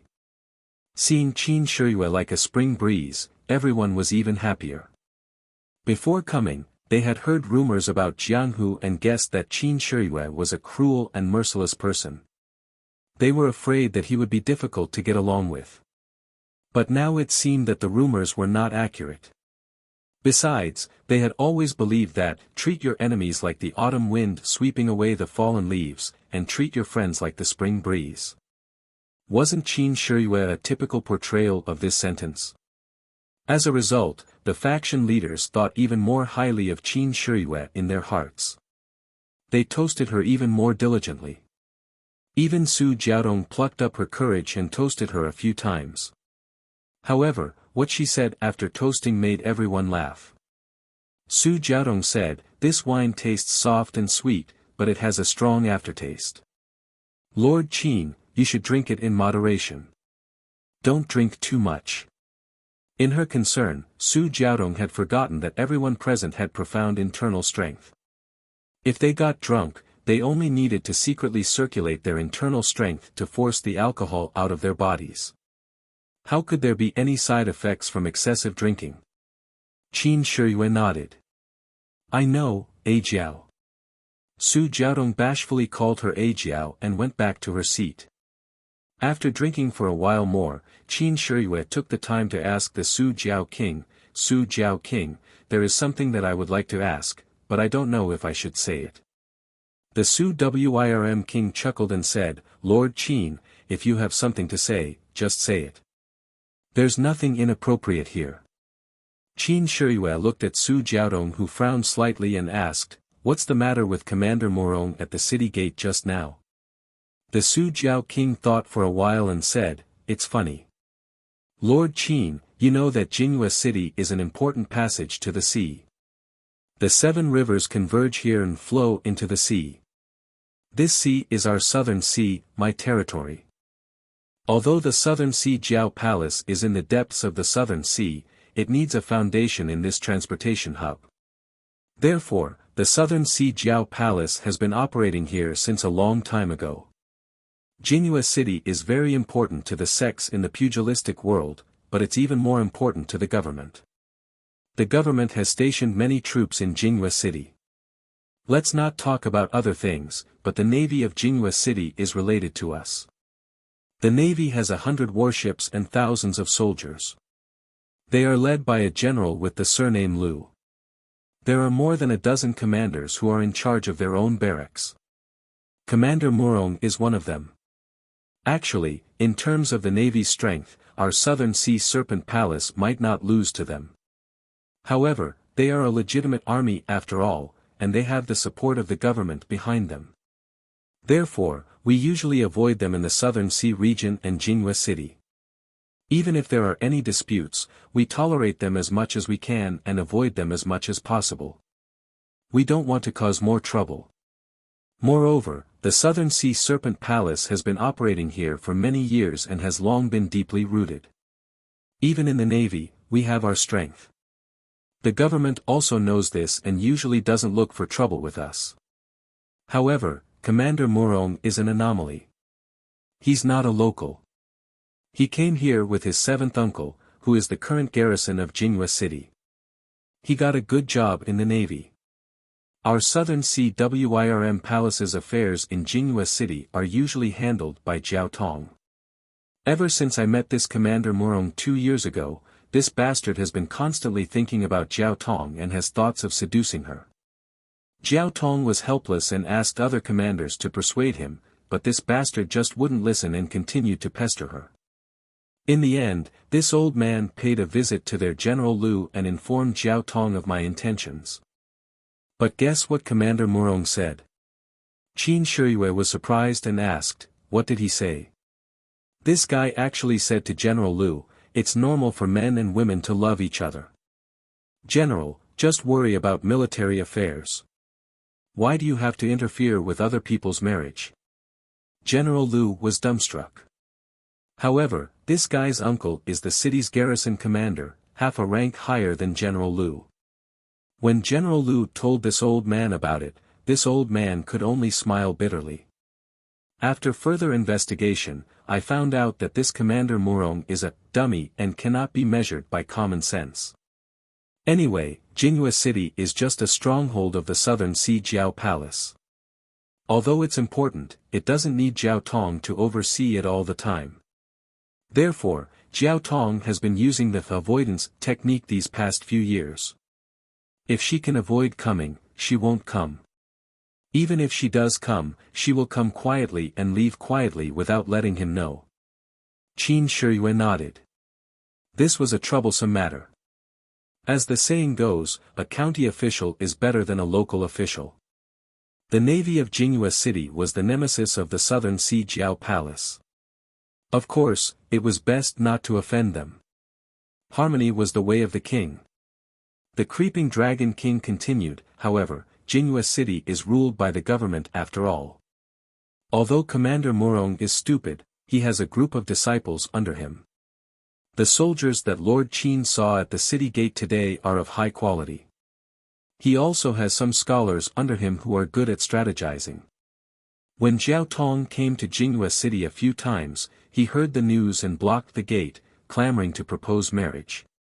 Jiao Tong had no choice but to say that she was not in the city and could not comply without her parents' order. Only then did she shut him up. As luck would have it, we met at the city gate today and he kept asking about the marriage proposal. If it were not for the fact that I lived in seclusion and he did not recognize me, he might have knelt down to acknowledge me as his relative. His words were frivolous. Naturally, he was making fun of the second. Qin Shiyue and the other two Sea Jiao kings laughed and raised their cups. Qin Shiyue smiled and said, although he has the backing of the government, our sect isn't necessarily afraid of him. He's just a small commander. Will the government fall out with us? Su Jiao King smiled apologetically and said, of course. Lord Qin is right. However, the sect has many subordinates and our southern Sea Jiao Palace is only one of them. This old man doesn't dare to trouble the sect with such a small matter. Qin Shiyue said, the sect's motto is to fall out with others rather than let each of our brothers be bullied. Don't worry, Su Jiao King. If you need the sect's support, just report it. I don't dare to say anything else, but Garuda will definitely do his best. Su Jiao King was delighted and said, since that's the case, I'll thank Lord Qin first. After that, he called Su Jiaodong over for a toast.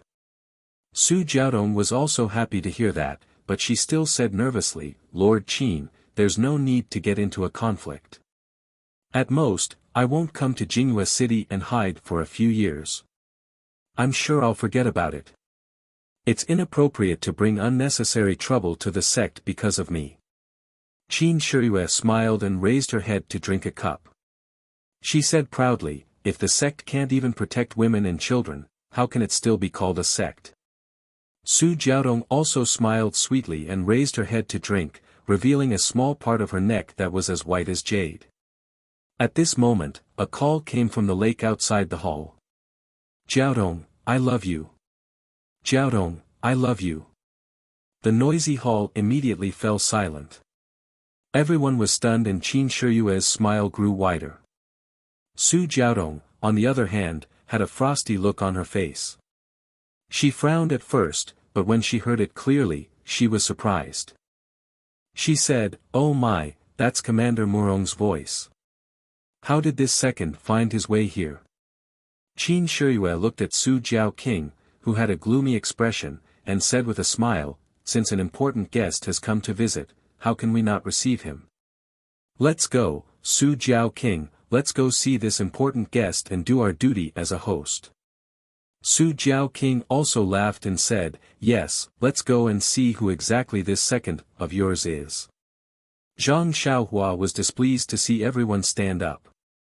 Everyone in the hall was toasting each other, but he was ignored. He did not care so much and only buried his head in the dishes. He even secretly tasted a cup of fine wine. However, he was puzzled by the spicy taste. How could this be called soft, sweet, and refreshing? He also heard about Commander Murong's matter and felt that this fellow was very patient.